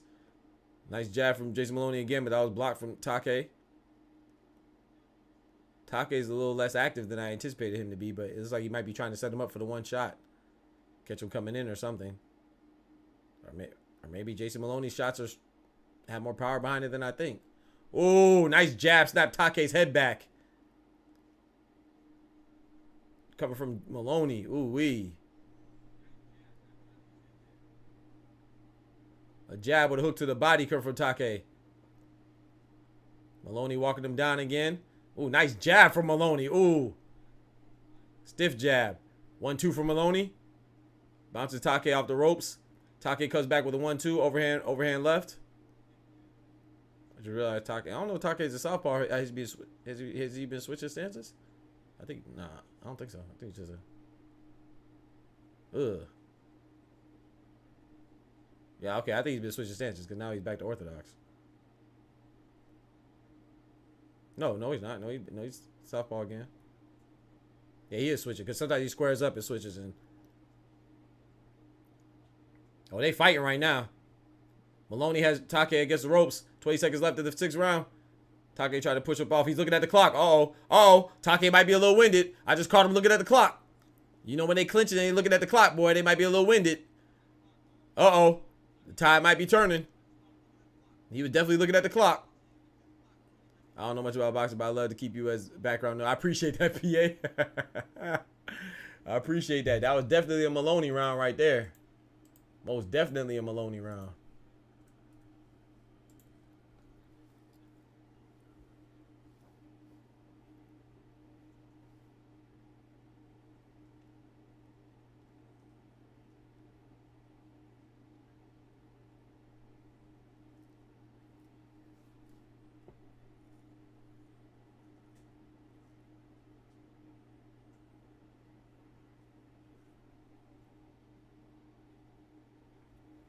Oh, shit, I'll be right back. My food is here, chat. I'll be right back.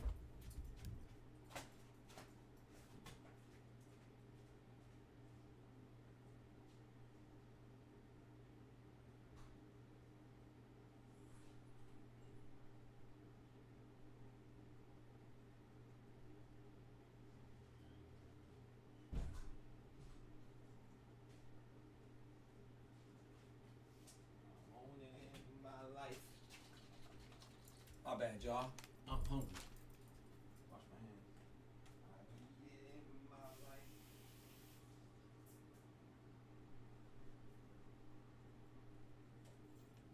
Put it in my life.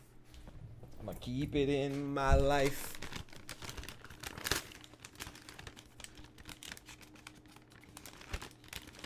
Had to wash my hands, chat.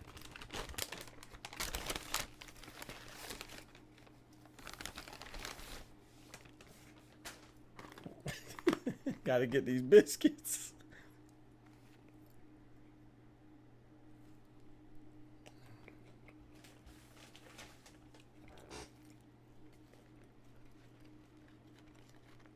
Ooh, nice jab. That was a stiff jab from Maloney. Caught Take coming in.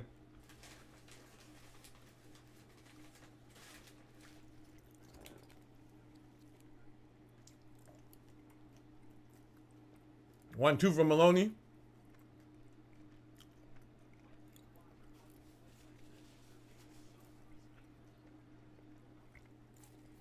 Ooh! Maloney with a jab knocking Take's head back. Bro, why does biscuit feel so little, bro?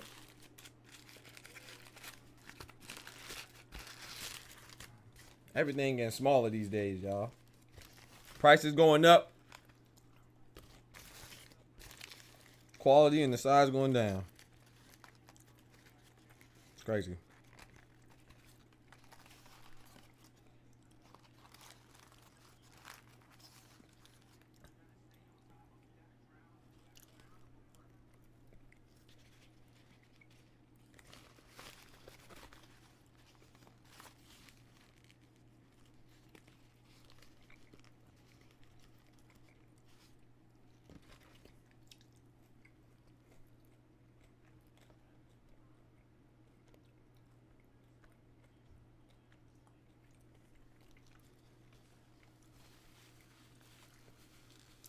Hey, Maloney threw a late shot and then clinch threw a body shot towards Take.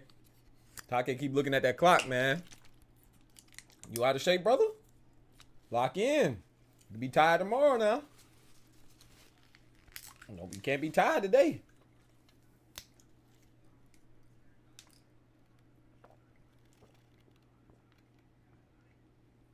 Hey, clone. I hope not, boy. Man, don't care about our ears, but he my fault. This boy be hungry, bro.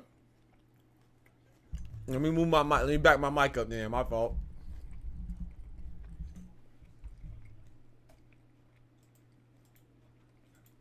I pray it ain't my last of them. I'm gonna try to enjoy every bite like it's my last. Oh, you a hater, bro. I can't even enjoy my food, bro. I'm going crazy, bro.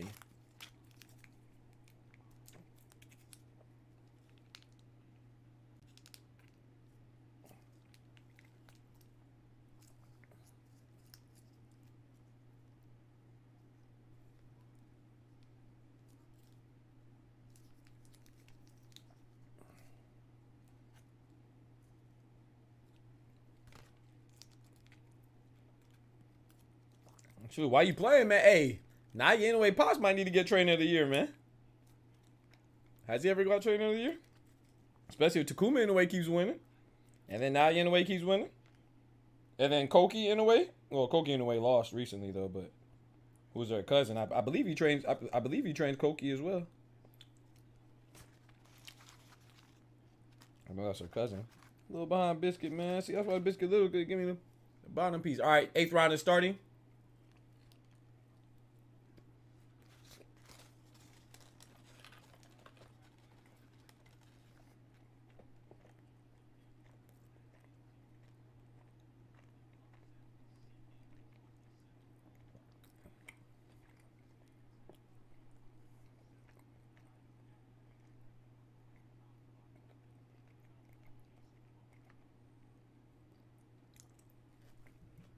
Two minutes and 13 seconds left in the eighth round.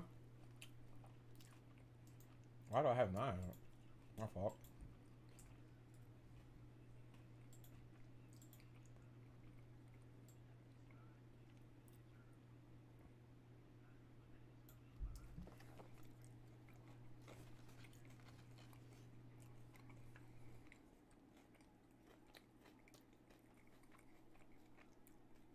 Call time. They call time. Hold on.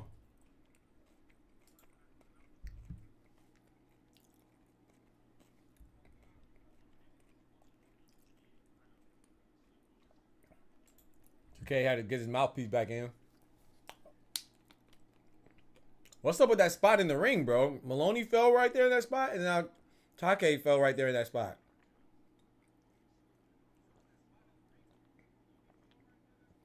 They're so worried about the advertisers, man. They're making it dangerous for the fighters, man.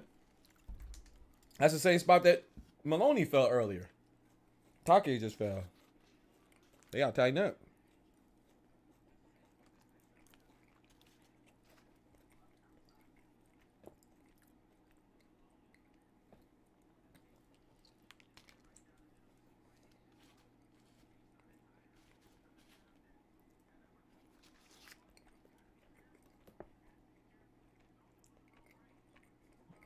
Well, Take just slapped him right there.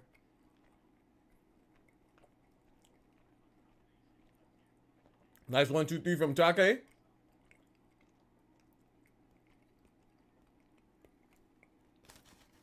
Hey, Clone, appreciate you sending me that link earlier about the $1 million worth of game with Gervonta Davis and Frank Martin. I didn't see all of it, but I saw some of it.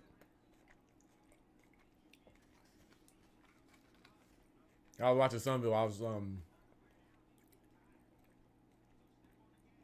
I forgot what I was doing. I was editing or something.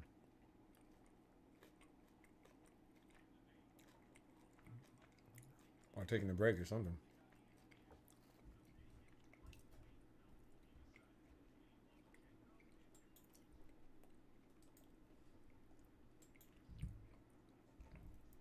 Round 9 incoming. My bad, y'all. I gotta enjoy my food, man. I know I'm not calling the fight like I usually, but until I finish eating. I'm almost done.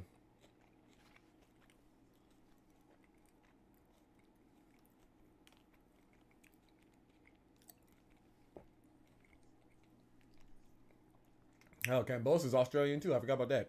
Lomachenko and Kambosos. I don't think I got Lomachenko winning that.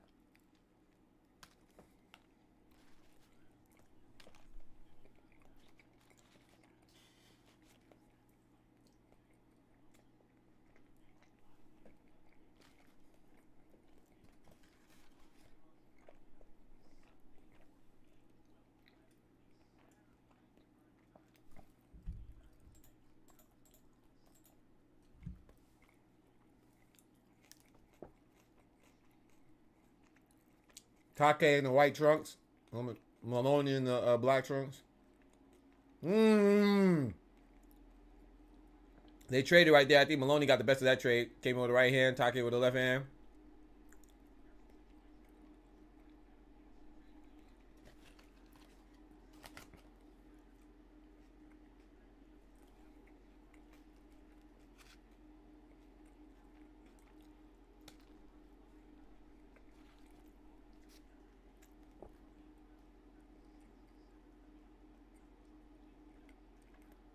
Referee warned Take on the pushing.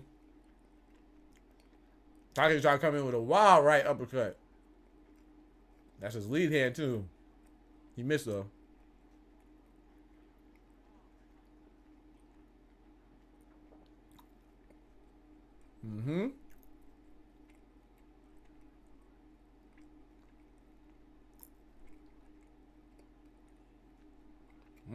Stiff jab from Maloney.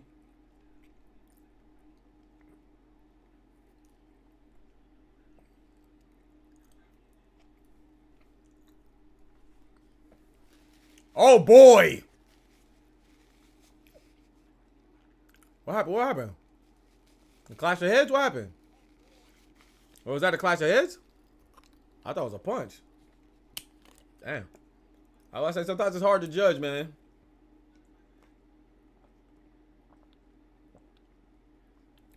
Sometimes the judges be messing up, but sometimes it is hard to judge. I think that might have been a clash of heads. I thought it was a punch. Fool good as hell. My bad, Illuminati. Fool good, bro. That Chick-fil-A hitting, boy. These biscuits. I gotta play it, bro. He said the food good as hell. My bad, bro. My bad, bro. These biscuits.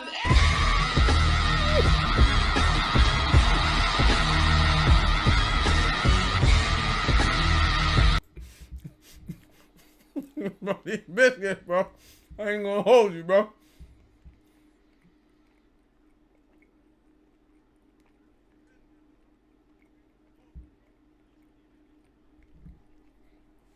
I don't even like fast food, but when it comes to these biscuits from Chick-fil-A, boy, that's my weakness, boy.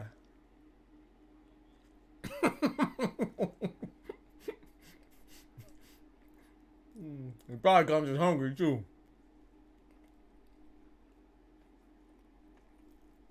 And now I think about it, I ain't really eat at dinner yesterday. I ate a big lunch though. That's probably why I was so hungry.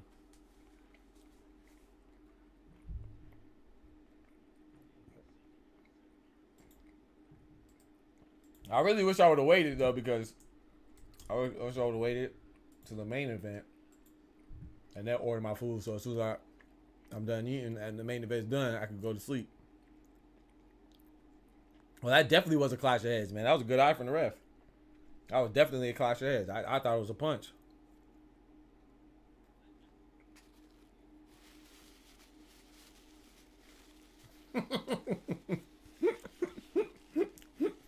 Frankly and Drizzle, bro. On biscuits, bro.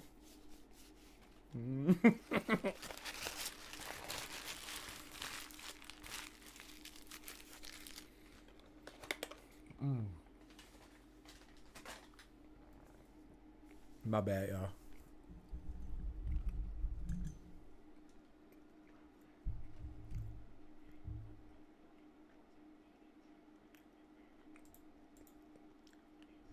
Man, Jason Maloney came out with a towel on his shoulder.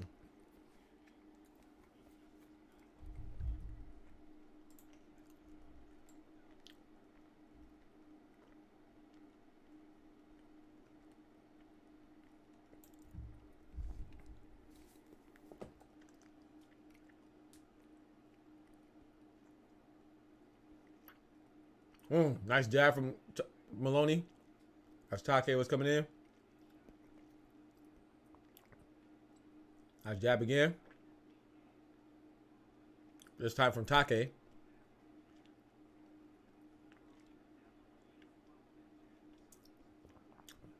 I'm surprised that, like,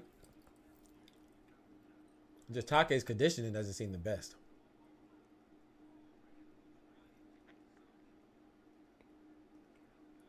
Is Maloney a chance? Does he have a chance? Yeah, he's doing pretty good. I think he might be winning. But I haven't been scoring it, so. I've seen some rounds that Take won. I feel like my recollection serves me correct. I see more rounds that Maloney has won. I just thought that Take would be more active. I think it's my first time seeing him fight, though.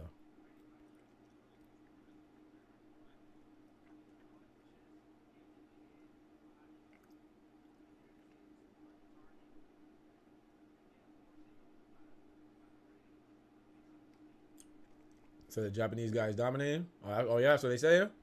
I haven't even been looking at the scorecards. Or the unofficial scorecard. Nah, he's definitely not dominating. Not in my opinion.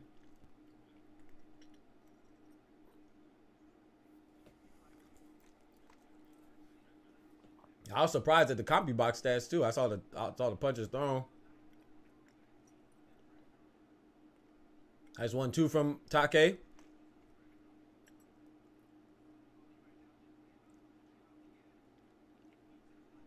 In 10th round. It's right there on the screen.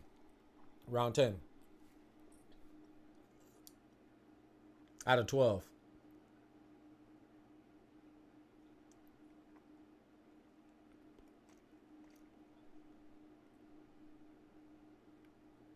Nice 1-2 from Take. Didn't really hit though. The one connected, the two didn't.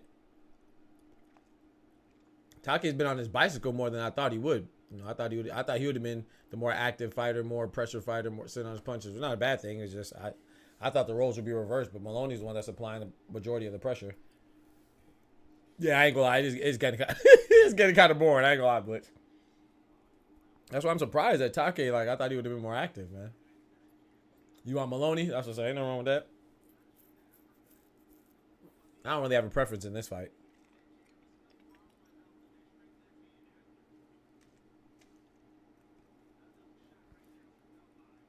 Australian boxing, Aussie boxing has been taking some L's lately in the championship fights. So yeah, if he wins, it'll be good for them, but good for Australian boxing. I mean, Sky Nicholson won her championship fight, but other than that, Michael Zarafa, he was Australian. He lost to Arizona Lara. That was a championship fight, if I'm not mistaken. What's his name? Liam Wilson lost to Oscar Valdez. Tim Tszyu lost to Sebastian Fedor, even though that was unfortunate. Let me wash my hands real quick.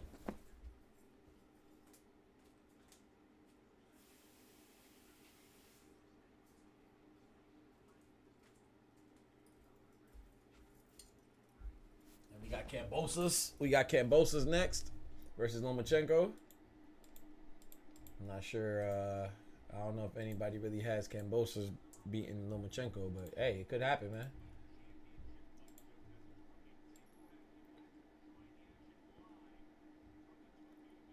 Definitely could happen. We'll see. Australia boxing, man, they've been doing their thing. They've been on the come up. And then Liam Paro is also from Australia. He's going against Subra Matias. I have Liam Paro in that one. That's gonna be a tough fight, but I think Liam Paro can win. I think the smart money's on Subra Matias though. What y'all eating? I was eating Chick-fil-A. That's it. I'm done now. I was eating bacon, egg, and cheese. You said Tim Tszyu was robbed? I wouldn't say robbed. I mean, it was just a freak accident, man. It wasn't intentional, you know. So I feel like he was robbed. If anybody robbed his corner should have stopped it, and the ref should have stopped it, and then they would have stopped it. I'm not gonna lie. If they would have stopped it, because you could stop it after round 4 and go to the judges. If they would have went to the judges after round 4, I think Tim Tszyu would have won. But they ain't just, you know. But yeah, that elbow was very unfortunate, man. That blood impaired his vision, and that was unfair. But it wasn't unfair because it was just circumstances. It wasn't like Sebastian Fedora did it intentionally. It was just how the cookie crumbles sometimes, man. It's boxing, so. But that was a terrible way to lose your championship and lose your undefeated record. That sucked. I felt bad for Tim Tszyu. I like Tim Tszyu. All right, Clone, you be easy, bro. Appreciate you coming through, man. Yeah, I heard of Nikita Tszyu, yeah. I haven't really seen him, though. I just seen highlights. 1-2 from Take. Nice jab to the stomach from Take. Maloney's not as active in this round. You can't take the championship rounds off, Maloney. You got to tighten up. Right now, Take's more active in this round. 1-2, 1-2-3 from Take. Remember, 1-2-3 is a jab, a straight, then a hook. 1-2 from Take.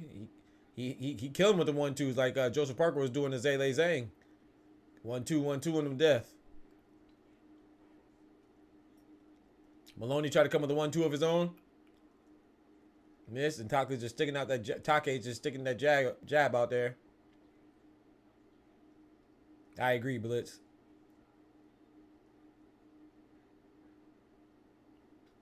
Well, I agree with the first part. I think some people do overrate Tim. But let me be choosy with my words. I think in some circles, Tim Tszyu is overrated, but I think he's a good fighter. Sometimes I be seeing that like he's great. I don't think he's great, but I do think he's good. I think he's a tough out for anybody. But I do think, yeah, I don't know why. I feel like the ref is separating them excessively, Smoochie. I've been feeling like that all day. I know, but it was a little chippy early, you know, so I understand, and I guess he's just on edge. It was a little chippy early, but I feel like he's been separated. The ref has been separating them a little excessively. I do. It's not Fedora's fault, right? You know, it wasn't intentional. But it's not Tim Tszyu's fault either. So it was fair and square from like no one, you know, it wasn't like anybody did it purposefully. But I do think the corner should have stopped it. I do think that if that cut was not there, I think Tim Tszyu wins pretty easily.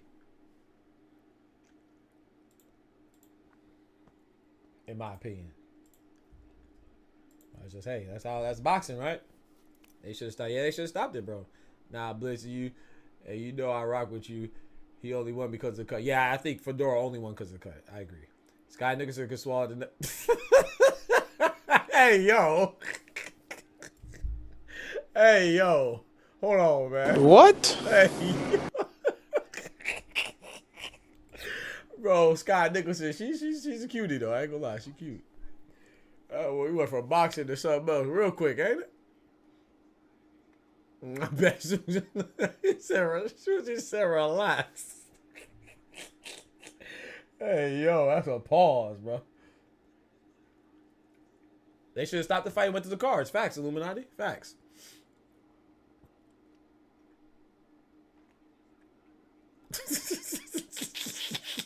Hey, yo. Oh, man. She is pretty, though. I give you that. I'm with you on that.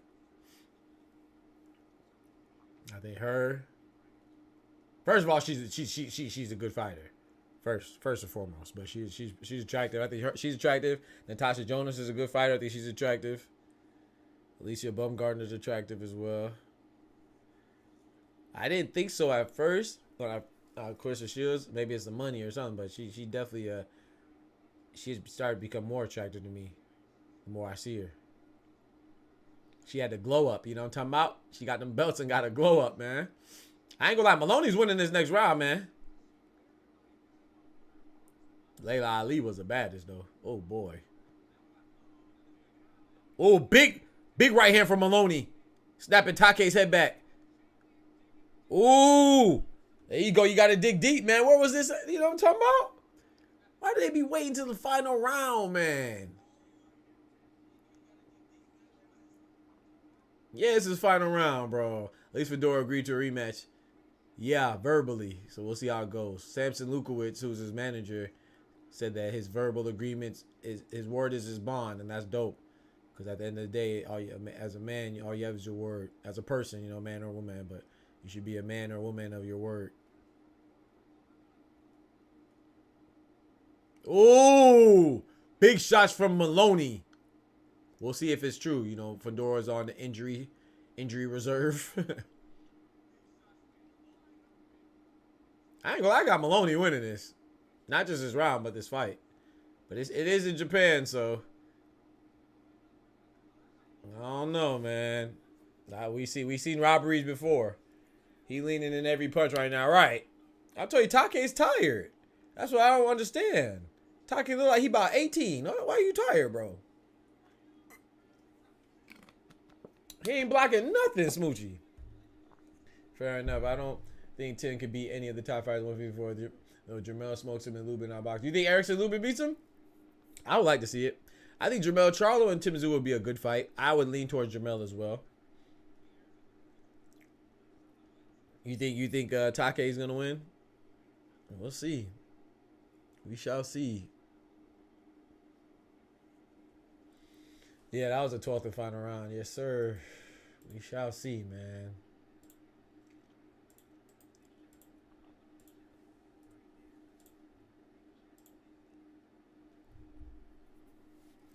I agree with that. Virgil, I mean, we about to see Virgil. You don't think Virgil? How you feel about Virgil Ortiz and Tim Tszyu? I think that's gonna be a good fight. I feel like I've seen more from Tim Tszyu because I've seen him more. Literally, and his competition has been higher caliber opponents. I think the experience leans towards Tszyu. But Virgil Ortiz, we'll see, man.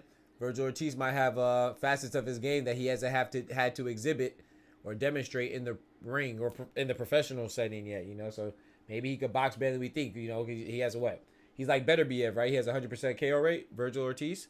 So I think Virgil Ortiz is that's who I think is gonna win, but I think that's gonna be a close fight.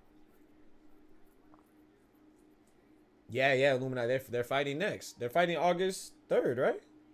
They're on that fire card in LA with Bud and Israel Madrimov. So it's Terrence Crawford versus Israel Madrimov, Andy Ruiz versus Jermell Big Baby Miller. Who else on that card so far? Jose Valenzuela versus Isaac Pitbull Cruz. Who else on that card? That card 5, bro. Virgil Ortiz and Tim Tszyu. I feel like I'm missing somebody else. I think there's one more. Yep, Take won. I ain't gonna lie, I can't be too bad. Unanimously? Oh, shoot. Unanimous? I gotta see the scorecard, because I can't hear it, because I got it turned down so I don't get copyrighted. The card reminds me of the Wilder Parker card. Why does Big Baby keep getting mad? I don't know, Smooch. I ain't gonna lie. I ain't gonna lie. But, I mean, him and Andrew Ruiz, you know, it's a good... If Andrew Ruiz loses, then, you know, I think they needs to reconsider some things. Yeah, that card is lit, Illuminati. Oops, my fault. I didn't mean to hit the mic. My bad. He said Virgil versus Tszyu is a great matchup. Yeah, I'm rooting for Virgil. I think he can stop it late. Yeah. He said Rod. I'm not gonna lie. I was not scoring it, but and I don't like to say if it's a robbery if I didn't score. I usually score round by round, but I was eating and stuff, so I didn't score this one. But just from the eye test of what I did see, I don't think that. Yeah, I have to see it. Then I have to see the cards. But I felt like Maloney won. Yeah, unanimous is crazy. Okay, bet I'm not tripping. Okay, yeah, I feel like I gotta see. If it was like unanimous win and all by like 1 or 2 rounds, okay. Like if it was 115, 113 unanimously, okay. But if it's something crazy, like I don't know.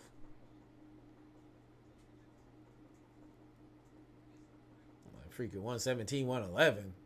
Hold on now. Does Nery have a chance? I think he has a chance.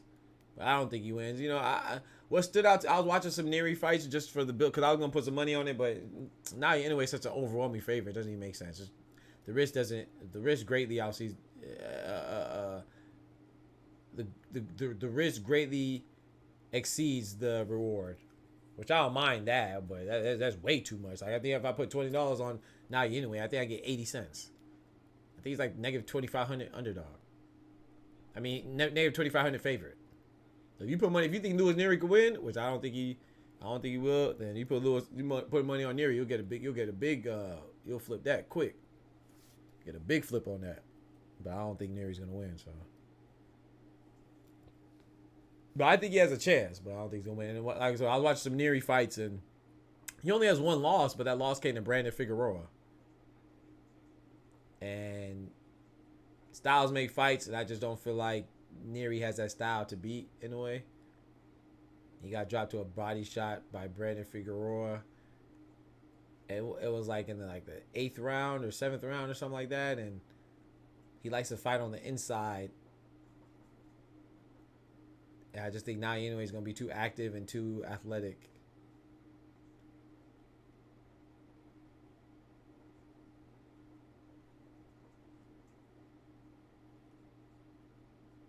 Yeah, you put 200, you're gonna be eating.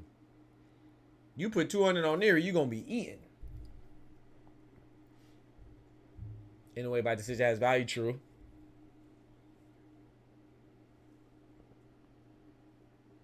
Yeah, negative 2,500 is crazy, right, Illuminati? I say, damn. Nobody beats Inoue at the moment. Maybe someone will come along in the next 2 years if he does. That's what I said too. Someone said, who said they think Shushu could beat him? I think Blitz said that.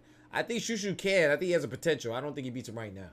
I just think he's too, still a little too green. But I think like in the next, I'll say like 4 or 5 fights with about a year and a half, depends on how active he is. Then I like to see that fight.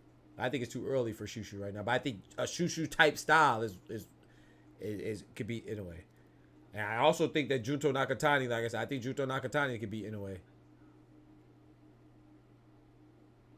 I think Junto Nakatani versus Naoya Inoue is a very good fight. Mind you, old Donaire, almost, that's a fact. Old Donaire, but Donaire is great though. You think Luis Nery I think Nery is going to give Inoue that work? Maybe. Yeah, in that first fight, Nonito Donaire did his thing, but the Filipino Flash is a beast. That's Nonito, man. I don't know. Luis got that Nonito in him. You feel me? Nonito Donaire, that's that guy. That guy's he's a monster, man. Well, I guess Inoue's the monster, but you know what I'm talking about. Technically, Inoue's a monster, but you know what I mean. You see Illuminati comment? What Illuminati said, bro? Blitz, you might as well hand out 200 to the homeless. Bro, I missed that comment, bro. He said, well, you might as well hand out 200 to the homeless. I told him. But hey, you never know, man. I ain't gonna say,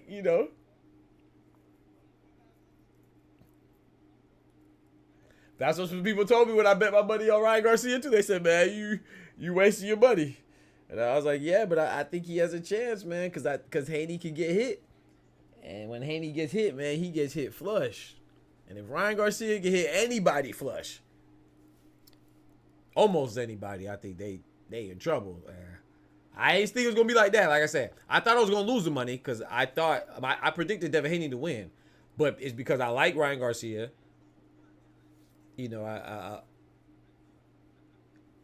And the odds were against Ryan Garcia, so I was like, shoot, it's worth it. But I ain't gonna like Ryan Garcia if he's found guilty of these PEDs, though. I can't rock with that. Tim Bradley looking like he lost some. Rest in peace, Maloney. Man, that was tough. So you might as well give out 200 to the homeless like Floyd. That's crazy. Yeah, I remember Luis Nery failed that drug test. Who said that they think every fighter's on something? That might be, I think it was Robert Estrada who said that earlier. Yeah, man. Oh man, every athlete, it's so tough, man. So I just feel like that just messes up the integrity of the sport, man. But at the same time too, if you know other people are cheating, then if you ain't cheating, you ain't trying. And other people getting away with it. That shit just sucks.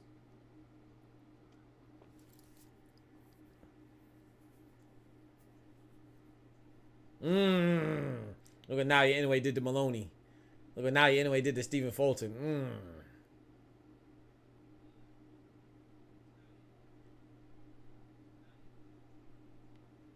Luis Nery. You see, like, these people, no disrespect to them, but Luis Nery, he beats up people that are pretty stationary, man. Inoue not gonna stay right there, bro. They need to stop crackhead asses. Right, they need to stop. They need to stop, man. They ain't finna stop, though. They ain't not about to stop. But hopefully, hopefully he's innocent and hopefully he's clean. But if he's not, hopefully they bring down the hammer on Ryan Garcia and punish him to the maximum severity, maximum extent of the law, and give him a huge ban. Like I said, if it's anything less than 2 years, I'm disappointed, because that precedent has already been set with Amir Khan. Amir Khan got 2 years suspension. That was years ago. So you're supposed to learn from the mistakes of others. So it should be, I think it should be more than 2 years, but it should be at least 2 years. B sample, it should be today. It should be today, Dub. Because they said 48 hours, right? And it was submitted on Friday, so I'm assuming they're closed on the weekends. They closed on Sunday, so we should definitely know today. Inoue versus Nery prediction. Huge body shot by Inoue. Yeah, I can see that, because Brandon Figueroa dropped into the body, so I can see that. Jake Paul, the next champ? Yeah. Don't say that, bro. Yeah, Nery got folded by Brandon Figueroa, right? We just saw Brandon Figueroa fight the same body shot again, too. He does attack to the body, with alacrity. We just saw Brandon Figueroa just beat Jesse Magdaleno. He just beat Jesse Magdaleno with a body shot as well, so. And styles make fights, but I just think now Inoue is going to be too active, too skillful, too busy. I feel like Nery is going to be too stationary. But we'll see, though.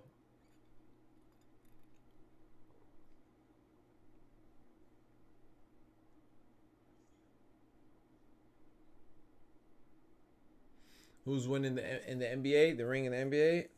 You think the Nuggets are done? Nah, this is one game. This was one game. I mean, I'm rooting for the Timberwolves, but I don't think the Nuggets are done. I think Nuggets are still... I know it might not be the favorite on paper, but I still think that if somebody asked me who I think is going to win the championship, I would say Nuggets. Who am I rooting for, though? Because my Heat are out, and the Bucks are out, and the Clippers are out. I wanted it to be Clippers and Bucks, just because I like Westbrook and I like Damian Lillard, so I like Giannis a lot. But if it was the Nuggets, if it was the Bucks and the Clippers, then either way, somebody I like would have got a championship. But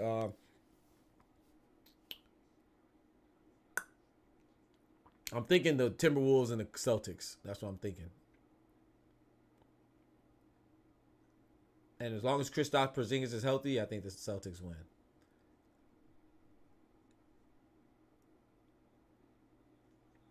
That's who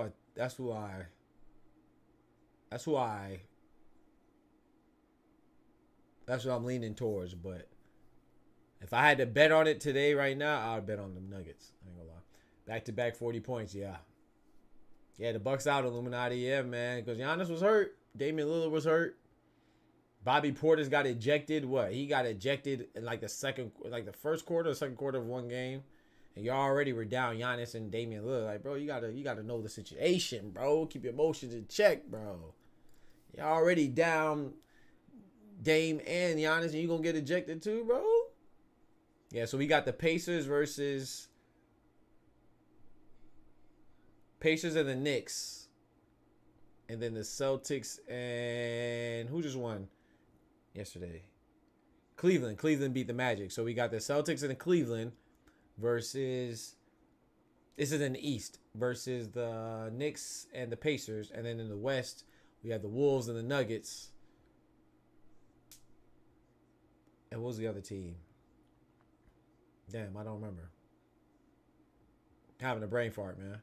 Wolves and the Nuggets. The Mavericks and who's the Mavs playing?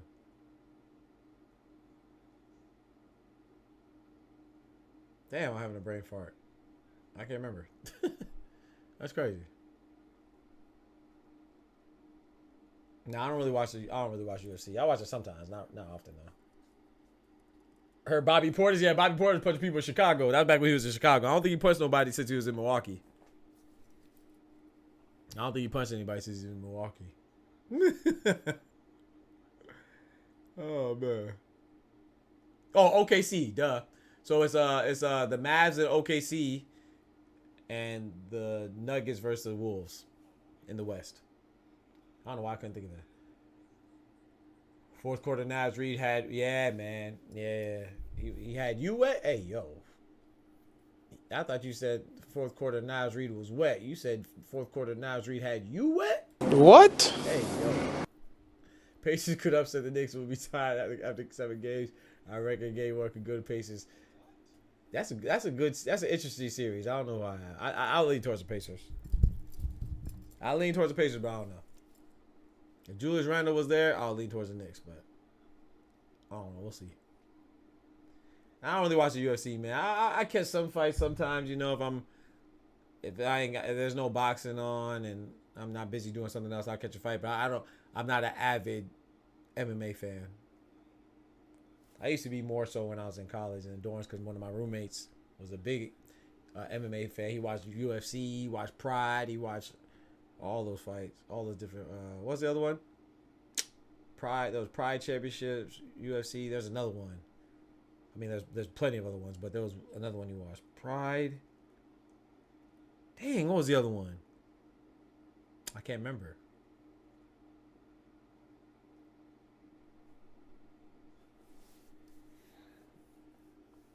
Yeah, we're gonna see about the Knicks. OKC versus Mavs, Celtics and Cavs, Denver Wolves, Knicks. Yep, so I was right. Just had to think about it a little bit. All right, man, let's fight. Come on now. Don't drag your feet.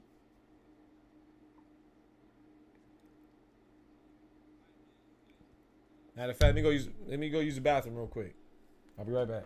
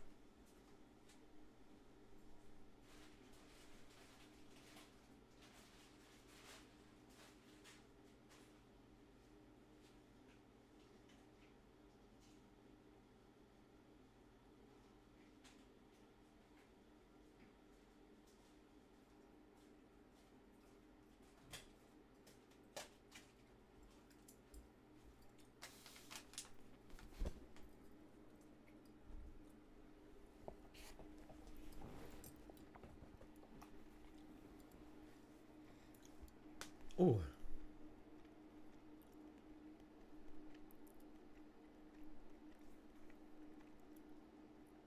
Chat, did Did Canelo move up on the pound for pound list with that win against Munguia or no? He didn't move up for me, but I have him number 3. I know a lot of people have Usyk number 3. I got Terrence Crawford number 1, Naoya Inoue number 2, and Canelo number 3. I know a lot of people have Usyk number 3. You don't think he moved up? I don't think he moved up either. But that's because I have a number 3. I think if you have a number 4, I think he should move up.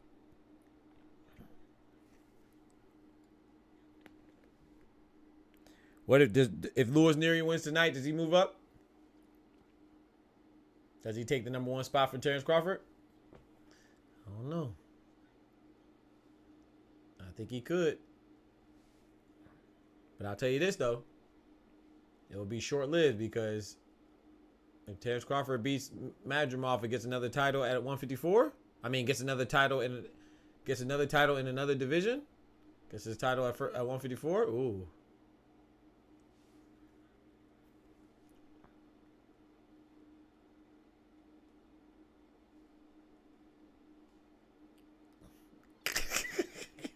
I'm trying to say this and not be rude, man. I don't know how to say it, so I'm not going to say it. Nah, I got to say it. I'm on the mic. The ring girls in Japan, like, because I always see the 2 that are closest to the Jimmy Lennon. The 2 that are closest to the ring announcer, I always see them every time. They're like the poster ring girls in Japan. The 2 on the outskirts, I didn't really see them. It's my first time seeing them. But first of all, I like the fact that they dress so conservatively. I like that. But they just be looking like they are there against their will. They don't look like they want to be there, dog. They look like they forced to be there, dog. They be looking like they need help, dog. They be looking like, man, somebody help me. I do not want to be here.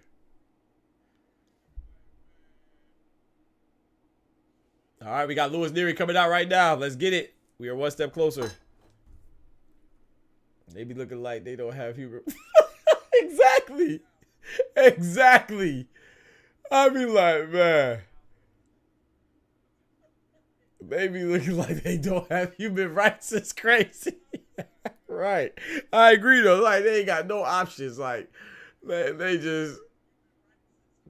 put them in the clothes. They gotta be there. Like, they can't speak or look at nothing. They better not turn their head or make eye contact with nobody. Hey, you never know. Different cultures, maybe. Hey, I don't know what it takes to be a ring girl in Japan. So, I mean, hell, I don't know. What it takes to be a ring girl anywhere. I wouldn't want to know.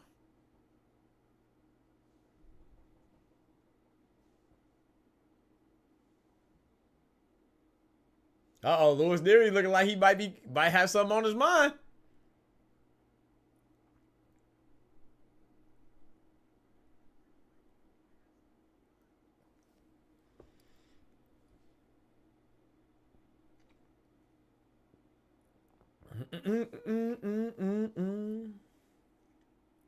Let's get it, y'all. Main event.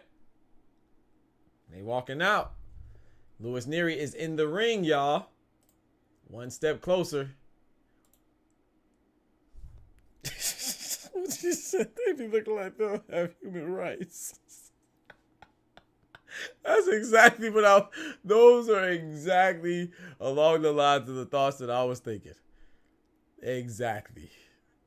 They be looking like, help me.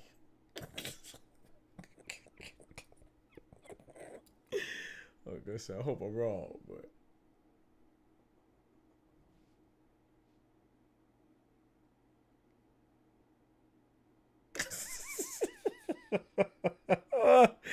Oh man, that's crazy.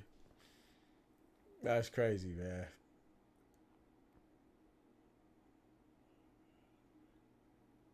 12 fights. You know, all championship fights are, well, I guess I shouldn't say all, but all big champion fights are 12.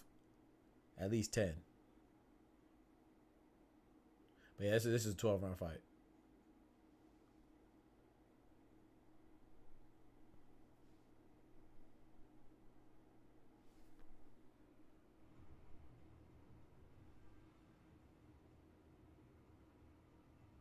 He going in on that guitar, ain't it? Oh, Guitar Hero head there.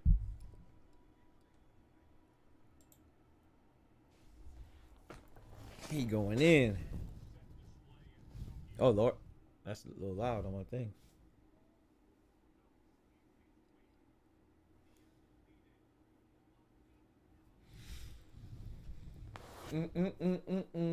Oh, Lord. Not bad. Clicked on that. They're being so dramatic. He said he's a big undisputed, though, Smoochie.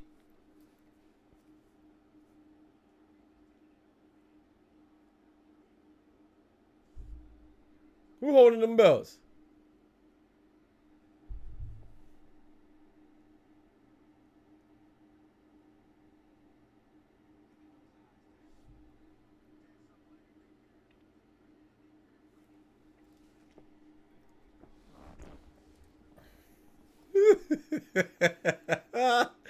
Super dramatic.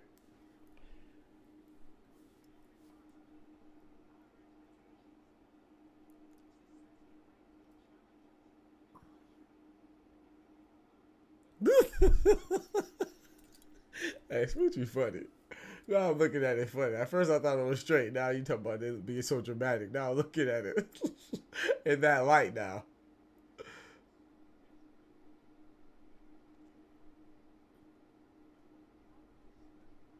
You got the whole gang with him. You know what I'm talking about?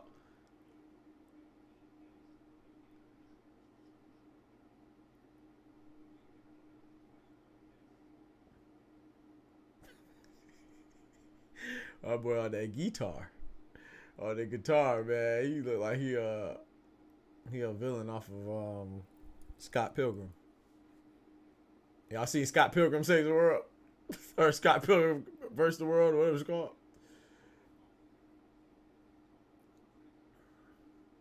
I like it though. Let's get it. So technically this is an undisputed fight, right? It's not as intriguing as Beterbiev and Bivol or Usyk and Fury, because each one of them have a piece of one of the four belts, at least one of the four belts. You know what I'm saying? So that's why those undisputed battles are better. But this is an undisputed battle. It's just that Naoya has all four. Same with Canelo and Munguia. That was an undisputed fight too, huh? There's a lot of undisputed fights this year. Naoya Inoue and Luis Nery, but like I said, once again, it's not as intriguing. And Canelo and Munguia, once again, not as intriguing because one person has all the belts. They have an undisputed champion.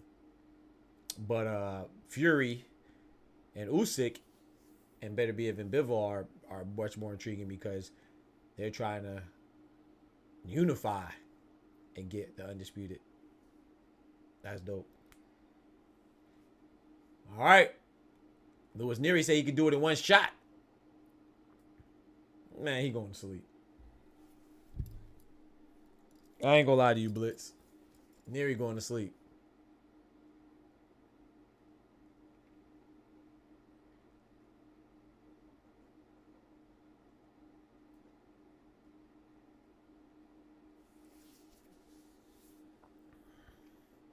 Nery about to look like me in an hour.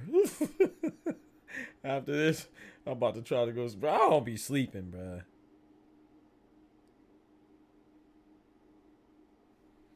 I tried my best to sleep. I couldn't sleep.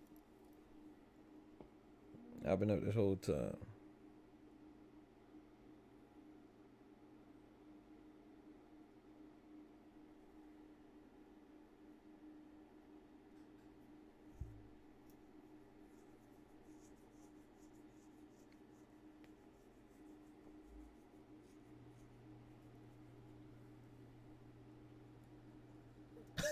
He about to make a tamale. See? That's another message I ain't reading. Hey, yo.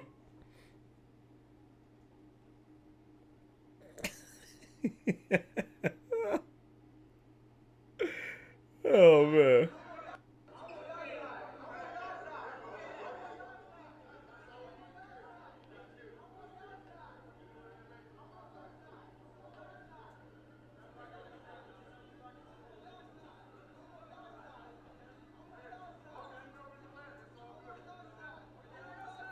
Yo, this man Tank be dancing, bro. Apparently, a video has just came out where Tank is apparently confronting Devin Haney and his team. And he over there talking about, I'm on y'all side. He's dancing. How you dancing and arguing, bro? How you arguing with somebody while you dancing, bro?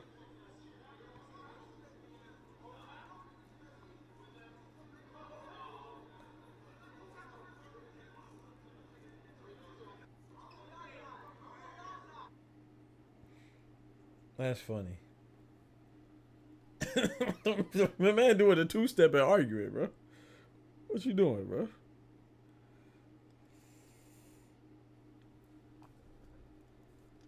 All right, let's get it, man.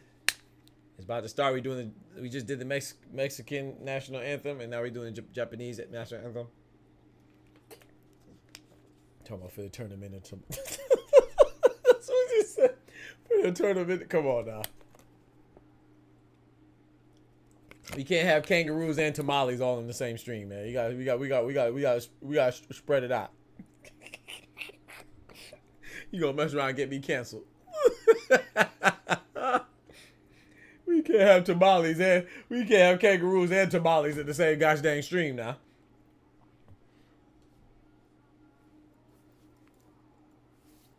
That's crazy.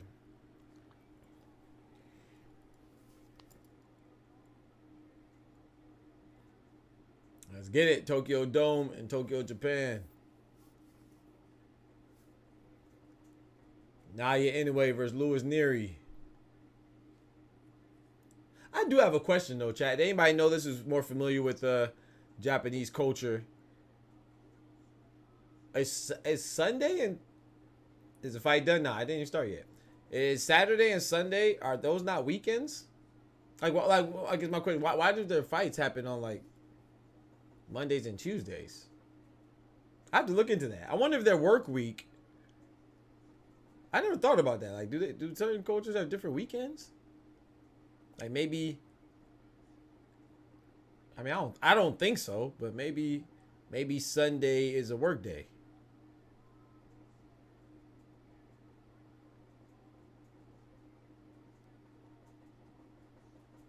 Like, even though Sunday is the first day of the week, but maybe it's a work day, and that's part of their work week, and then I don't know.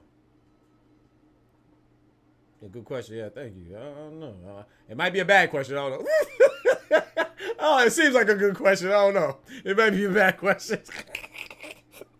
But I just always wonder because they always fight on Mondays and Tuesdays. So I wonder if their work week was like Wednesday through Sunday or something.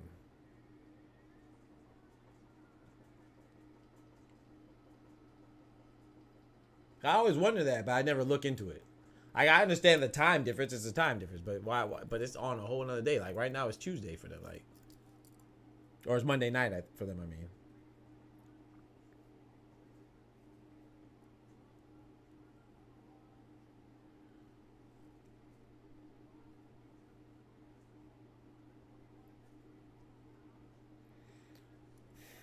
it's like in Australia, all our boxing cards on Wednesday, so it doesn't clash with other sports. Oh, okay. So maybe that's what. Maybe it's the sports. Okay, you're in Australia. That makes sense that you're in Australia. Now I understand all your takes. Okay, so it's on Wednesday. Your boxing cards are on Wednesdays. Okay, so it doesn't clash with other sports on the weekend. Okay, so it's just to avoid other sports. So maybe it's the same similar thing. Maybe soccer is big on the weekend or something. I know Japan's big on soccer. And other sports too, but I know for sure soccer. Who said that? Someone on Twitch. Yep.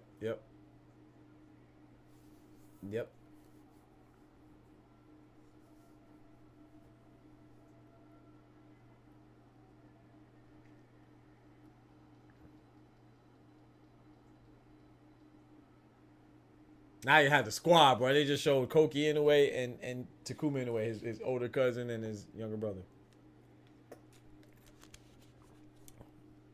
When we get bigger, I'm gonna just start streaming exclusively on YouTube, because I feel like when I do this stuff on my Twitch, it drops my numbers, because people are more interested in me when I do the gaming stuff on the Twitch.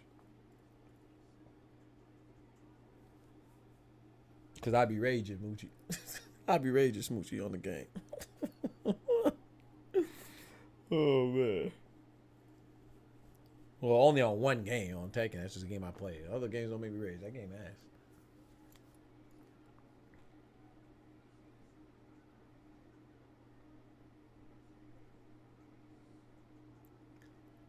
Luis Nery. Let's get it.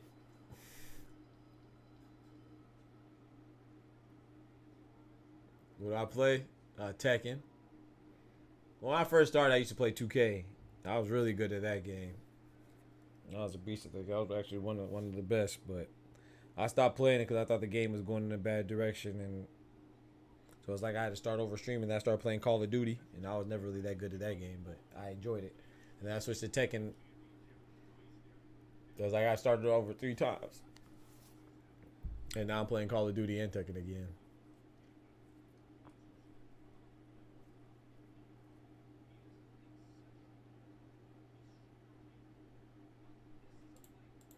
Let's get it. Round 1. Let's go. You got 20 on decision. Hey, I need Nery to be 12. I'll punch you back for 12 rounds. You got Nery on decision. I got Inoue by stoppage. Threw a big right hand that just missed Nery. Oh, Inoue's coming out firing already. Oh my gosh, big 1-2 from Naoya Inoue. Didn't really connect. Now Nery tried to come in with the 1-2. Got caught with a jab on his way in. But I like the fact that he's fighting, though. He gonna stick to his style, stick to his guns. Nice 1-2 from Nery. Doesn't land, though, but I just like the fact that he's throwing it out there. Oh, nice jab that landed. He tried to come with a big left hook that missed. But Nery landed the jab, though. I'm trying to take it at 2K. I'm only decent UFC. Hey, I never played that. Yeah, Tekken was actually my first fighting game. My only fighting game I played, so I just started playing that on stream too. Somebody wanted me to try it from the stream, so I tried it. I just happened to be, I got good at it, but that game is stressful. I never played the UFC joint, though.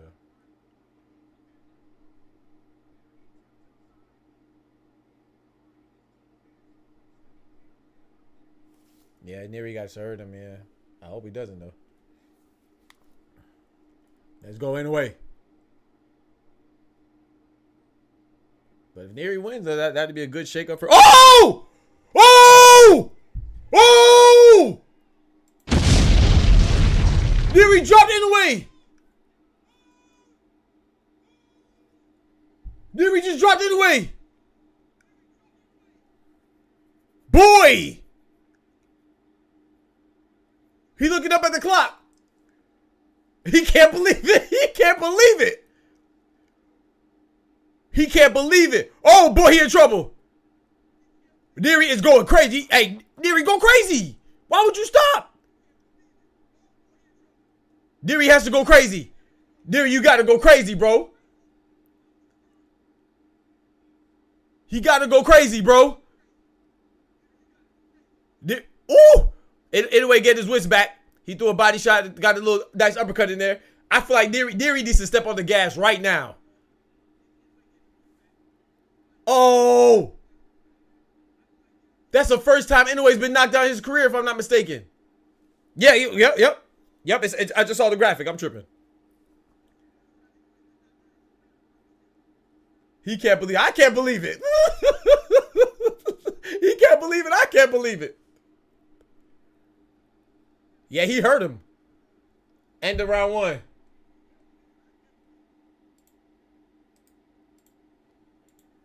Hey.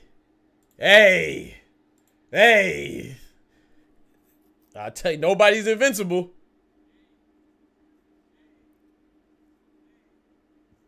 Bow. Ooh. Big left hook. Turned. Hey, that joint flipped his whole body.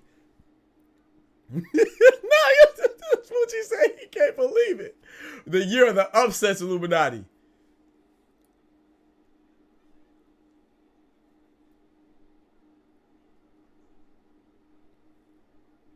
Styles make fights. He caught him exchanging.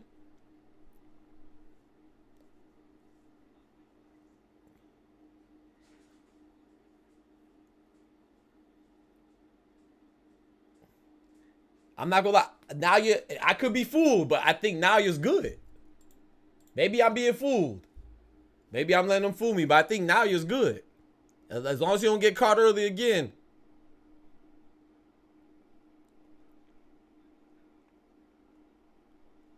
He survived that.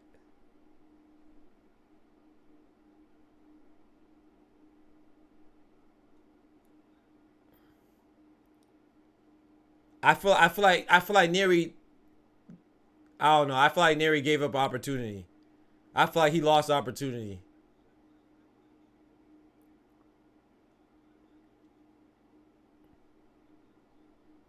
Now you're working behind that jab.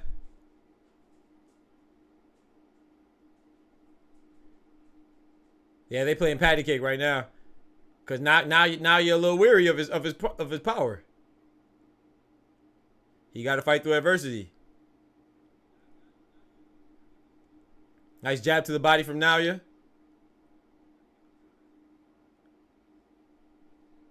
Nice jab again from Naoya Inoue.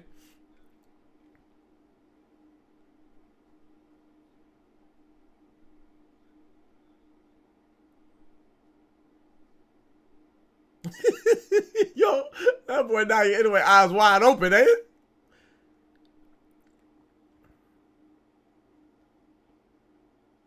Nery's looking for that one punch. You can tell he's just looking for that one punch. He's looking for that one punch. And this is going to test Naoya's boxing skills.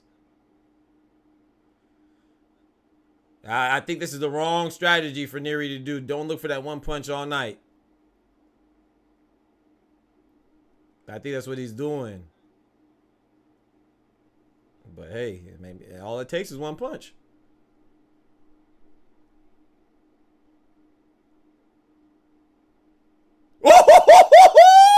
Now you dropped Nery. Oh my goodness. Oh my goodness. I think that was a flash knockdown though. I think Nery good. I think that was a flash joint. I think that was a flash knockdown. We about to see the difference. Watch how Naoya Inoue fights after he knocked down Nery though, compared to how Nery fought when he knocked down Naoya. Let's see.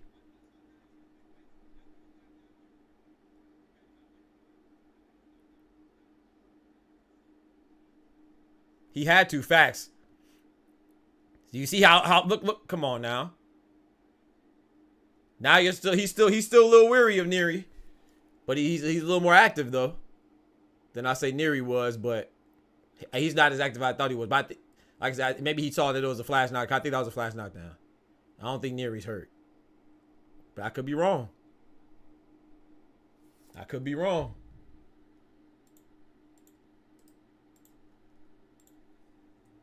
Hold on, let me go check on my dogs real quick. I hear a lot of movement.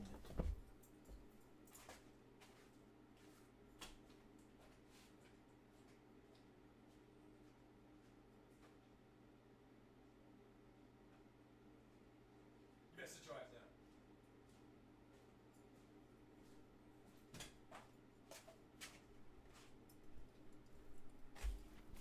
Let me see it in slow motion. Slow motion for. Oh no! Oh! Oh, hold on. That left hook was a little harder than I thought it was.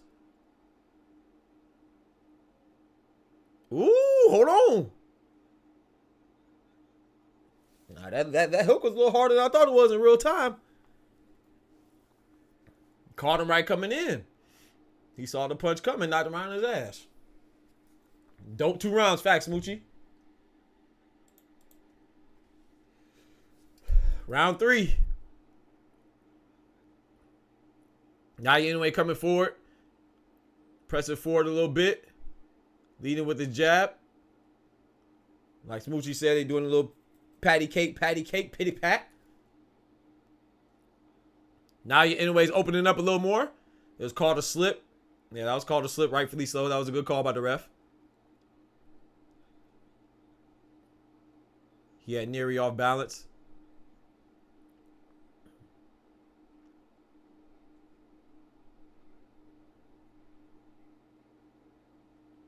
Now it was right coming, it was a left. Fa. You're right.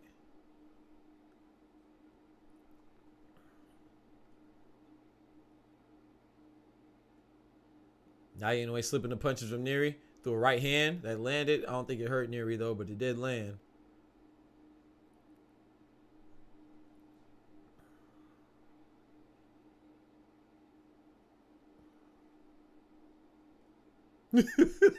That first knockdown, bro. Naoya Inoue was looking like. Oh man, that was too funny. That made his whole body spin like he was a dancer.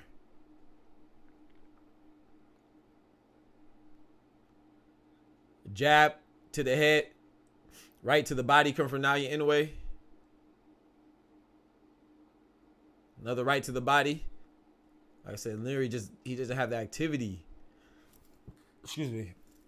He's lacking the activity, man. He has to get more busy, man. I know he's looking for that one shot, but you can't do that all night, man. Unless you're gonna land it. If you're gonna land it, then yeah, but you got to be busy too, brother.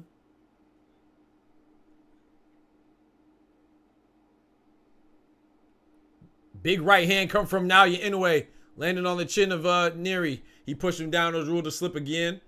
I feel like that right hand kind of stunned Nery a little bit, but you see Nery, like when he gets hit, he likes to fight back, which is a good trait. But you don't want to be reckless when you hurt. Oh my gosh, a big right hand just landed on Nery. Nery tried to retaliate with, oh boy, a 1-2 landed to snap Nery's head back.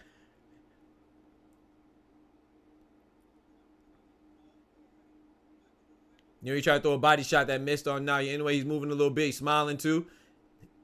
Inoue in there smiling. Like he's getting a little more comfortable. Hands a little low. Nery's hands low as well. I don't think that bodes well for Nery, but I think he's just, like I said, he's just trying to, I feel like Nery's just going all out for the one shot. He keeping his hands low, just trying to cock it back and get ready. I don't know about that. Cracked him again, Smoochie. Cracked him. Cracked him. Oh, man. Oh, man.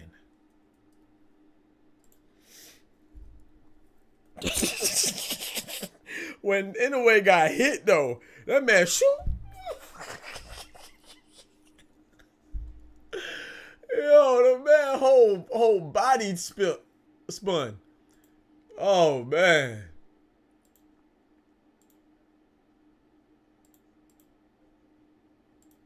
That was wild.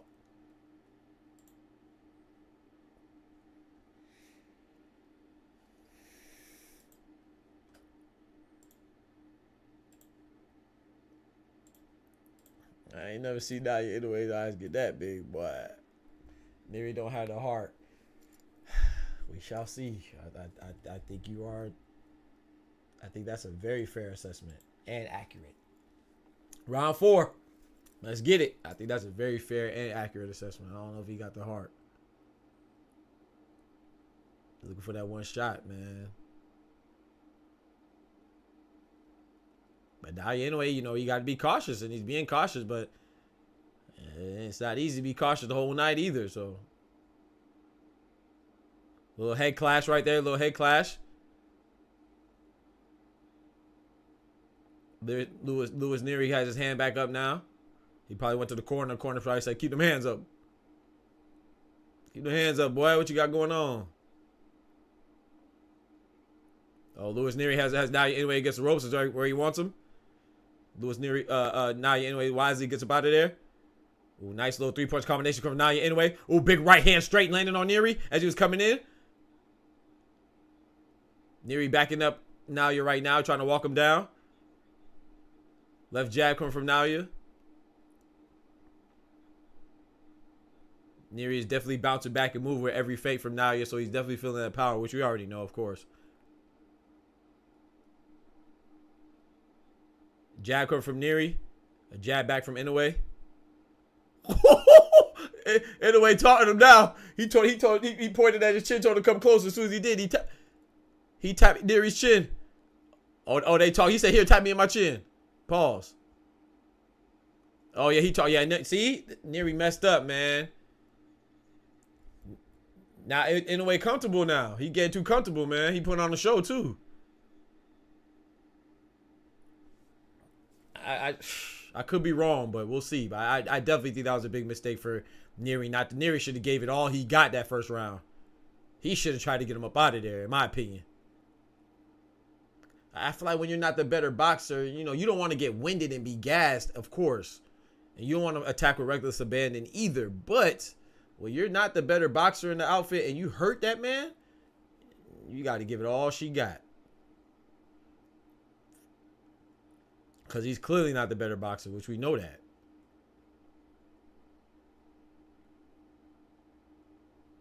Oh, nice straight right hand from Naoya Inoue. He's definitely winning this round. Luis Nery, don't do that, Nery. Don't tell him to come on and just open up like that and let him attack you. Don't do that.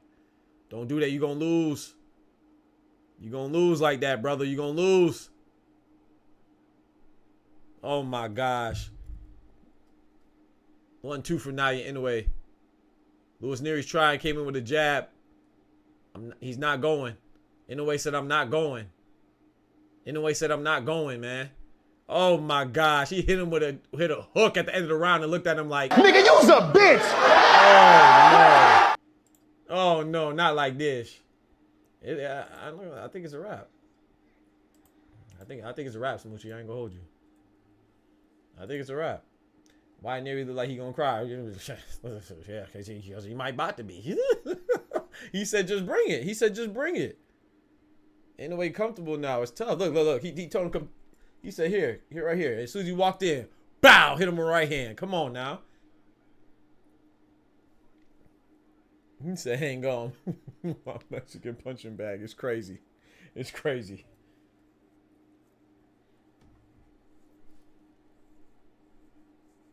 Called this man a punching bag. That's crazy. Yeah, pinata, huh? Nah, you rude.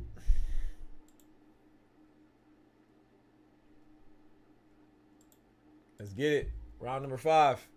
I said it's still a long way to go. Still a long way to go. Pure sadness behind this. I'm telling you. Because when you're the puncher and you land a big punch, that's what you're waiting for. That's what you wanted. And you got what you wanted. You didn't capitalize. I think that drained you a bit.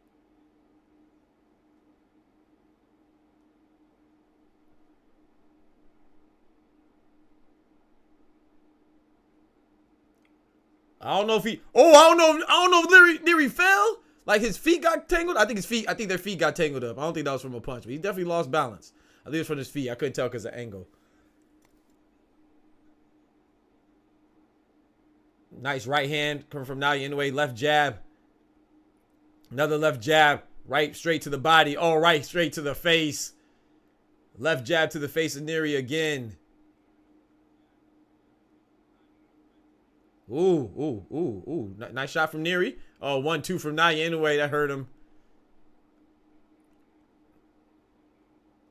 Yeah, if he connects to one of those Hail Marys, yeah, of course. He already proved he could rock him. He did that in the first round, but can you connect with one of those Hail Marys? And now he's stepping on the gas. Nery is.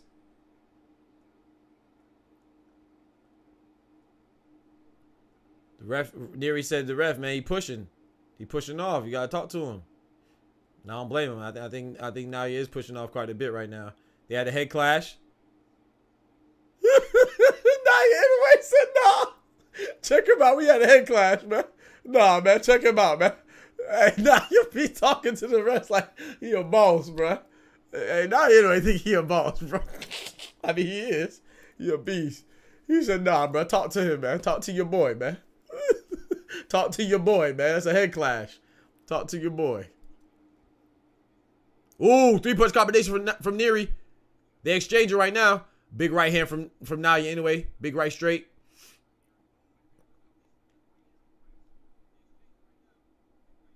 I think. Oh my gosh! Big left hand drops Luis Nery on his bomba clot box side. Me blood Oh clot. my gosh! Oh my gosh! I'm telling you, because Nery let Naoya get comfortable. Now you're sitting on the ropes comfortably and exchanging. He knows that bro, it's tough. It's gonna be tough for Nery, man. Oh, he's getting picked apart right now. Oh my gosh! Big right hand bomba. Oh no! Oh no! Now he's picking them apart.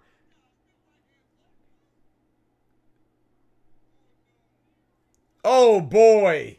Oh boy! Oh man! On his ass. Culo. Dang. Two left hooks. Bow. First one stood him up. Went back at it. Bow again. That's the one that stood him up right there. He came back around. A shorter left hook and dropped him. Damn. That thing was hot. That thing was hot. Oh man. And when he got dropped, he looked up. He looked up like, damn. I'm sorry. Nah, Nery looked up like, dang.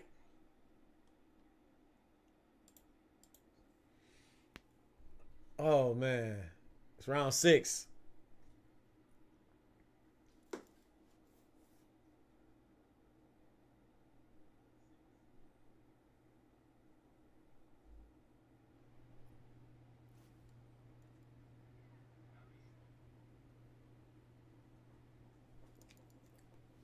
Left jab come from Naoya.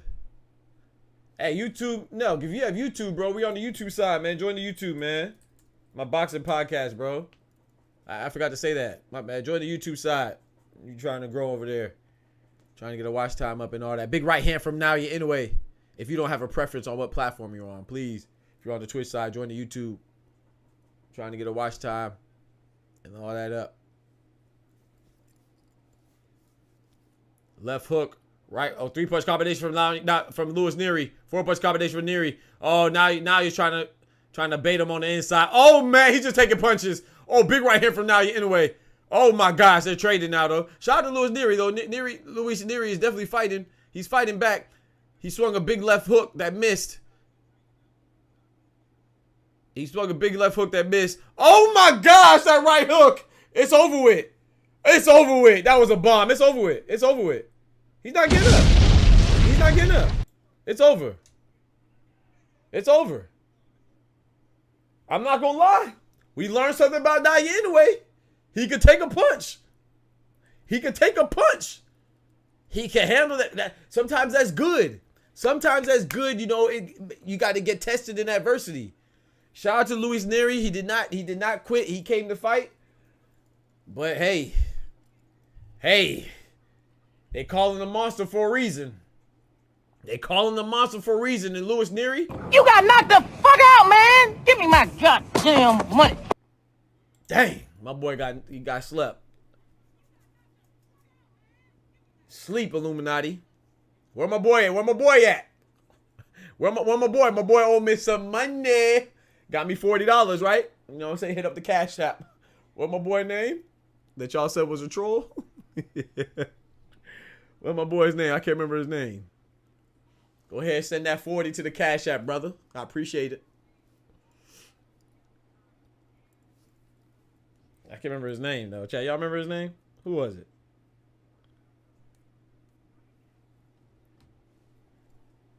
Saki on the house.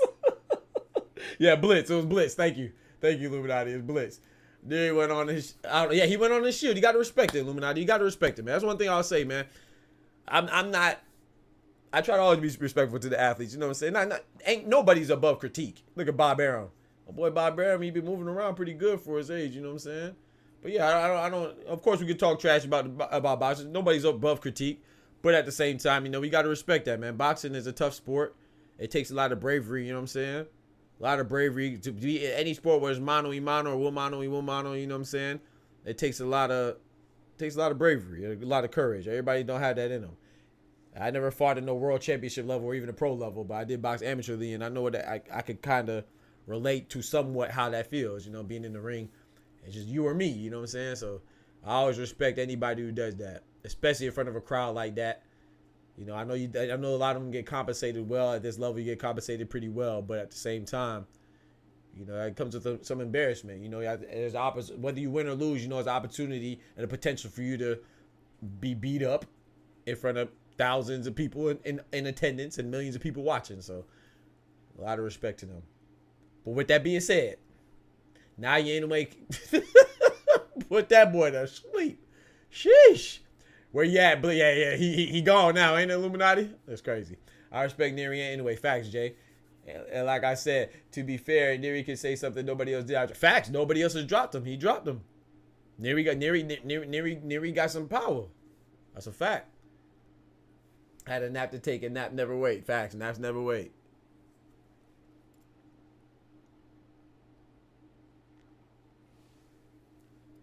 Dang.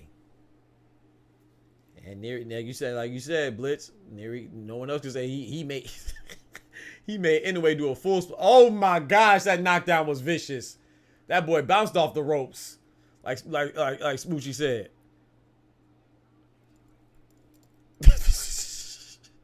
That boy gyrating on the ropes. Pause. What? Fans hospitals must have good, nice pillows. Yeah, my boy Nery snoring on it. Yeah, that was vicious. Koki Inoue holding up the belt for his cousin. Koki Inoue, Naoya Inoue, Takuma Inoue.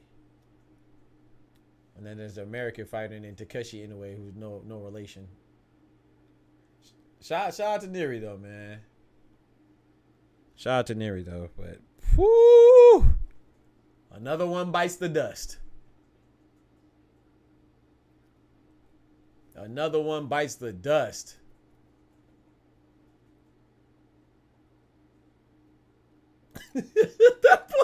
Bro, that first knockdown was crazy, though. That man spun around. Nery hit Naoya, boy. Naoya spun around, boy. He was on whatever I like. He didn't feel anything, and the light switch off. Yeah. But like I said, Naoya, I just thought it was a mistake for Nery to not try to dive on this man. He should have dived on him, man. Whether he gets hurt or not, he should have, in my opinion now, and I know it's easier said than done, but once he hurt him, I feel like he was too cautious after that. Like, oh, I'm going to hurt him again. No, you might not hurt him again, bro. Ask Sugar Shane Mosley with Floyd.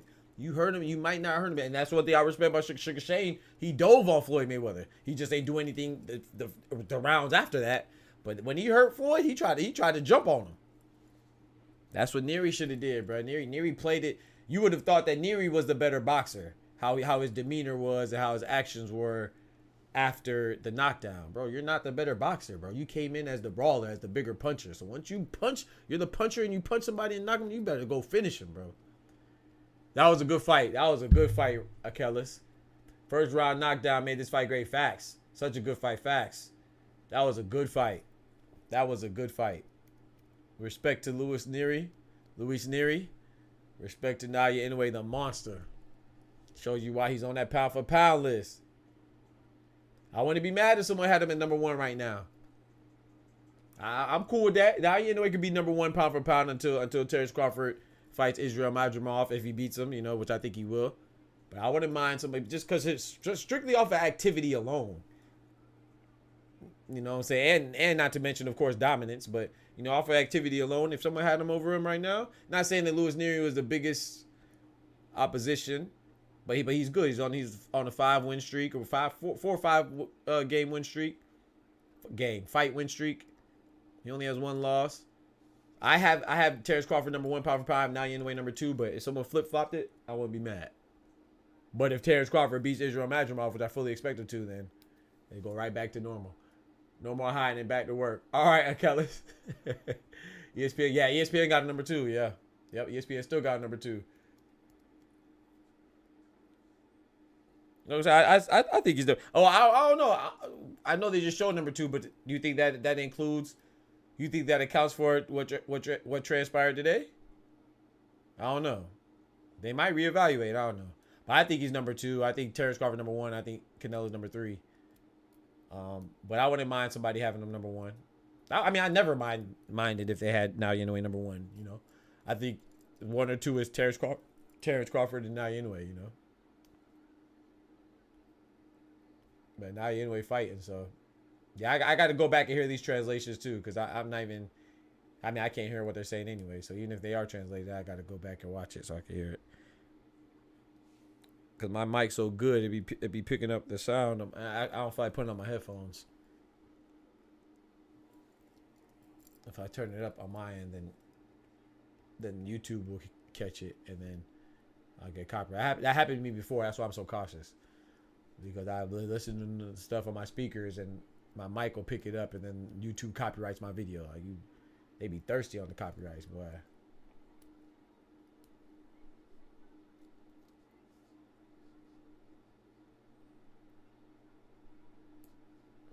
Now you anyway got dropped, man. First time, and he overcame that.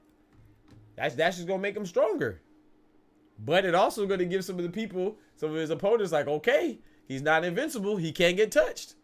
I'm telling y'all, I think Junto Nakatani could beat him, man. I think Bruce Shushu Carrington could beat him. I don't think Shushu could beat him right now. Like I said, maybe in like a year. You know what I'm saying? About 4 or 5 more fights, then I think he'll be ready. It's about a year and a half. I don't think Shushu's ready right now, though. But I think Shushu's style matches up well against Naoya Inoue. And Junto Nakatani, I think that'd just be a firefight. Who could take the best? Who could take the best punches and give the best punches? Who could take the most damage and give the most damage? I definitely think Junto Nakatani beats Takuma in a way, though. People might have to look at Naoya Inoue's pops. That's potential trainer of the year, man. He's been getting a lot of dubs lately. I don't know if he's ever won trainer of the year. I don't know. I don't think so, but maybe he has. Does anybody know? If Inoue's pops ever won trainer of the year?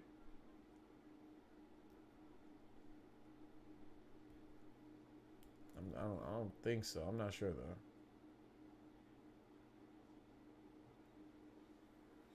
I was looking at the Mexican streamers talking about the fight, and they was looking at another movie, I guess. What you be looking at another movie?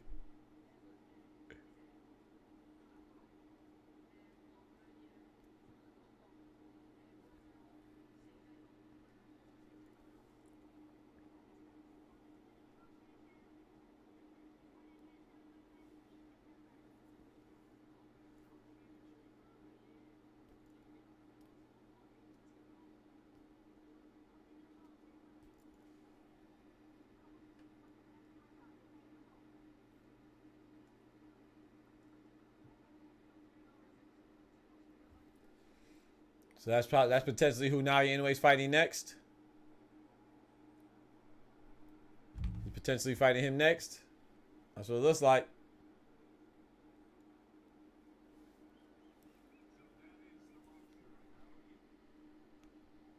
We come for first round knockdown. Woo!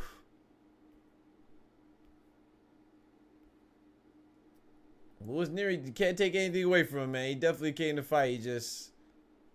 Damn. I'm still waiting for Blitz, though. Where my boy Blitz? Brother owe me some money. You get my 40. And I don't even need to see footage of to know Nery jump on the ring at 140. Anyway, it was on 135. Oh, you think Nery weighed 140 on fight night? I don't know. They look pretty even from a size standpoint.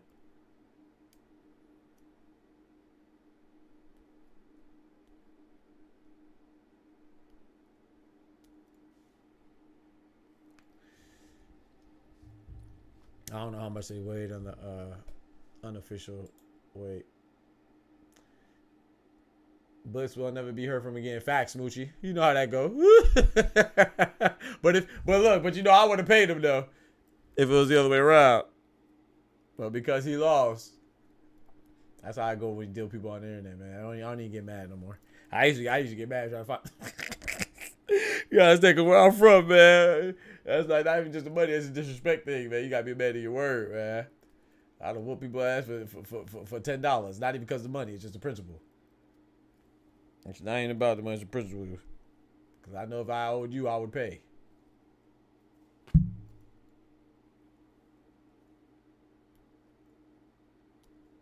You got an alligator mouth and a hummingbird ass. Your mouth write checks that your ass can't cash. GG's though, it's all good. Let's get it, man. That was a good fight. That was a good fight. Now, your boy is going to try to get some rest. I appreciate everybody coming through for real. Hopefully y'all enjoyed my commentary. I know I didn't do commentary for every single fight. I was eating and we were having good conversations about some other things as well. But I do enjoy y'all company. I appreciate it. I had fun. I enjoyed it as always, man. Watching boxing. I know it's early, so y'all that came and kicked it with me, woo, that means a lot to the kid. That means a lot. So I appreciate y'all rocking me as always, man. Don't forget to like the video if you haven't done so already. Remember that we go live streaming every Monday, Wednesday, and Friday at 9 p.m. Eastern Standard Time at a minimum, you know, and then we go live and provide boxing. We provide boxing commentary every event like today. So you know what I'm saying. We'll be on it. Lipinets is Wednesday. We're gonna check that out. Let's get it. Good Lord willing. I appreciate y'all argument as always, man. Remember, with God, we can do anything. Without God, we are nothing. So y'all be easy. Take care of yourselves. And yeah, I'll catch y'all on the flip side. Peace. Doctors out.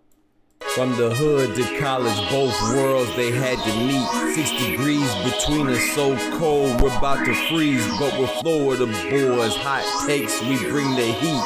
We're moving the culture, the engineers to the streets.